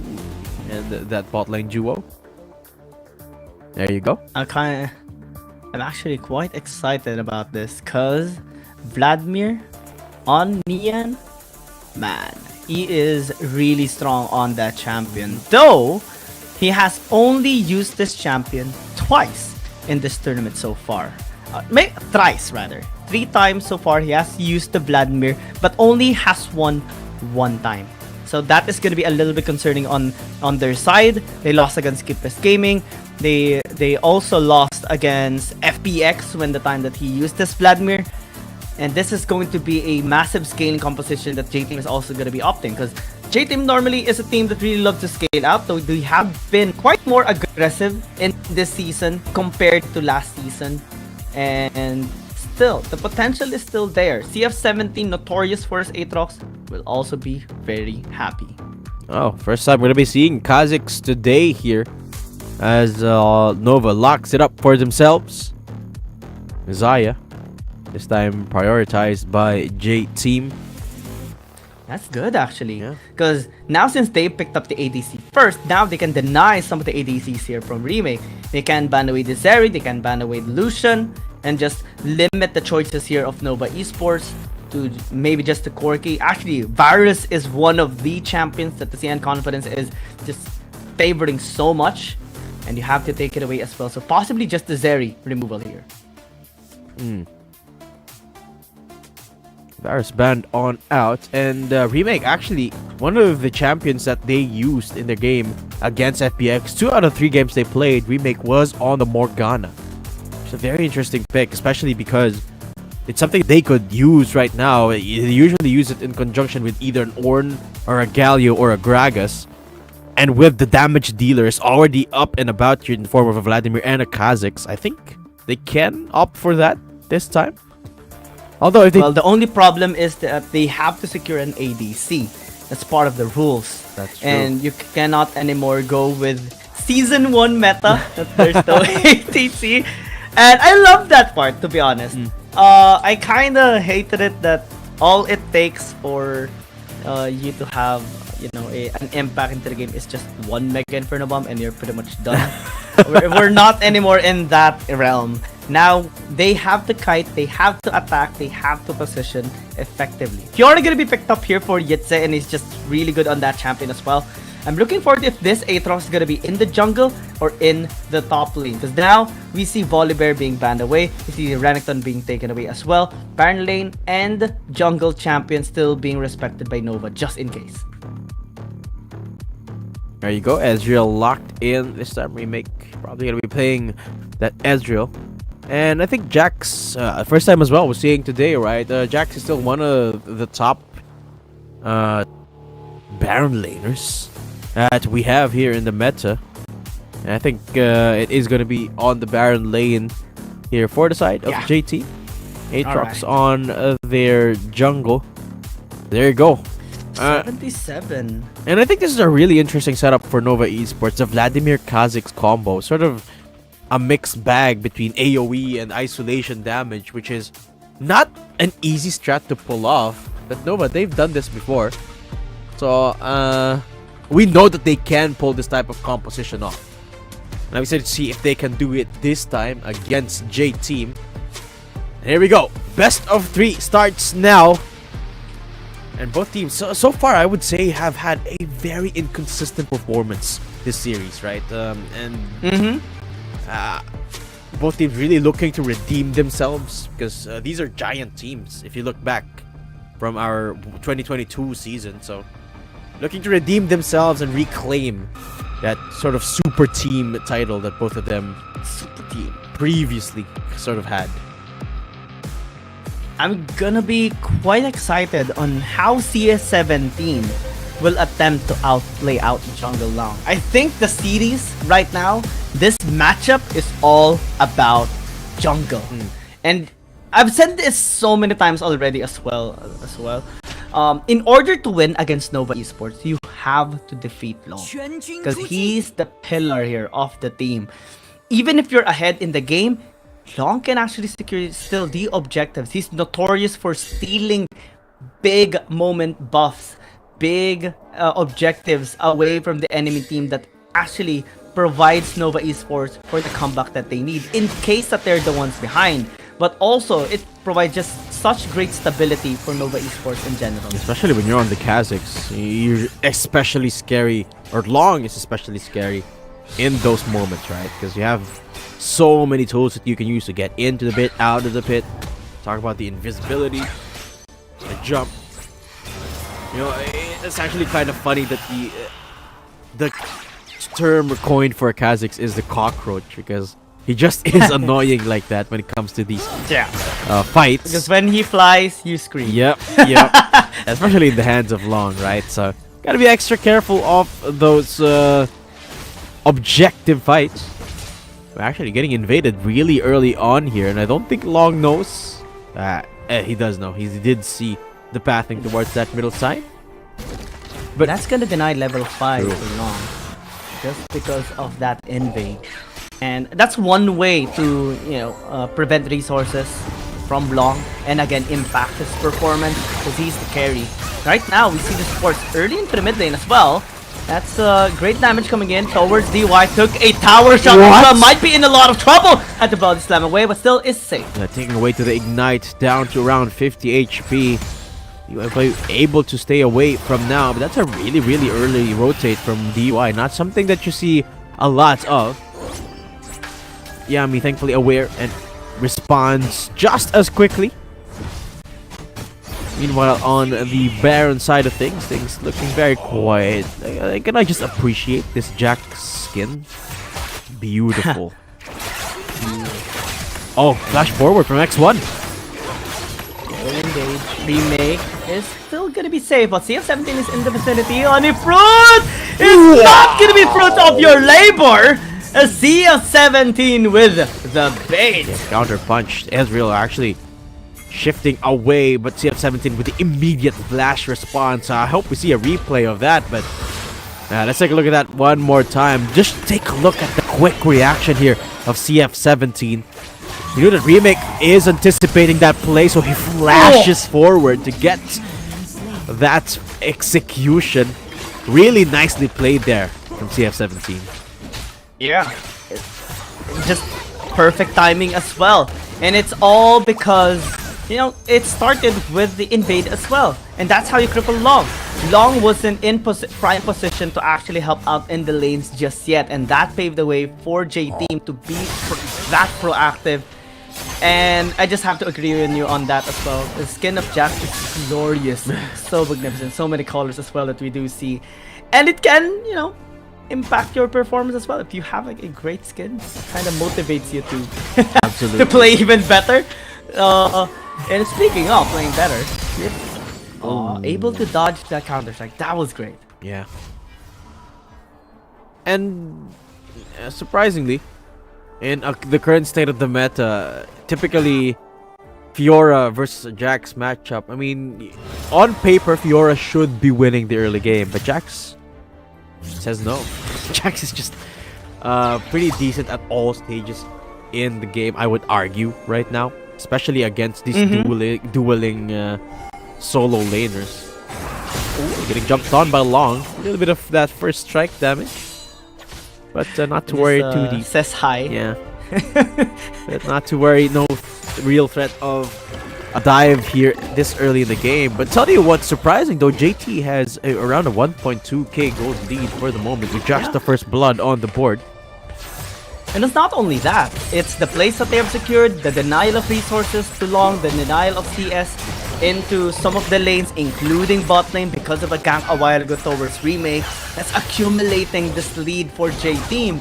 And that's just really helpful for them. I don't think they even need RH anymore. They can just prioritize the Dragon. And again, Long is going to be more pressured because of that. And I think the biggest part that's making this possible is DY's constant rotation towards that middle side. It gives so much pressure from JT to keep that Ezreal at bay, and it gives a lot of leeway for the rotates as well. Not just for DY, but for the entire squad here. Anyone can rotate at any given moment because DY is constantly present here, and it forces Yami to rotate with him as well. Now the Rift Hell getting started by Nova, and DY getting jumped on. Yeah, but J-Team is already on the Dragon. They are taking it as of now. And as long as J-Team be able to survive, they can actually turn here onto the RH as well. SDY being attacked, but still has to counter-strike this way. Some of the damage through some barrage still connects. SDY gets to escape. DY gonna be the next target. Ignite the stick and picking him down. And that's gonna be killed by Yitze. But the steal is not gonna be possible. For CF70, chases out long, tries to get the kill here. Knocked up, not gonna be possible. But the second one will connect. But not gonna be able to get the kill! So connects the Sleepy Trouble Bubble, puts Long to sleep, and J-Team wins this one unless Leon can find the Zoe, and he does, so that's even. Yeah. But what a play right there from J-Team. They take the Drake in a hurry. Meanwhile, the rest of their squad were buying time for this Rift Herald. I mean, I thought they were going to overstay here a little bit, but since he survives, DY does go down in the end, but CF17 for the cleanup means that they are able to get a couple of kills in return anyway. So they take the Drake, they take a couple of kills. So, well, all things considered, it's still an even trade after the fact. But I really like the proactivity here from J-Team after that. They want to take control of this early game. And I think for the most part, pretty successful. I mean, their results speak for themselves. It's almost a 2,000 gold lead for them. I actually thought that he would try to just go for, an execute there for Soldier.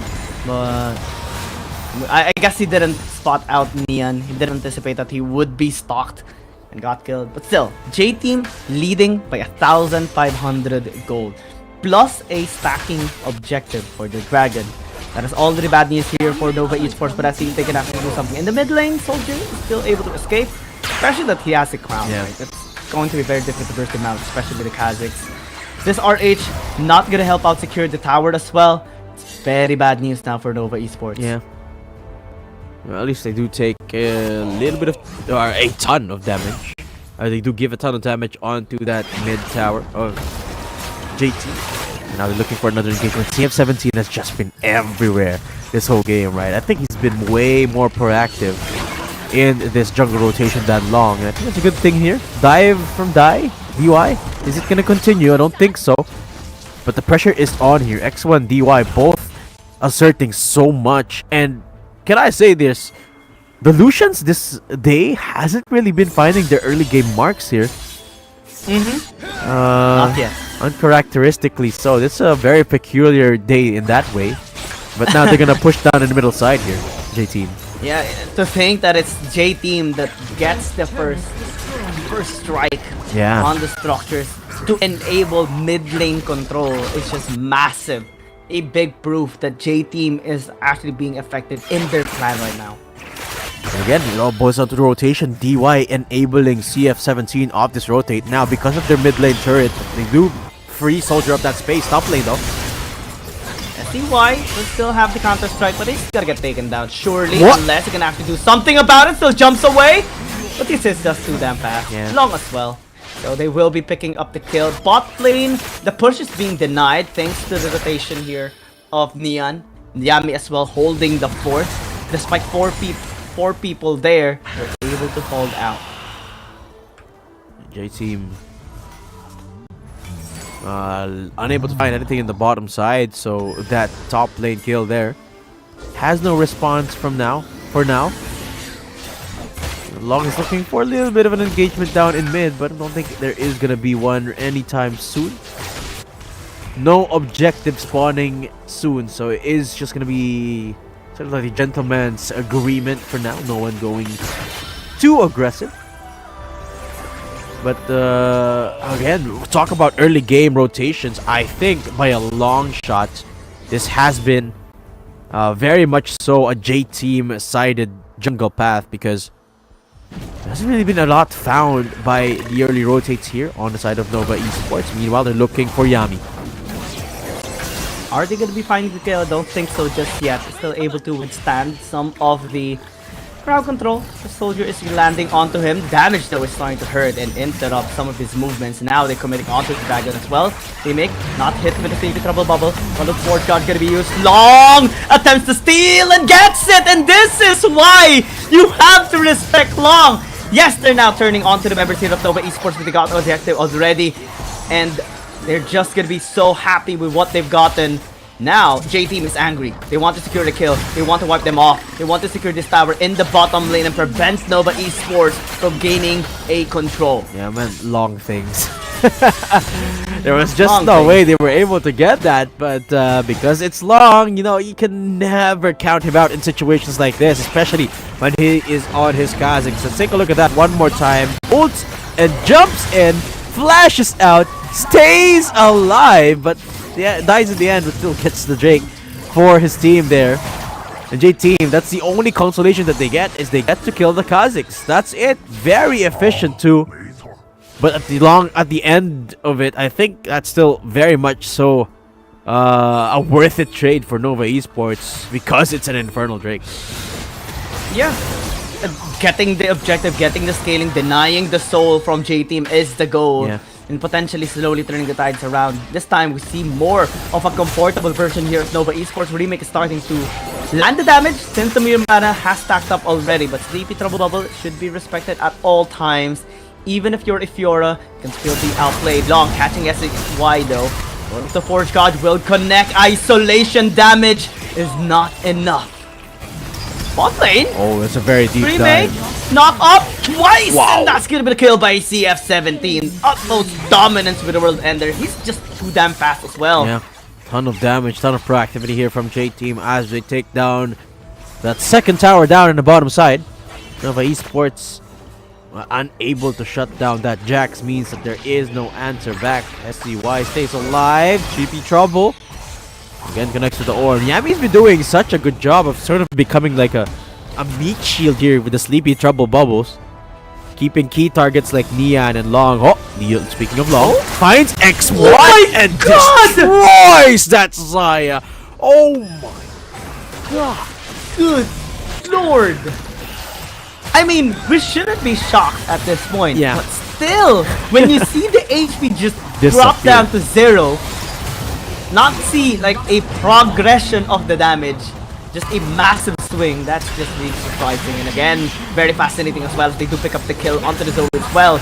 Now mid lane might be pushed, but great job by DY clearing out the way. That denied the push by Nova.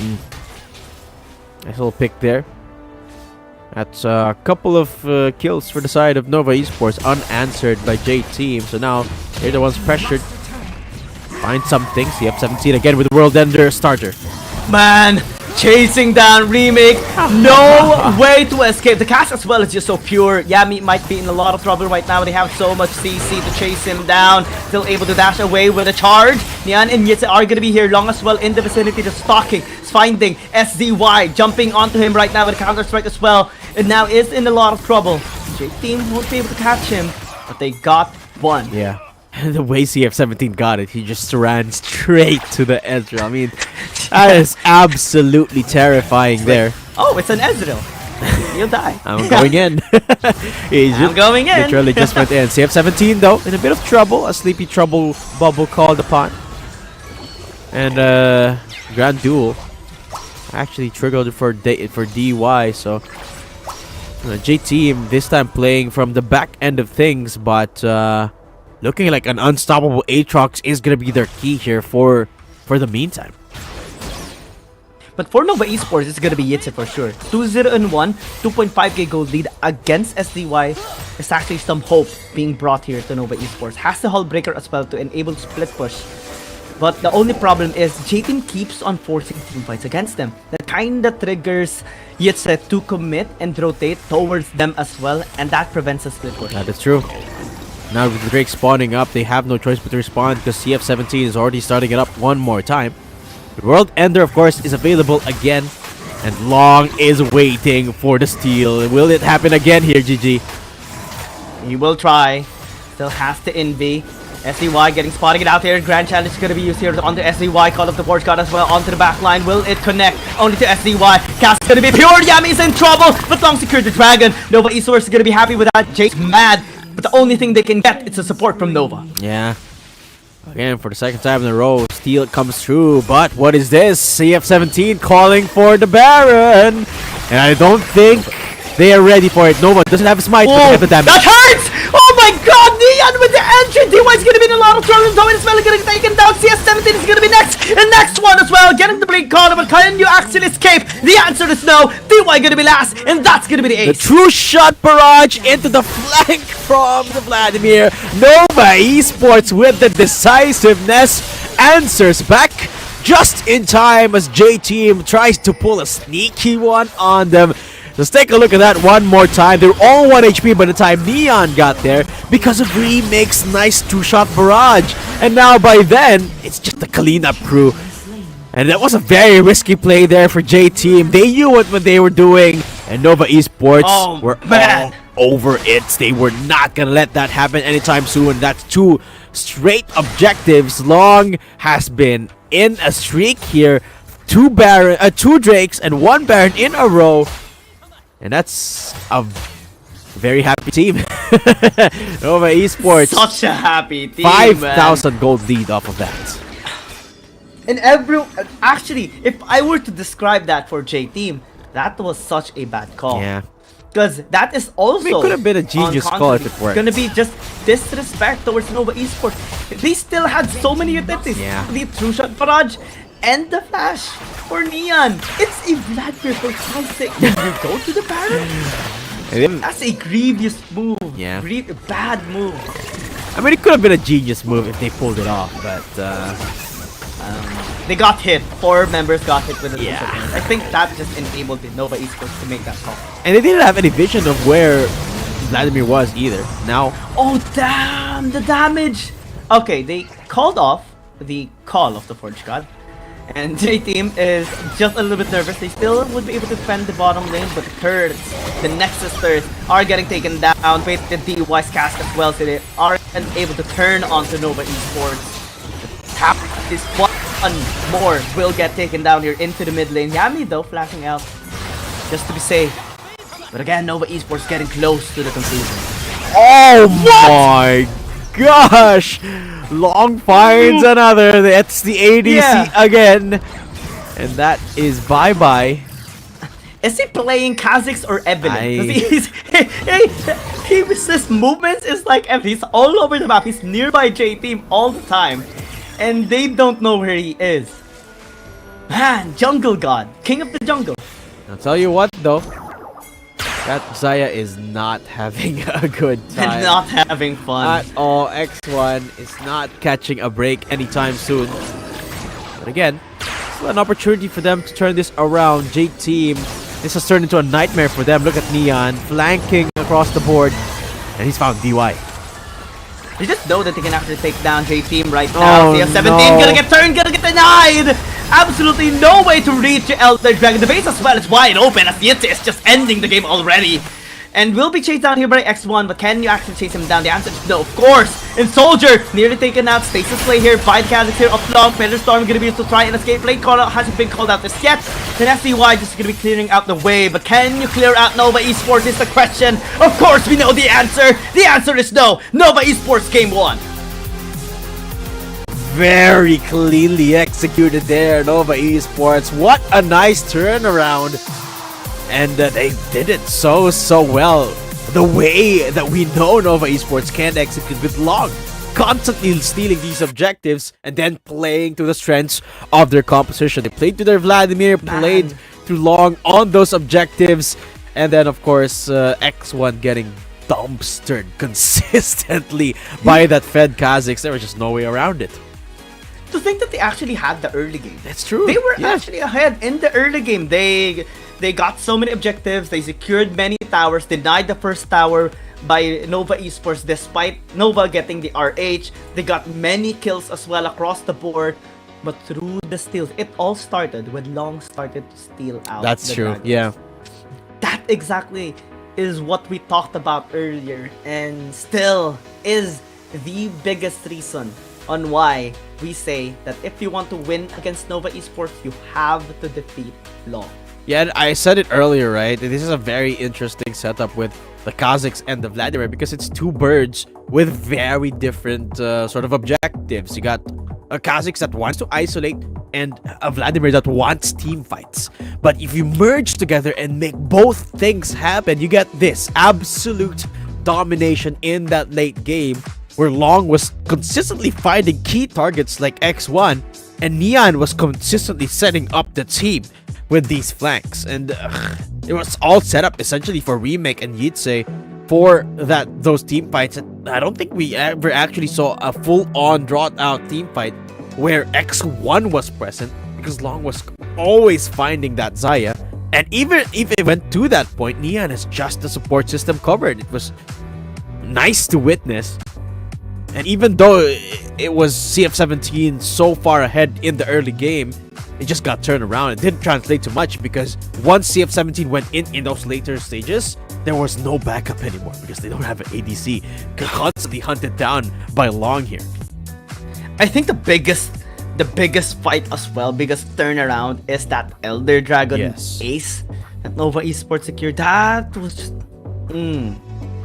chef's kiss, man. Chef's kiss. And Long just giving X1 the hardest time ever. Absolutely just silencing him at the entire game, not even allowed to play or have fun. Neon getting the MVP definitely is well deserved, especially with his impact in that Baron fight. And again, we're just looking for more here on the side of Nova Esports. J-Team still has a great chance in pushing us to a game number 3. But the question remains, can they? And they is going to be answered later on. As we go to our break, we'll be seeing you later.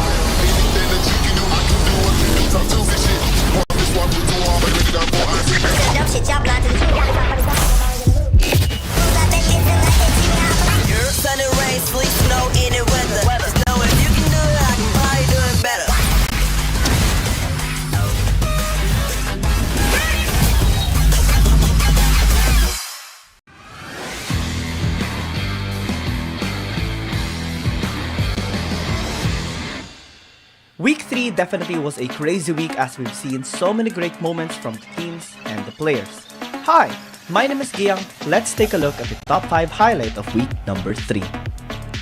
Starting with number 5. CF17 continues to prove to be a great jungler for J-Team after replacing 0711 in Season 2. In their match against Invade Esports, and after securing the Baron, he landed a 4-man Dragon's Rage knock-up that set the team fire up for J-Team to get the ace and immediately end the game in 13 minutes. Back. Unleash has no chance to get closer. Might be able to flash in. That explosive jab from DY was perfect to stop her pushing in. Oh, the kick! A tree! What was that, J-Team? It's just gonna end the lives of Invade here. This game is done. That is gonna be a Baron, a 10k gold lead with 12, and that's an ace too. J-Team is gonna finish this game. Number 4. We're back-to-back in Jungler's MVP highlight because this time we have to highlight Inya from Oh My God during their battle against Nova Esports. 10 minutes into the game and the second Dragon fight, he had the perfect catch on Long's intention and position after reading his past movement and plays. That allowed OMG to chase and punish him down, taking the second Dragon staff and winning the fight 3-1. Oh no, you is in danger, goes in onto the Dragon's Pit. You also have Long, goes in for the glass rest onto the Dragon's Pit. Well, making it secures the damage, and now it's OMG who takes the Infernal Drake of their own. And now Nova is on the meat grinder. OMG just shreds them apart. And now it's Inya in the front lines. World Enter to the face of Remake with a Blaster's Blood. Number 3. Yasuo has been trending more lately after some successes of teams and players with a sustained build. BMM joins as he made a massive outplay against G2 Blacklist when they were match point against them. 7 minutes. Welcome back, folks. You're still watching Wild Rift League Asia Season 2. My name is Dayton and I'm here with the one and only Giang. And we are here at the second game between Jake Team and Nova Esports, which could be the final game here if Nova is able to close it out. Yeah, because that game might be one of my favorites right now.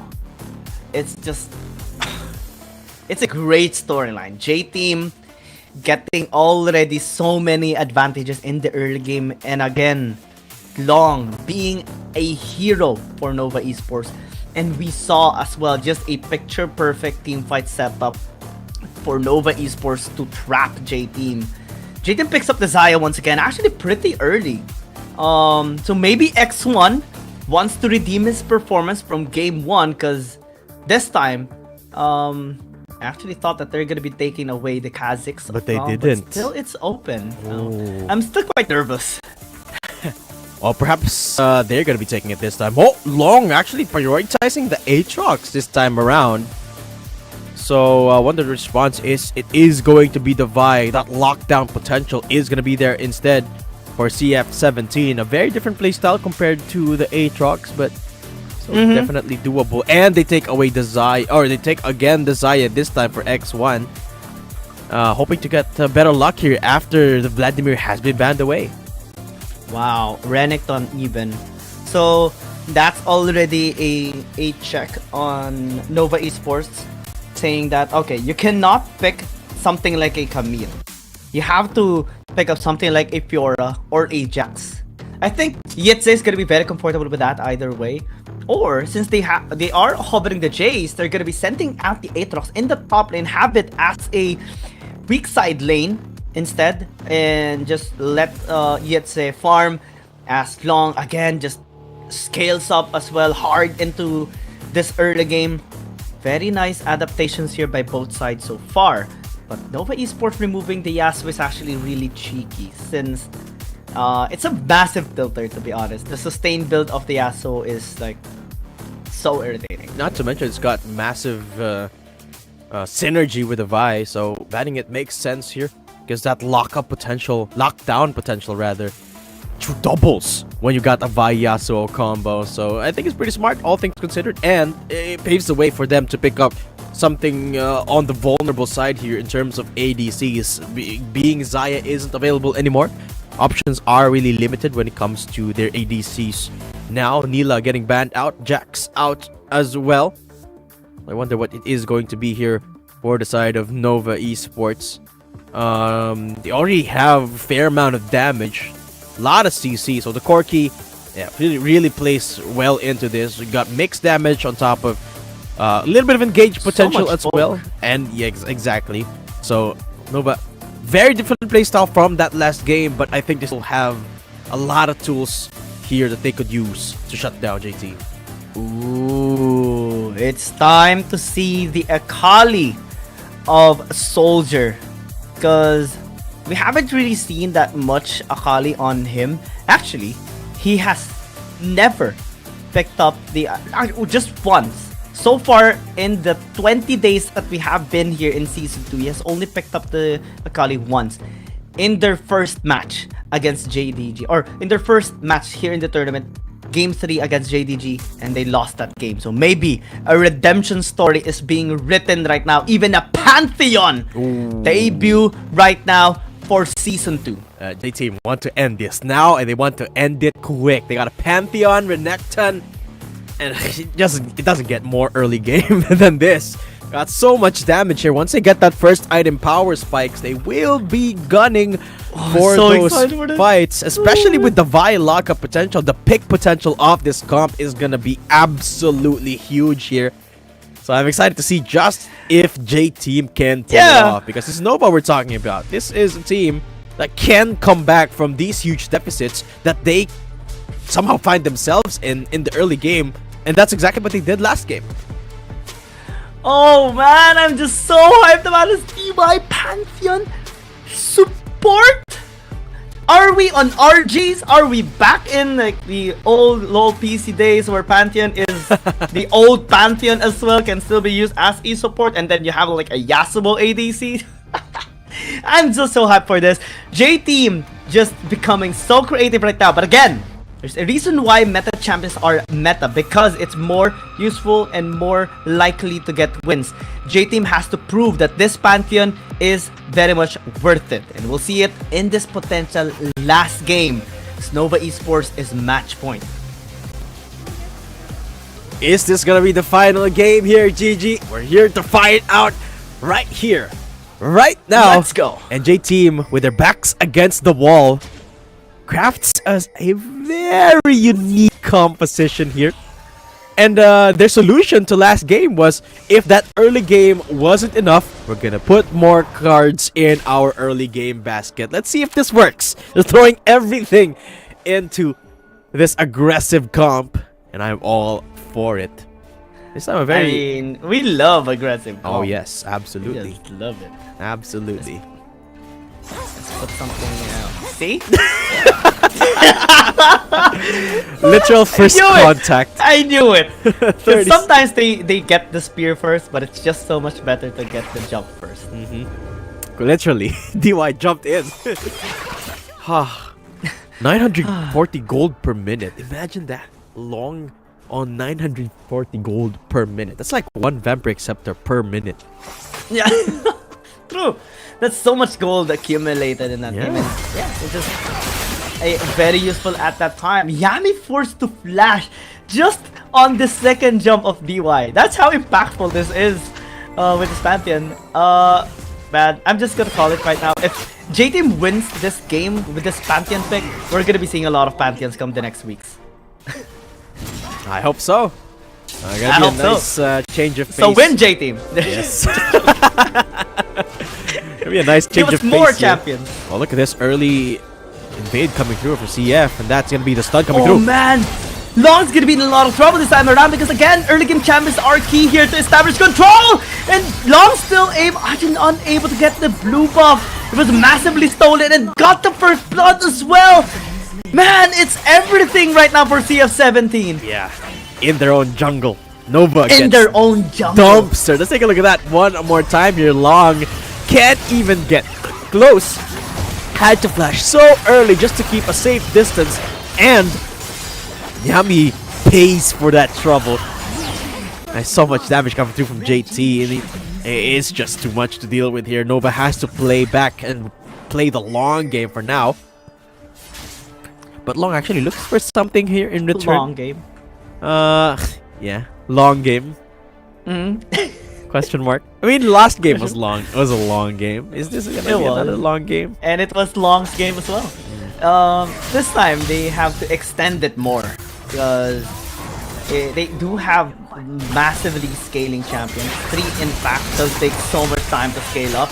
They're doing such a good job here in the bottom lane, but against the Jace it might be more challenging. So they send out CF17. It's gonna be lingering. Can they tower that? I think they can. So they absolutely are looking to try. CF17 in the tri-bush. There's no vision from Nova, but now they know they're pushing through. Here they go. Assault and battery onto the back line. The Jace is in trouble. Neon tries to hammer it down. DY actually is going to be traded out. See, X1 actually almost got taken out. Fortunately, does have Defender Storm to try and back away. Long this time is mad. Landing the Darkened Blade. Remake as well joins. You got 2 members. We're gonna take 3. Soldier flashes away. Remake flashes in. Unable to get a kill on the Soldier, especially because of that exhaust. And that 3rd kill will be denied. Actually, Nova, all things considered, doing a pretty good job of trading blows. 2 kills on the board for them. After JT finds the first 3. This dive actually a little bit wide here, but they do get the kill onto Neon in the end. DY pays for it though. X1 almost does as well, but at the end of the day, I think it was a 2v2 here with Long arriving in just the nick of time. But yeah, all things considered, Nova, great punish there. Remake, crashing over the wall, getting a little bit too aggressive there, but it's okay. All in the pursuit of keeping things even for now. Just not enough damage in the bag yet for the Corgi. But now DY going back in. And it's just DY. fights on top of fights on top of fights. DY just being so playful right now. Long is in the vicinity, but I think it's gonna get spotted out with that ward placed by X1. And 1,500 gold lead by J Team is very reminiscent of game number 1. So still, we have to be very cautious. J Team has to be very careful and not letting this slip off. Oh yeah, much like it did last game, right? This time, I think a lot of their gold success is found in their bot lane duo. So as long as they keep that lead going for themselves and balloon it that direction, I think they're in a much safer spot than in last game. Soldier, of course, on the Akali looks to make that lead even bigger for themselves. As the Drake getting started by J Team this time, Rift Herald by Nova. But again, it's the same strategy from JT. They want to start the Drake and then contest Rift Herald, but this time, Rift Herald not started yet. They can absolutely get to this Shelly. They can. J Team completely controlling this area in the topside river right now. Nova Esports, finally, Neon joins. They want to commit, they want to contest, they want a fight. It's gonna be up against DY. Great use of the Aegis Seal just to be able to stay alive. SDY though is gonna be turned on here by Zenlong, taking the down. Gonna be chased down, Honeyfruit healing him up, but unable to survive. And Wait. It's gonna be in a lot of trouble. He stays alive. DY getting the kill, and now Nova Esports in trouble. JT might have just done it right now. Yeah, it's actually gonna be next target here. CS17 going a little bit deep though, as X1 is going to help him out, zoning out this Ornn. But man, the survivability a while ago. Yeah. What just happened? Yeah, they stayed alive for so long as he could, but fortunately unable to find a trade there. Not even securing the kill onto CF17 in the mid side is huge here for JT. Means they extend the lead even further. And could potentially look for more engagement. I mean, this was a very, very scattered fight here. SZY, who was isolated for the longest time because CF17 just stayed and fought with his teammates there just south of the Rift Herald pit until DY shows up. A little bit too late to the party, but at least they were able to get the shutdown in the end there despite the shenanigans from that Renekton. Yeah. And they got So RH, they got Dragon as well. Yeah. Double objectives here for J Team. Yep. And it's just very disadvantageous right now. Even worse than game number 1. And now they're gonna turn onto the Corki. Man, Remake cannot play at all. Yep. Especially with the amount of CC that they have. Yeah, it's revenge time for X1. This time. Okay, Long looking to defend. All of the Forge God, CS17 able to dodge. And yeah, like what you mentioned, this time, X1 is smiling. For sure. Now, it's Remake that gets to taste of their own medicine a while. 103 as well. A massive lead. Look at this. Majority of the gold lead is around a 3.6 gold lead for the bottom side alone. And 2,000 of that is for X1. That's a huge... Wow. I think he's the first one to secure that first item. And now knockup connects onto DY. I think Nova wants to fight. 6,000 gold lead at 8 minutes? Wow. Man, this just doesn't happen that often. But now we're seeing it on J Team, on a scaling composition even. X1 being so far ahead. 2,000 you mentioned earlier. Soldier as well. And Nova Esports slowly being challenged a lot here. Yeah. The thing for Nova now is hold on. Wait for that late game. Wait for their players to come online. Wait for the Corki to come online. But with a 6,000 gold lead hanging around their heads, I wonder just how long they can do that. Sizzy's right here. CF17 hovering around the area. The rest of JT not too far off, so Yitze and Long has got to be careful where they stand. And the good thing about Nova is, despite the fact that they're behind in gold, they still are forcing a little bit of vision in their own jungle. At least they still have control of their blue buff. But it's more just a defensive play here by Nova Esports. We no longer see any proactive wars, no deep vision here on J-Team's side, and that prevents them from making any plays across the map. Now they're being infiltrated despite the vision that they have placed earlier. And that's just how great J-Team has been evolving from game 1 towards this game number 2. Bot side tower is gonna be taken down for sure. They dive, they stop the recall for Yitze. Man, it's just massive disrespect now. Absolutely. Well, that's the thing, right? The lead doesn't get... Well, their power levels, their relative power levels, at this point arguably is at its peak. So JT has to take as much space as they can, while Nova is not scaling yet. And I think this is exactly the type of playstyle that JT is looking for once the Vladimir has been banned out. They get exactly what they want. Now the question is, can they pull through and extend the game into game number 3? Nova, or can Nova hold on until the late game? I mean, we can never count Nova Esports out. CF17 starting the Dragon pretty early. I think it's not going to be contested at all by Nova Esports. They're making a play top side.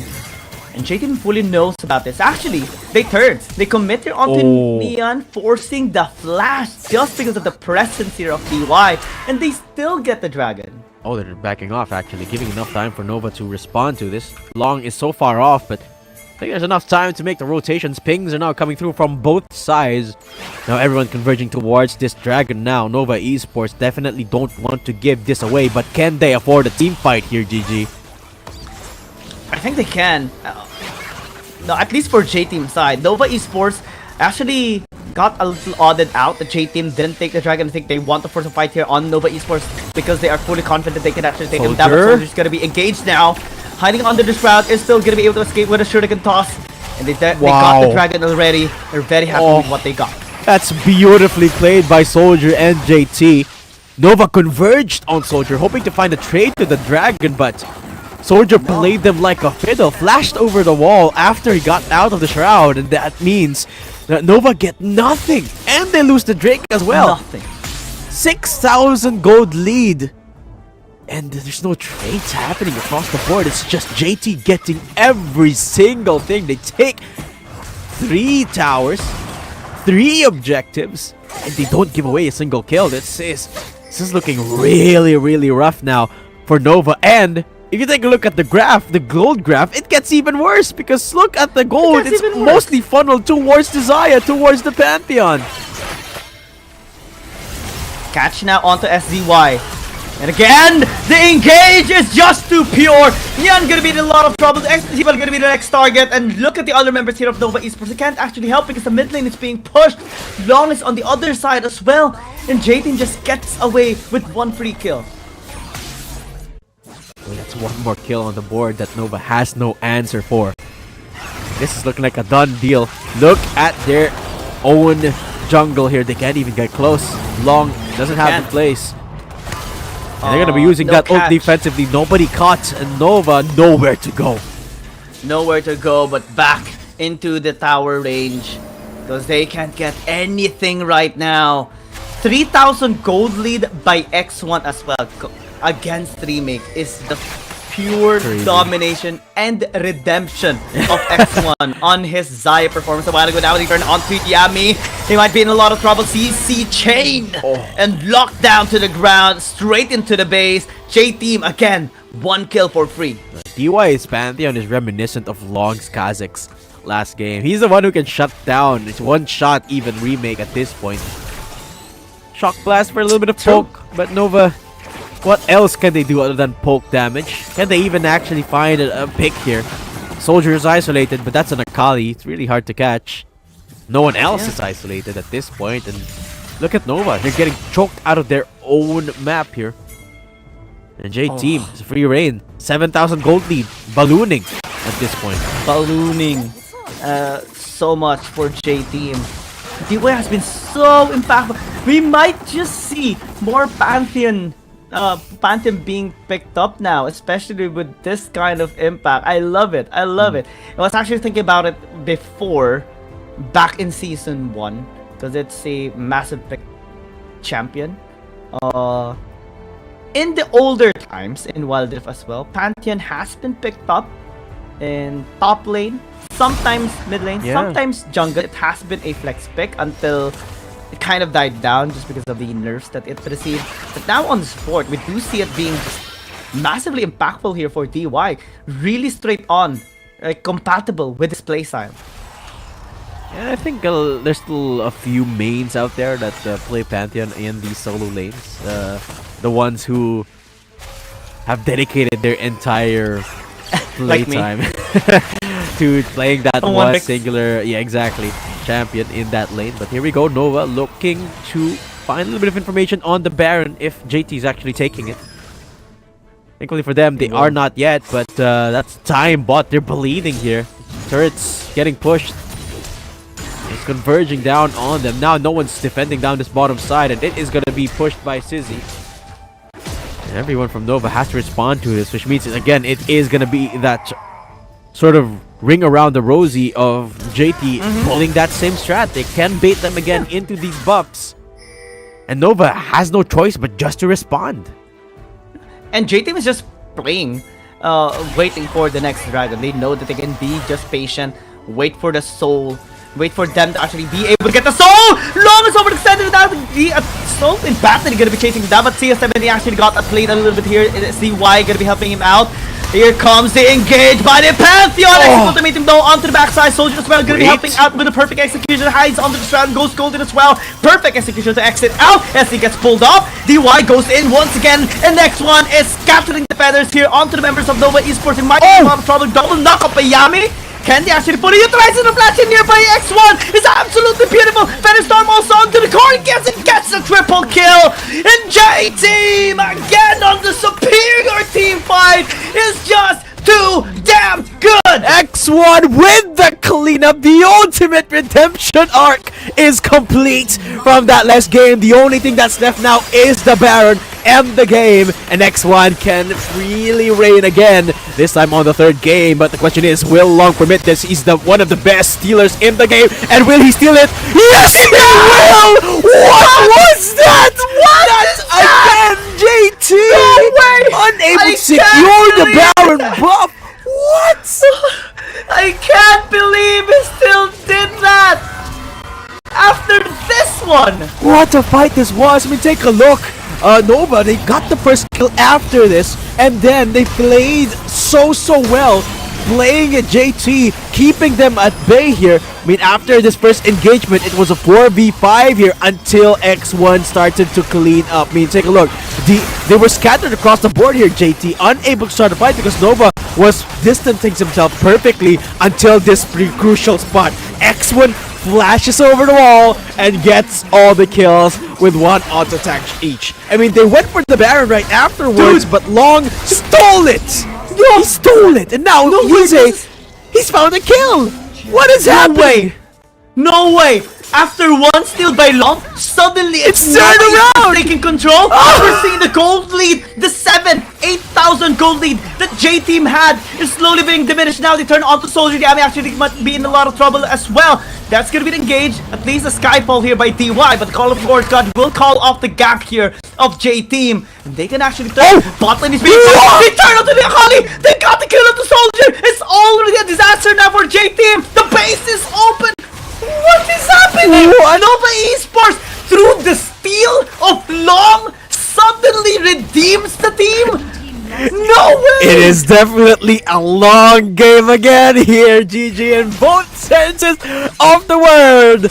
Nova Esports strike back. They take one inhibitor turret and they take a kill as well. The gold lead! Gold lead's gone! It's gone! And the Elder Drake is up! Nova Esports looking to make a mark, a dent, and destroy JT unless they can secure this Elder Drake. No way! This might just be one of the biggest comebacks that we have seen, and it's too long. But it's still not done. It's not done. J-Team still has a chance again. to take the lead back.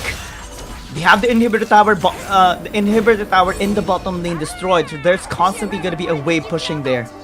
Nova Esports, they know their perks. They know that they came back from a massive gold deficit, and it's all down to this. It's all down to Elder this. Dragon. Yeah, getting started now by Nova Esports. They have the vision, they have control of that bottom side, and they have their Camille pushing up on the top side as well, providing so much pressure. JT, they have no clue, they have no clear vision, and now CF17 forced to push up further into that bush near the Elder Drake. Nova, they're setting up something nasty here, but JT, they can smell it. They have one flank coming through, that soldier from behind. Long might actually be in a lot of trouble. Top side being pushed still here by Yitze. They are committing onto the team by Call of War God now. Soldier might be taken down, but Long as well. A lot of trouble. CO17 is still here, committing onto the Elder Dragon. The forced Outlaw to chase down SCY. Elder Dragon resets for a little bit, heals up for a little bit. Skyfall gonna be used. He took down the Orn already. JT might just has recovered, and now they're taking the Elder Dragon. Now Nova Esports gonna be in trouble. Nova Esports, they got isolated, they got scattered. Soldier's flank was everything there, still stays alive after that, and it split up the fight. They put up the bait as SZY, and everyone comes running from Nova. And JT, they played off of that wonderfully. DY though, all alone, but he does have a ton of damage. But look at this, Yitze pushing up, he's gonna get this tower! Is gonna get the second. The cannon minions are gonna help him out. Yeah, it can be at the sacrifice, at the cost of his life. But actually, it's working out so hard. He has a hook shot. Perfect execution gonna be used, and the Elder Dragon breath will take him down. But still, this tower is gonna be permanently down. Oh no. Long spotted. It's gonna be the Baron. They're chasing him down. He's very fast, but Soldier is gonna be here. We started the Baron already. The rest of Nova is Long. Look at Leon. He's in the mid lane. He's pushing mid lane. Long! They're the steal again! Good Lord! Long live the king! And the king will reign on this throne! But Yavi's gonna get taken down here. He's being chased out. They have the Baron power minutes into the mid lane as well. Leon gonna be pushing the mid. But still, the base is gonna get threatened here on J-Team's side. Long with the back-to-back steal. There's no way Long did that again to save the game here for so many times in a row now. Nova Esports, by the skin of their teeth, managed to stay alive courtesy of their jungler. What in the heck are we witnessing here, Giang? I don't even know. I don't know, man. Nova Esports stay alive for now. Elder Drake is going away in just a few, and it is time for Nova to play again. Off of Long Steel. We go another round here with the Baron buff in the hands of Nova Esports. JT, time ticking away now, and Nova gold almost even, but at this point it doesn't matter anymore. Everyone's got complete items. The items are there, the damage is there for remake. All a matter of execution now. CSY getting chased down, gonna get pinned down, denied from the entry. Skyfall is desperate. The charge is gonna be in. The denial by Nova Esports. Next one trying to capitalize on this slippy hitting from the backside. 17 guarding him as well, but the rest of Nova East knows their strengths. They will not be denied. They will not be conquered. Long live the king, and the king will reign on this match against J-Team. Nova Esports come back in 2-0 J-Team. What a way to end the game, to end the series. And it looks so lost for majority of that game. When it started, it never felt like Nova was in control, never, up until they stole the objectives again. Long comes up massive, and Nova Esports show why they are a team to be reckoned with. They strike, and they strike true. 2-0. And what a way they secured it. It was so good. Oh my god. Damn. Damn.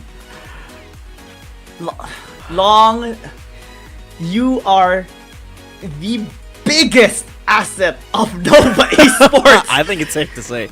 it's safe to say he saved the game this series twice, thrice. Man, it's crazy. Game 1, we saw him redeem Nova Esports, commit on the comeback, pave a way for Nova Esports to get game number 1. And game 2, we saw even a much more difficult scenario. 8,000 gold lead, Soul secured by J Team, but it's not enough. Look at this gold difference over time. Good lord. 10.9k? Oh my gosh. 10,000! There's no way. There's no only the best teams in the world can pull off stuff like this. That's Nova Esports for you. Only the best jungler in the world could do stuff like this, like what Long is doing right now. And nobody else could do that, despite the fact that he got dumpstered in his own job. Remember, at the 4-minute mark, this was a team that was getting invaded over and over again, but Long just fought back with sheer grit and will. And look at the scoreboard too here, GG. 19-9, and they still won the game. What? Won the game, bro. All I can say for Long, sheeshable. Absolutely. Sheeshable. Oh, very God. Sheeshable here. Nova Esports. Okay, I'm just gonna say this is the best series. This is the best game so far. Oh yeah, it's 2-0, but it's on par. I'm sorry, Nas Esports. I do love their performance against Nova Esports when they had that reverse sweep, but this one is just, it's a beauty. It's a beauty as well. And what makes it... Okay, I'll just tie them up because I love both of them. But Long! Oh, dear Lord! Yeah. Long live the king! That's gonna be our statement from now on, and it will remain from there. And what makes this series so good is that in both scenarios, Nova was not supposed to win that game. Especially in that second game. This was not supposed to happen. Look, he's got the triple knockup against Thor, and he still stole the Baron. What the heck was that? And it's not because of CF17's fault. I just want to clarify that. Again, it's just the timing, the burst damage from the Aatrox. You can just instantaneously cast it, your last Darkened Blade with the Smite so that you can have the biggest burst. 1214 was the HP, higher than the Smite range. He did that, and it was just so magnificent. Twice! And the thing about... Not once! Twice! And the thing about Long as well is he does this on all sorts of champions. You talk about Kha'Zix, Evelynn, Aatrox. I mean, the list just goes on, and at the highest of stakes as well. 11,000 gold behind. 482 HP left. The burst went through, but Long said, "Thank you for the leash." It does not get better. Doesn't get much better than this. Nova Esports fight through hell and back, and Long was their savior. I mean, look at this angel flying with wings right here for the team. I mean, carrying them to victory. I mean, a nudge is all it takes, and Long nudged them like 3 times. Gave them a steal 3 times. I mean, you can see here that X1 still is able to clean up fights, but off of Long's objective control, it's overwhelming. I got no words to say. I got no words to say, and it's our job to say something. Oh man, I'm sorry. But damn, I just love that series. What a way to end this day. What a way. And it's a sad day for sure for J Team. There's only one team that gets to win, one team that gets to walk away with smiles, and that is Nova Esports. J Team, I think they had a really close game against Nova Esports. Twice they almost had them, but again, the term is almost. So they still have to really polish their closing of games. Yeah. That's the biggest problem for them. Them being able to secure the last remaining objectives is key. I think They have minor things to tweak out, and will still be very much possible for them to gain advantages later on. I mean, before this one, they are sitting at 3rd ranking, and Nova Esports needed this game more than JT. Yeah. So props to Nova Esports. They're gonna be able to climb up, possibly in a better standing this time. And here's the result. It's just so good. It doesn't make sense. That last series doesn't make sense. That last game doesn't make sense because it actually wasn't a close game. But here we go. The updated standings. Look at J Team. Welcome Nova Esports. Nova Esports. Welcome. There you go. Finally up here. Actually, J Team at the end of the day doesn't really change things a lot for them. They're still at the number 4 spot here as FPX gets bumped down to the number 5 slot. But here we go. Nova right under them, looking right at FPX as their next target. They're like saying, we're coming for you, FPX. You know, coming for you. Yeah, they're becoming stronger and stronger and stronger. Oh, it's insanely beautiful. You know, we have a saying here in the Philippines, especially in the higher times of the competitive scene here. Beautiful Wild Rift. Yes. That is the best way to describe the series of events that happened today. And here's the standings as well on APAC, man. A little bit sad on Fennel's side. Still has a lot more things to do in order for them to go towards the left side of the standings and reach towards the playoffs. But I hope they do get to secure more wins, because this is not really looking good for them. Yeah, that is true.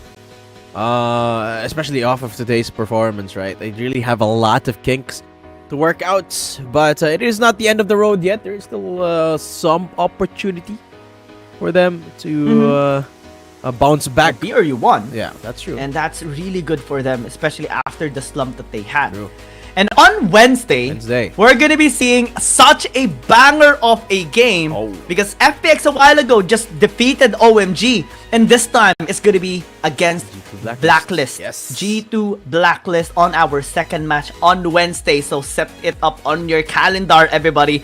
We're going to be seeing two very aggressive teams clash once again. And I think this third matchup between Nova and Trace Esports, I think it's going to be the real proving ground for Nova Esports, right? This time are so loaded. Yeah, this time they faced off against J Team, which is the number 4 seed. But now they're facing off against Trace Esports, the number 2 seed for the moment, and has been performing really well. And I think if anything, if they win that matchup, I think that's really when we can safely say that Nova Esports are back. Oh man, what a day, Tatum. What a day. Such a loaded day, and Wednesday we're going to be seeing another loaded day. Any final words before we head out? I don't know, it's just been a blast here at Wild Rift League Asia Season 2. I wish I could be here more, especially with you, GG. It's been an absolutely wonderful day of Wild Rift with you. I thought I was going to come into this day with... I came into this day with no expectations, and I got blown away by the games we had today. I was hoping for 3 games, but what I got was more. What I got was more substance than 3-game series. We got more with less. Yeah, which is the best. Which is the best that you could ask for, actually. Absolutely. And of course, for me, I think thank you so much for casting alongside with me here. Thank you so much for your impact here in the casting in Wild Rift League Asia. We look forward to having you more as well in the next days that are coming. But again, see you on Wednesday, everybody. We're gonna be heading out for now.